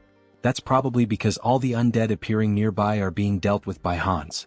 But, is there something troubling you, sir? Any reports about the madness coming from the abyss and its effects? Aside from the undead, no one knows exactly what this madness is. It's still uncertain, but there's a growing number of disputes breaking out over trivial matters, possibly due to the influence of the madness. Isn't that a bit of an exaggerated assumption? Maybe everyone's just on edge. That's probably not the case. How can you be so sure? It's not just humans, even monster activity is being reported as unusual. Even the monsters are becoming more violent, which means that the madness is affecting all living beings on the continent. Humans are being killed more frequently. Even the monsters are killing each other. Everything is getting worse. From now on, gathering information about the madness will be our top priority. Understood, Lord Hines. He seems to be truly concerned. Hans is busy trying to regroup the immortal king's dormant army. And he also can't leave his post. At this moment, the place with the most information is the one and only Grand Divine Order. In the end, Heinrich has to take action. Then Heinrich finally reveals his beautiful, large, and thick sword to our saint. Jokes aside. She is impressed by Heinrich's holy sword. He offers it just like in the Princess and Prince tales the saint used to read. Sir Heinrich, she knew you would succeed. He is happy to live up to your trust, saint. But he has heard that a lot happened while he was away. They say something strange came out of the abyss. That's right. What emerged from the abyss this time is madness. It seems unstable, but that makes it even more dangerous since we still don't know exactly what it is. So, should he investigate it himself? It's the perfect opportunity to put the Grand Divine Order's information network to good use. He has just gone through a trial, he should rest a little. Now that he has received the blessing of the Holy Sword, he wants to fulfill his duty. Heinrich's eyes shine brightly, showing complete confidence, and he would be able to gather information about the madness. The saint thinks for a moment and ends up giving in to his request. He really can't be stopped, can he? In that case, she will leave it in his hands. Please uncover the truth behind this madness, Sir Heinrich. Yes, saint, he will. Before that, there is a ritual you must perform now that he has obtained the holy sword. Then he is taken to a place of consecration, where the saint, priests, and a few guards are present. Clearly, a gathering that few people can know about. O sword of the divine, reveal your true form. Heinrich receives the saint's honor and raises the sword to the sky, which begins to shine. This is the holy sword. As expected, it is overwhelming. How much divine energy is concentrated in this single blade? The saint takes a necklace and brings it directly to him. He who has proven his worth in all things. Heinrich Landguard, she hereby names him a high paladin of the great divine order. Yes, I accept, my saint. The necklace, bearing the symbol of a star and a sun, begins to emit a brilliant light. The burst almost blinds him. By merely pausing his mental core for a second, the pure divine power nearly explodes his mind. What kind of absurd strength is this? His body is being reconstructed. But what the hell is happening? Then little by little, his hair begins to change color until it becomes completely white, with a golden aura surrounding him. Scion Paladin. No way, this is a great blessing. Whoa, the grace of the divine is upon him. The entity has fulfilled the conditions and attained enlightenment. Special ability acquired, great blessing. Night of Light. His hair turned white? It's radiating the same feeling as the saint. She, Raystar, saint of the great divine order, formally greets him. Saint Heinrich Landguard. No, holy being. Holy being him? The great blessing can only be granted by the will of the divine, which makes it the clearest sign of holiness. Bring it. Wait. Does this mean he's now on the same level as the saint? Then the servants bring him something interesting. This is, by any chance, the Guardian of Glory. It's a set of top-tier armor, forged by the finest craftsmen of the Great Divine Order. Every part is made from rare metals like mithril and orichalcum. On top of that, it's layered with high-level holy enchantments and divine barriers. It's practically a moving fortress. You could even call it a sacred relic in its own right. As expected from this armor, just by wearing it, he can feel the overwhelming divine power. The ultimate weapon, the holy sword, and the ultimate armor, Guardian of Glory. With this, his gear is complete. Looks like we'll be working together from now on. It's an honor. He tries to strike a hero pose, working alongside the saint. He's not sure he deserves that. So this is how things are going to be from now on? To be honest, she has been working until dawn every single day, and it has been exhausting. She's so happy to finally have someone to share the load with. Until dawn? Isn't this just a punishment? Or is it just me? Alright. The Continental Summit is scheduled to reconvene soon. We'll be discussing plans to wipe out the undead that have been appearing all across the continent, alongside the Immortal King. She'll be counting on you, Sir Heinrich. He'll give it his all, Saint. Alright then, let's give it our all until the summit, Hans. Who do you think is going to win this fight? Heinrich or Hans? Tell me your thoughts and see you in the next chapter. Then we change scenes. We return to one of the first locations where the Immortal King's troops appeared. We see a village completely destroyed and in flames, and a demon walking over the scorched land. They are pathetically weak. We get a clearer view of him holding a huge sword reminiscent of Guts from Berserk. Several men lie dead on the ground. But if the kingdom unites its forces, the situation will be reversed. Until then, we must build our power. Arrogant humans become subjects of the new kingdom. Then, using black magic and his sword, all the dead humans begin to rise again in the form of skeletal zombies. Literally a necromancer warrior. It seems he is a bit late. Ichem? Who is saying that? The one flying, is that by any chance? Karam, it's me. He gives a small display of power, frightening everyone. Ah, that power running through his veins. The new immortal king. All kneel before Hans. Hail our king. He has finally returned. The new immortal king. Karam. Just by looking at him I can tell he's an important figure. Power beyond that of a master swordsman, the leadership to command an army, and even necromancy to raise the undead. There's no mistaking who he is. My lord, it is an honor to be recognized by you. But, Karam, it seems you caused quite a commotion. I offer my deepest apologies. It so happened that the place where he first awoke was right next to a human settlement. What's done is done. But now it's time to strengthen our forces and gather power. For now we will retreat. You will follow your order. He vanishes like the wind and is imprisoned in Hans's hands, both he and his army. Hans begins to assess the situation around the village. The damage is quite severe. This entire area was completely devastated. He cannot leave it like this. And soon we will be eliminated one by one. A continental summit is scheduled to be held again soon, said the saint. But our forces are so scattered that it will not be easy to gather everyone in time.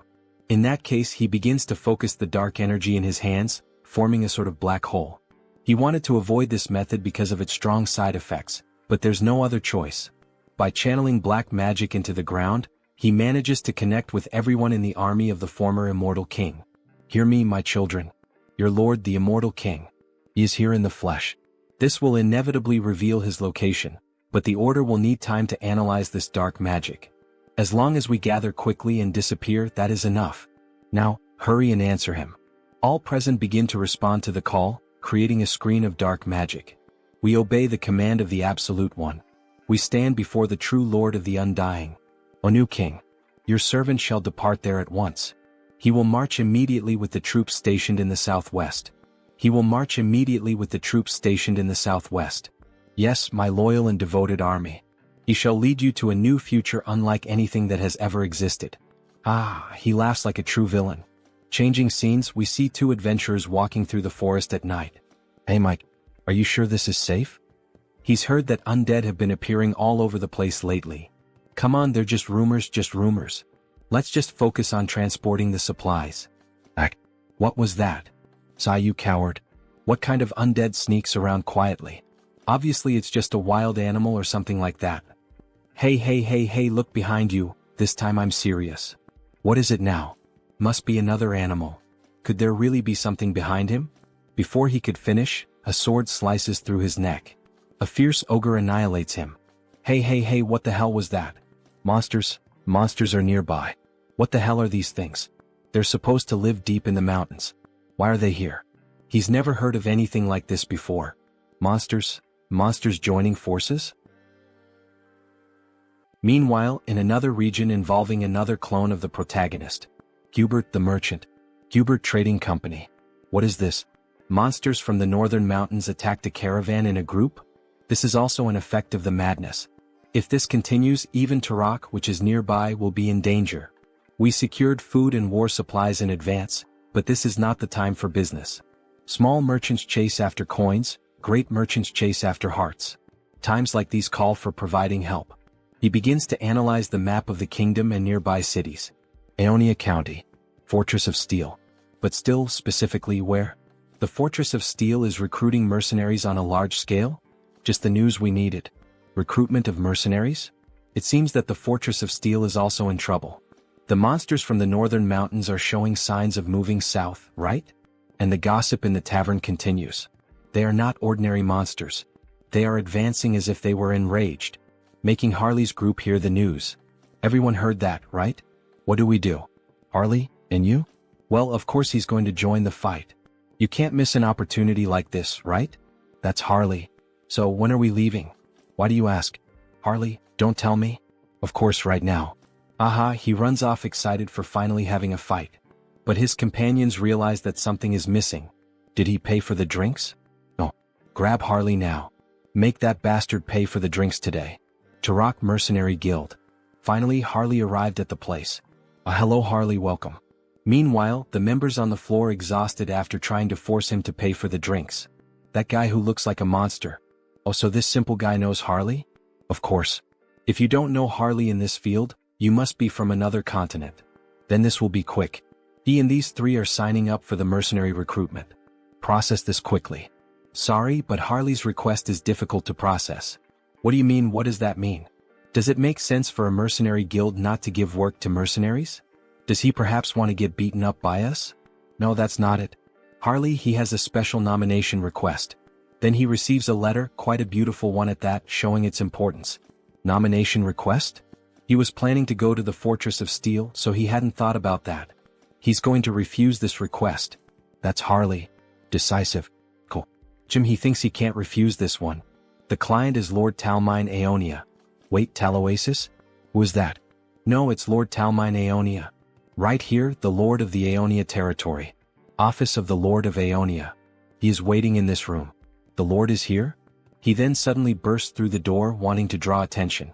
The Lord is here and Harley has just entered the scene. However, he ends up seeing a different sight than usual.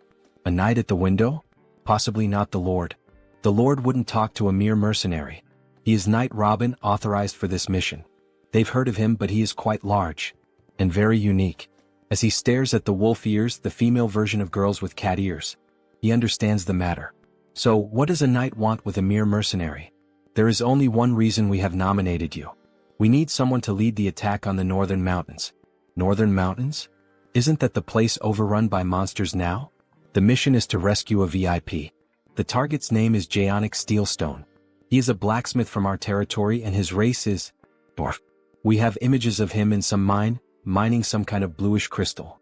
Switching scenes, we see a hospital in Seoul. We should go now, Grandma. Ah, she's fine, so don't worry, go ahead. He is happy that she is feeling better. Right? The doctors were also surprised. It seems she may be discharged soon. But there is something strange. Strange. According to the doctor, it is as if a high-ranking priest had poured divine power for days.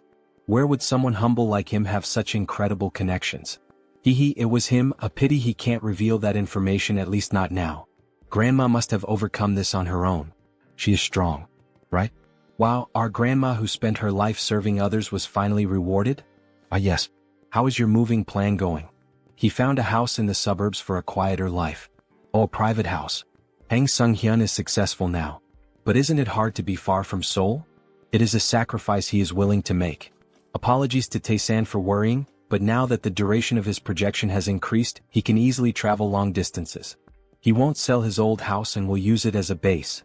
The main reason he managed to get a bigger house is, he doesn't know how many clones will appear in the future. This last page of the chapter looks a lot like solo leveling. Then on the next day we see the snowy mountains and Harley walking with a group. Is it because this request comes from the Lord himself? Everyone is being very proactive. And that knight over there is really impressive. He is not just delivering the request, he is actually participating personally. A little further and we will reach the last area where Jaonic left a transmission. He sent a transmission? Yes. The moment he noticed the monsters acting strangely, he hid in a safe cave and contacted us with a magic device. Did Jaonic really need to climb the mountain at a time like this? Well, he couldn't have known things would turn out this way. Dwarfs chasing rare minerals is nothing new. I see these are all well-known mercenaries from Turok. Using such elite people as guides. How incredible Jaonic Steelstone is as a blacksmith. Careful, monsters. Some ice ogres appear in front of the group. Leave this to us. The two combine crossbow arrows and fire magic to form a strong combo. They fire directly at the monsters point blank. However, to their surprise, after the smoke of the explosion clears, the monsters remain unmoved and without apparent injuries.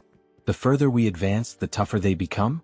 Their vitality and defense also seem unusually high. Looks like he'll have to intervene. He activates the marks on his body to increase his base strength and using all his power, leaps directly at the monsters. Grabbing both their heads and smashing them together, making an instant double kill. Two others try to advance against Harley, who with 2 punches smashes the monsters' heads. Harley, watch your back. 3 of them at once? Bare fists might not be enough. If he used wild instinct he could finish this easily. But they might mistake him for a monster disguised as a human. In that case he puts strength into his legs and jumps directly at the enemies.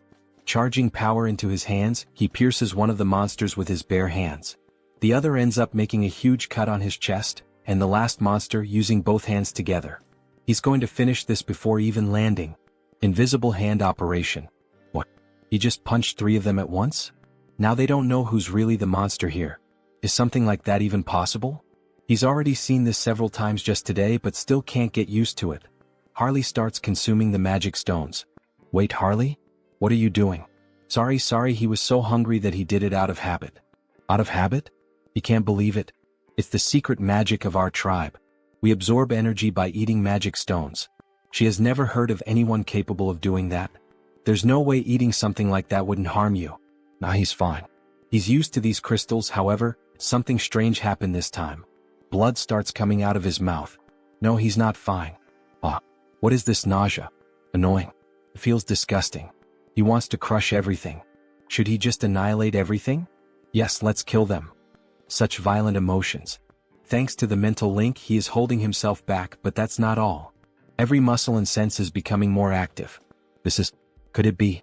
He starts to see a red smoke coming out of the monsters as if it were some kind of aura. Madness spreading throughout the whole forest. Switching scenes, we see Hans. Quite a sight, isn't it? Several ghost soldiers and a lady in black kneeling before the immortal king. She pledged her loyalty to the king. Banshee Queen Olivia. A high-ranking officer of the undead army, a Banshee Queen with a ghost unit. What an incredible achievement. A lineup worthy of the history books like in Trejo or Karam. Well done, Olivia. She has gathered far more strength than he expected. As the king commanded, she minimized clashes with humans and gathered the children. Olivia, there is something he needs you to do. Command it and it shall be done. That people's organization. Extract every fragment of information you can from the oath of reversing heaven. Her ability is perfectly suited for this. It is an honor. Olivia will do her utmost. What is it he most desires from them? Why, of course, absolute obedience. Hear me, my children. Hunt down every last remnant of them and drain their souls, and dedicate everything to the king. I would like to thank the support of our subscribers and say that our latest video of this manhwa is close to 100,000 views. Thank you very much to everyone. Keep subscribing and commenting and I will keep releasing this manhwa. See you in the next video. Meanwhile, their vampire analyzes the latest news. Hans managed to unearth this kind of information about the Banshee Queen, obtaining details that most would not even dare to search for. Information about the state of the nation coming from the Brokaslak clan, about the underworld coming from the Banshees, and he can count on Harley for anything related to madness. But why does he have this feeling of fear? As if he were having a migraine. Suddenly his subordinate enters the office. Lord Hines. What happened? A short while ago in the demon forest, a report arrived that the monsters started attacking. He sent 2 of the purebloods there, so it should be all right. That is not all. Ichem? The monsters in the northern mountains started descending to the south with full force. This spreads in all directions in an instant. This is madness. Something that cannot be seen, as if it mixed with the air. Everyone is being corrupted by madness just by breathing. Wait, what about his companions? The effect is small, but they are not completely immune. It seems the effect is lighter on humans at least. We are about to reach our destination, so let's hurry. Just a little more. Even so. This is really dangerous, isn't it? His body keeps having spasms. His physical abilities are becoming explosively stronger, but in exchange, it seems he is losing control of his own body. Then a system notification appears. Controlling the physical transformation with the skill body mutation. If it were not for this skill, he would have become a lunatic like the orcs. Everyone stop. What, there are more monsters? At least he is dressed like a monster. It suits me quite well, don't you think? Some plants start moving. They are already here, he was waiting. Blacksmith, Zaonic Steelstone and another unknown. He dug a cave there. He will escort you to it. He is curious but he cannot. Hallie, don't tell me. That's right. Monsters are coming. Let's go down there now. Several orcs appear with different types of weapons. All possessed by madness. Everyone cover our rear as we go down the mountain. While they run, the dwarf starts falling behind. After all, he takes short steps. One of the orcs is approaching to wound him. Someone please save me. Harley appears, cutting the orc in half using only his bare hands, leaving the dwarf impressed. They are so big it is satisfying to cut them. Hey, this is not the time to have fun. At this pace they will catch up to us in no time. Then Harley has an idea to run with the dwarf just like he did with the elf he saved months ago. How ruthless. Those monsters run fast too. They are right. At this pace we will be exterminated. Except for him. Don't say such frightening things. Isn't there a better way? Hey Mr. Knight, he is running out of energy. Could he receive his share of the magic stones now? What? He does not know what he wants to do with this, but if it is necessary for the mission, he sees no reason not to. He gives a bag full of magic stones from monsters. Thank you. For now, he will leave this dwarf with them for protection. Harley, what the hell is he doing? It is dangerous, he has to get out of there. Ah, wasn't it them who asked if there was a better way? He opens the bag full of red fragments and starts ingesting them all at once. He can feel a madness far greater than before. It seems that each magic stone contains a different amount of madness. If he absorbs the power of the madness from the magic stones while controlling it with his skills, theoretically he can become infinitely stronger. In that case, he will devour all the madness that has arisen in this world. He screams and his voice echoes throughout the mountain. A system notification appears. The individual has met the conditions for growth. The skill wildness has evolved into the special skill frenzied beast. His whole body starts to turn slightly red, even the tattoos begin to gain more colors. Upon opening his eyes, we see that even his eye and his breath leak madness. He became slightly mad, although he can still control himself. Alright then, now it is showtime. He equips the 2 axes and goes alone against all the enemies. Let the carnage begin. His whole body is boiling. It is unbearably hot. It reminds me of Goku's first transformation. Whoever guesses it right in the comments, I will put a heart. 5, 4, 3, 2, 1, Kaioken. He charges directly at the monsters, simply destroying them all without them even being able to react. Die all of you, looking like a true barbarian. In the end, from all that crowd, not a single monster was left to tell the tale. This is the power of the frenzied beast. She can barely see his movements. How can he be like this? The rumors that he was the strongest mercenary of Turok were not an exaggeration. Not the strongest of Turok. The strongest of the whole continent.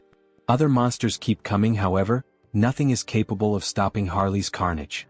He toys with his opponents using the axe in incredible ways. This basically settles the matter. Skill Jewel Eye, Severe Winter. That was amazing, Harley. Is he alright? Everyone runs off seeking to obtain information about him. He has the bravery of a dwarf. After begging for his life and running away. Suddenly, Harley feels some kind of strange energy. His whole body is screaming for him to flee. This is the first time he feels so tense. Harley, what is that face? Don't tell me more enemies are coming? Kah. This is really bad.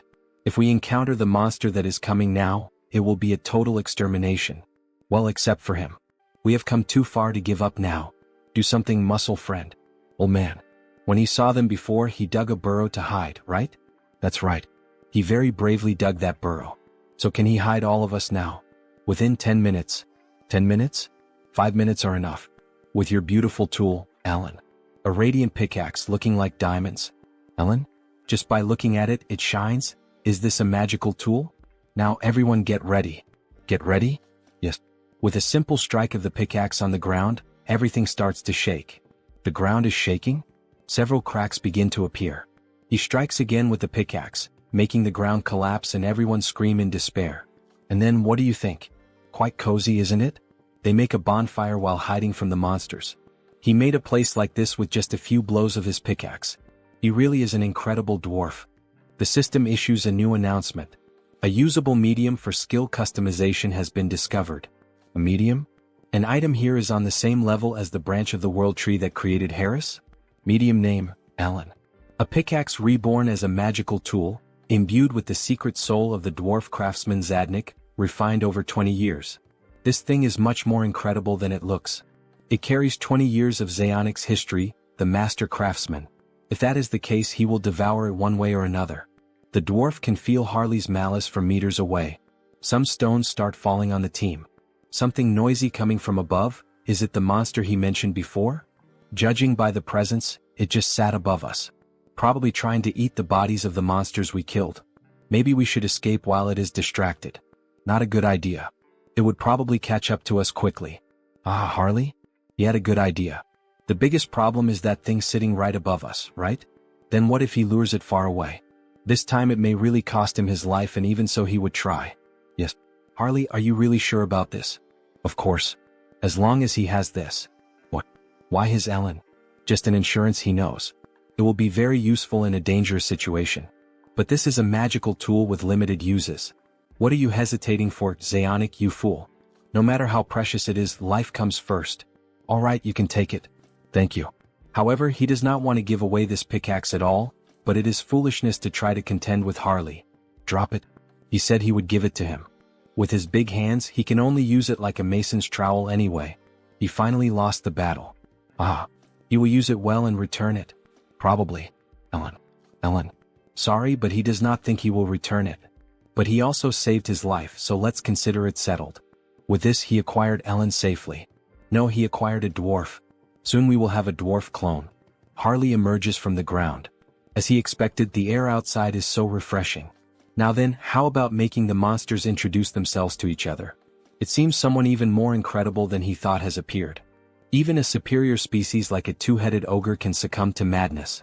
Judging by its belly, it must have devoured a terrifying number of magic stones. The monster notices Harley from afar. What is he doing? Don't tell me it came following the scent of the magic stones he ate? Well, that is not a bad thing.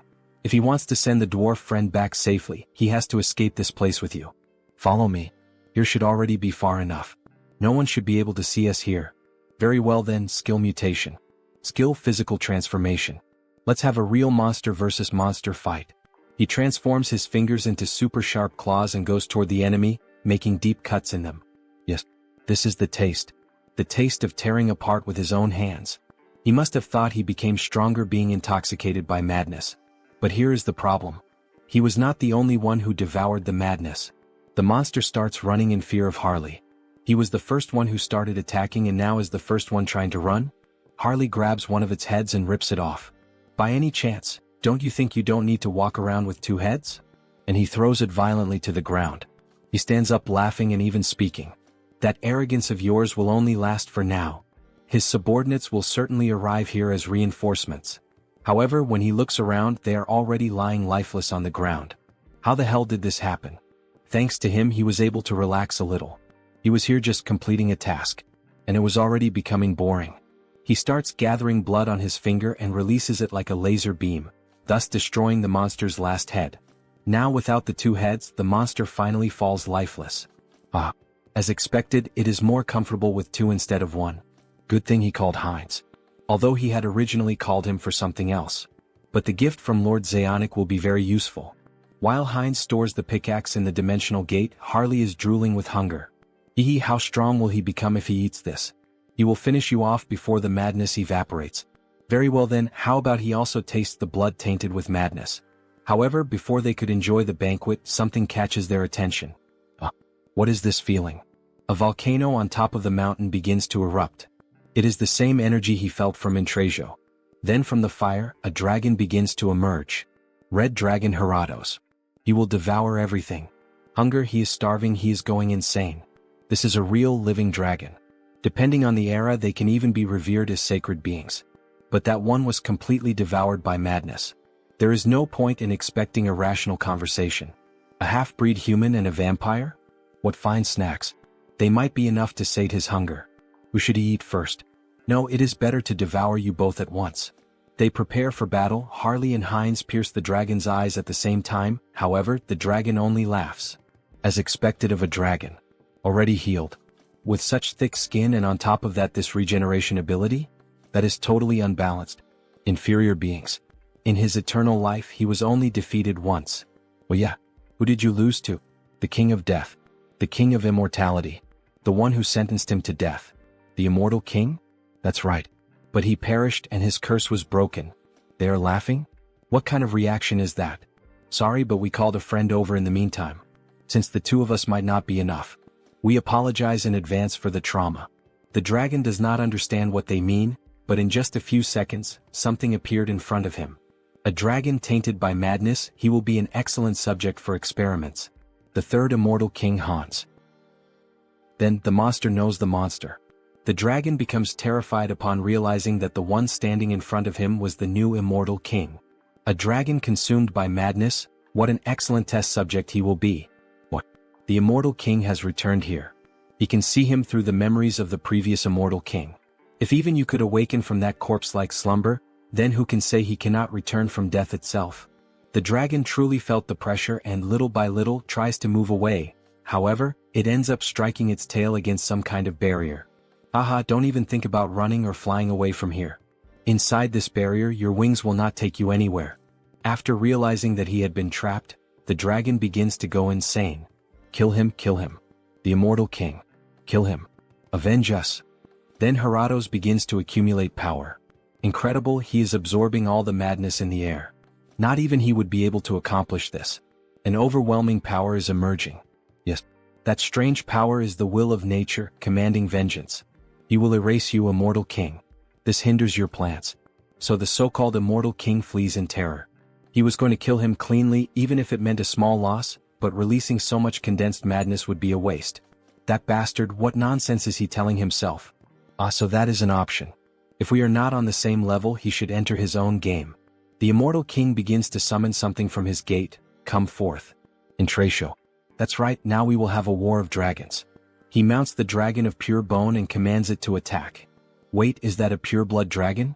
Intratio, make sure that his flesh and bones remain intact. Remove the curse and the rot before he fights. The bone dragon charges in with everything, biting the fire dragon's jugular to immobilize him. Now then, let us begin the analysis of how best to carve him up. Skill, gravitational chains. Skill, spatial lock. Skill, shock absorption. What petty tricks. Now is the time. The two run toward the imprisoned dragon. Solid body, merely looking at it already makes him salivate. He will take a good taste of this precious dragon blood. The vampire launches a blood strike which causes great damage. Meanwhile, the barbarian, dying of hunger, is already there biting the flesh. Infinite refills of dragon meat? He will gorge himself until he is restored. While the vampire was savoring the blood, he ended up feeling something strange on his palate. The blood itself is good, but the madness mixed into it keeps getting in the way. Wait, madness? It seems our protagonist had some kind of idea. Heratos manages to free himself from the chains. Did those insects think he would just sit and watch? Bruh. At this range there is no way to dodge. But they did not use it. He is not the only one with a breath attack. To keep pestering me like this, burn you cursed dragon. After both dragons charged their unique abilities, they fired red and blue breaths, causing a huge explosion in the middle of the ice mountain. Meanwhile, the vampire begins to prepare something. He focuses every drop of blood in his body and pushes the mysteries of blood to their extreme. Great sword of blood. He prepares himself, uses the acceleration skill, and delivers a tremendous strike to the dragon with his new sword. That worked. Useless insect. Useless. An injury like this is nothing, he can simply regenerate it. Sorry, but that is not his goal. What? An insect, huh? That is the perfect word. What is this? Your stockpiled madness looked far too appetizing, so he simply slipped a parasite into your body. One so vicious that not even dewormers will work. That's right, Harley entered inside the dragon's body. And the texture? Not bad at all. Let's see how much he can gut this restaurant. See you next time, guys. Inside Heratos, the feast seemed endless. The deeper he dug, the richer the nutrients that surged through him. The dragon's body reacted violently, muscles convulsed, straining to crush the parasite gnawing within. The pressure threatened to shatter bones and rupture organs, yet retreat was not an option. He would keep devouring until the beast's body refused to move.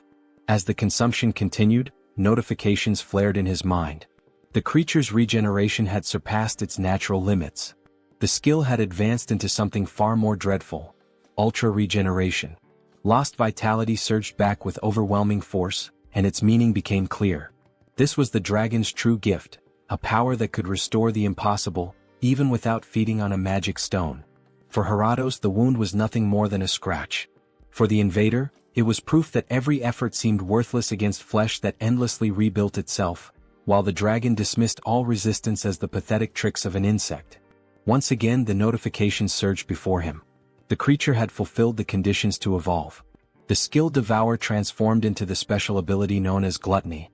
Gluttony, just like the 7 deadly sins. A shiver rippled through his body as the change took hold. Scales suddenly began to form across his skin, undeniably dragon scales.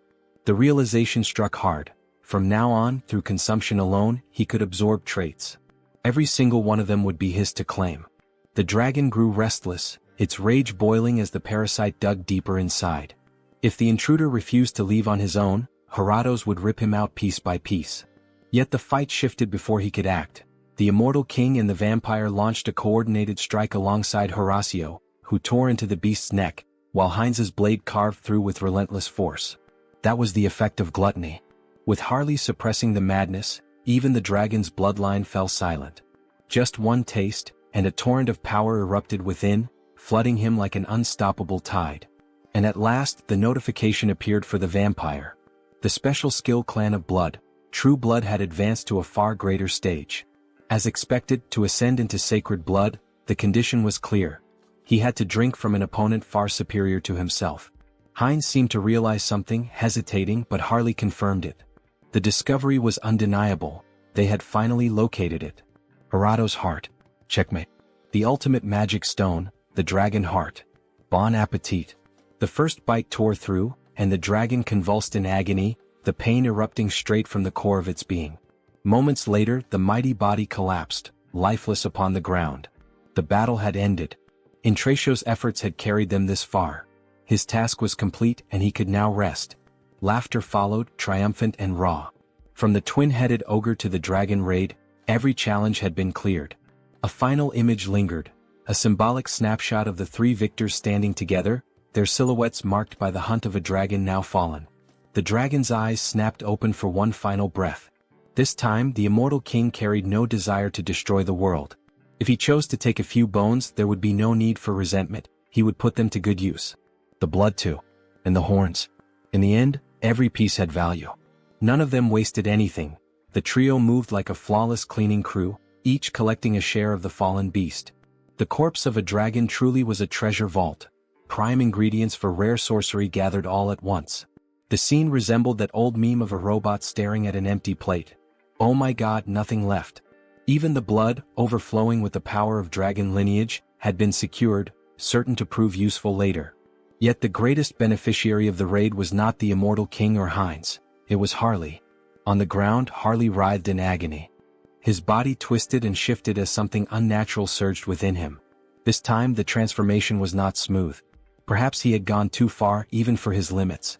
Absorbing all the madness of those monsters, his insides felt as though they were tearing apart. Control slipped with every second. Only the method inscribed within the dragon heart could save him. The madness flooding his body had to be woven together with the dragon's essence. As he forced the chaos into alignment, strange markings spread across his skin. A heavy feeling swelled inside him, followed by new notifications. The creature's race has changed to Dragonkin Hybrid. Special skill, Heart of the Mad Dragon, has been acquired. Harley's body no longer felt the same. On the surface, his anatomy still resembled that of a human, yet something deep inside had shifted. The change was undeniable. His very essence had risen beyond its former limits. His being had ascended. See you next time, guys. So we see Harley's hand covered in scales. For the entire race itself to change, this is the power of the dragon's heart. Alley. Race, Dragonkin Hybrid. Then a notification appears. Special notes. Absorb the heart of the light dragon and gain the power of a dragon. Controls the madness within the body and continuously absorbs the surrounding madness. The jeweled eyes have merged with the dragon eye, becoming even more effective. With the power of mutation, he can draw it out whenever he needs. But, with a simple stomp with force, he destroys the ground. If he increases the density of the body, the weight becomes unbearable. If he doesn't control it, it will be a disaster. It's better for him to practice a little before meeting them, his group that had been waiting for him to escape with the monster. Before Harley could begin training, he felt an enormous force through his body. So it's finally going to begin. It's the closing ceremony of the raid that Hans prepared. We see the immortal king preparing some kind of spell, and in this case the spell is being performed on the dragon's body. A lot of dark magic is being involved in its body, so much that the sky begins to grow cloudy. Little by little, only the dragon's bones begin to rise. Now speak to him. What is your name? Heratos. Yes, Heratos. I am the Lion King and death itself. He will grant you a second life. Now he is your master. Very well, very well. He looks like a second puppy. In the next scene we see the protagonist in reality.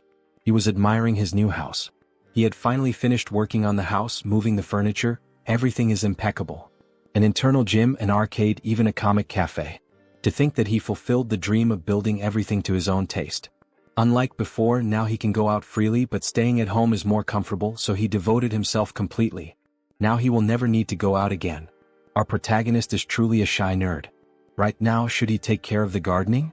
Conjuration skill, entity projection. He transformed into the elf to use his abilities in gardening. Then, let me show you the natural power of the high elf. With just a little magic, he forms a beautiful garden effortlessly. Truly very beautiful. They say independent houses are difficult to maintain, but that does not apply to me. After all, he is one in many. He will use Heinz, who was summoned beforehand, to raise a primary barrier. And as soon as the cooldown of the entity projection ends, he will add Hans and Heinrich's barriers on top. Is there any house safer than this? Barrier against vampires, barrier against dark magic, barrier against holy magic, literally the safest house in the world. Household chores should be settled like this. I think it's already time for accounting? Karma shop. Then we see his little point shop with an incredible 1,608,961 points. It's already over 1 million? Not even a week has passed in Earth time. I guess numbers really matter. But don't tell me that, once again, there's no increase in the number of avatars, right? Whatever, either way he has to spend. He has to do it, no choice. Enhance. It worked. The unique skill has grown, increasing the number of avatars he can possess. Now he can increase the avatars again. Let's see what else he obtained. Avatar potential increases. The learning ability of each entity improves further. Avatar cognitive ability increases drastically. No wonder the distribution of mental energy to his clones seem to have increased. At this rate, it won't be only the main body that will become stupid? Then a depression hits him. No way, the clone is me and I am the clone, so whatever. Next. The unique skill has grown and blooms with possibilities. Special skill Avatar Cloud acquired. Avatar Cloud shares avatars' items within a small subspace. Avatar Cloud? Sharing items in subspace? That practically means the protagonist can transfer across dimensions. He won't even need to fetch them in person anymore. Let's test it right away with Ellen. So they really can transfer the item from a clone to the creator's backpack without any problems. Excellent. This could massively expand trade with Hubert. He can even send the source of the arc lich that Heinrich kept to Hans. Then now shall we start the main event? Sorry for Zeonic, but hey, think of it as the price of your life. Using the customized skill. Time to summon a dwarf. An explosion happens in the garden, and finally a new clone is made. He needed a craftsman to take care of the clone's equipment. Finally, he would have a reliable blacksmith like Zeonic. What is this adorable little lock? This isn't what Zeonic said it would be. We officially have a buff baby with the protagonist's face and a beard. See you next time, guys. What's with that adorable look? Customize. Increase the height to the species maximum. Make the face a bit younger. Grow the beard to look stylish. The body too. Is starting to look decent. Is ready? A dwarf who will serve as the blacksmith of the tattooed ones. Now he truly looks like a real dwarf. From now on his name is Howard. And of course it would be yet another name starting with the letter H. For some reason the protagonist really likes that letter. It's a pleasure to meet you, Howard. Likewise, my creator. Then a system notification appears. Howard. Species, dwarf. Individual trait, artisan S spirit. Special notes. Han Sunghyun S 8th avatar. Born as a dwarf using the artisan S pickaxe as the medium. The influence of artisan S spirit grants additional bonuses to crafting actions. Perfect, exactly what he had in mind. The first attached skill is precisely the type he wanted. If he were to point out a small problem. Just like Harris, he lacks general knowledge. Why can't I? He'll have to use Harley's connections again, but the north is in chaos, so it won't be immediate. Alright, then he'll have to do that. Heinrich will have to intervene. It's time to make some calls. It's been a while, how have you been? Lord Heinrich, did something happen? He has an urgent favor to ask. A favor? Just ask and give the orders and she will carry out everything. Prepare materials on materials engineering, especially metallurgy, which deals with metals. He doesn't care how much you bring, whether it's articles, videos of craftsmen, or anything else. Yes, sir. Forging techniques can be pre-trained using information from Earth. He will need to set up a workshop in Turok. Practical training will be more efficient in Euterica. In the next scene we return to the second planet. Some kind of material is coming out of the new system acquired by the protagonist. The Avatar Cloud is really useful. He can't believe he could receive Heinrich's gift so easily.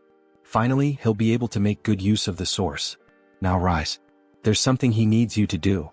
Then from that crystal, we see that it was actually the necromancer, who awakens from his deep slumber after being defeated by Heinrich. Who are you daring to summon McCain? It's me. Oh, immortal king. He was sure the hero had defeated me, sniff. He's truly incredible. Dwell McCain. He called your name. The necromancer swears loyalty to the immortal king. From the memories of the former immortal king, he was quite a skilled strategist. The more capable the one he can use, the better. Though with that slightly cute face resembling a dog, he doesn't really seem that strategic. However, their conversation is interrupted. The girl Olivia. She pays homage to the king. So, what happened all of a sudden? He came to report on the order the king issued. Report. Speak. He ordered Olivia to pursue the Oath of Reversal. Extract every piece of information she can from the Oath of Reversal. Her abilities should suit that task perfectly. In that case, they expanded their investigation westward across the continent and extended it into parts of the Central Empire. And she discovered a location suspected to be a key fortress. So she finally found the place. Very well, Olivia. The girl, she will devote herself completely to the king. However, the necromancer seems confused. Olivia has no bones, how can she devote body and soul? That kind of reminds me of Brooke from One Piece, haha. Obviously, she becomes very nervous and shoots him a deadly glare. Olivia has no bones, how can she devote body and soul? Dwell, there's something he needs you to do immediately. Help Olivia. What? He really got nervous about going out with Olivia. After all, she is bloodthirsty. Yes, immortal king. He will follow your order. Olivia. Make sure to force them into submission. If necessary, you may bring Karam. Yes. Everything according to the king's will. The trail of the Oath of Reversal was finally detected. Just a bit, wait just a little while. He will come find you soon. In the next scene we see several souls in a city. Tabishi, Agirian Empire, Central Continent. In one of those houses we see a woman with pink hair. For a moment she thought she smelled Olivia's scent. Well, that was probably just her imagination. There's no way to find me now. Current leader of the Oath of Reversal. Immortal king. She will never live as your slave again, not twice. Former succubus of the Undying Army. See you in the next chapter. Don't forget to like and subscribe. If you enjoyed this video, don't forget to give it a thumbs up, it really helps. And for more content like this, make sure to subscribe and hit the notification bell so you don't miss any updates. Let me know in the comments if you'd like to see another part. I'd love to hear your thoughts. See you next time. Bye-bye.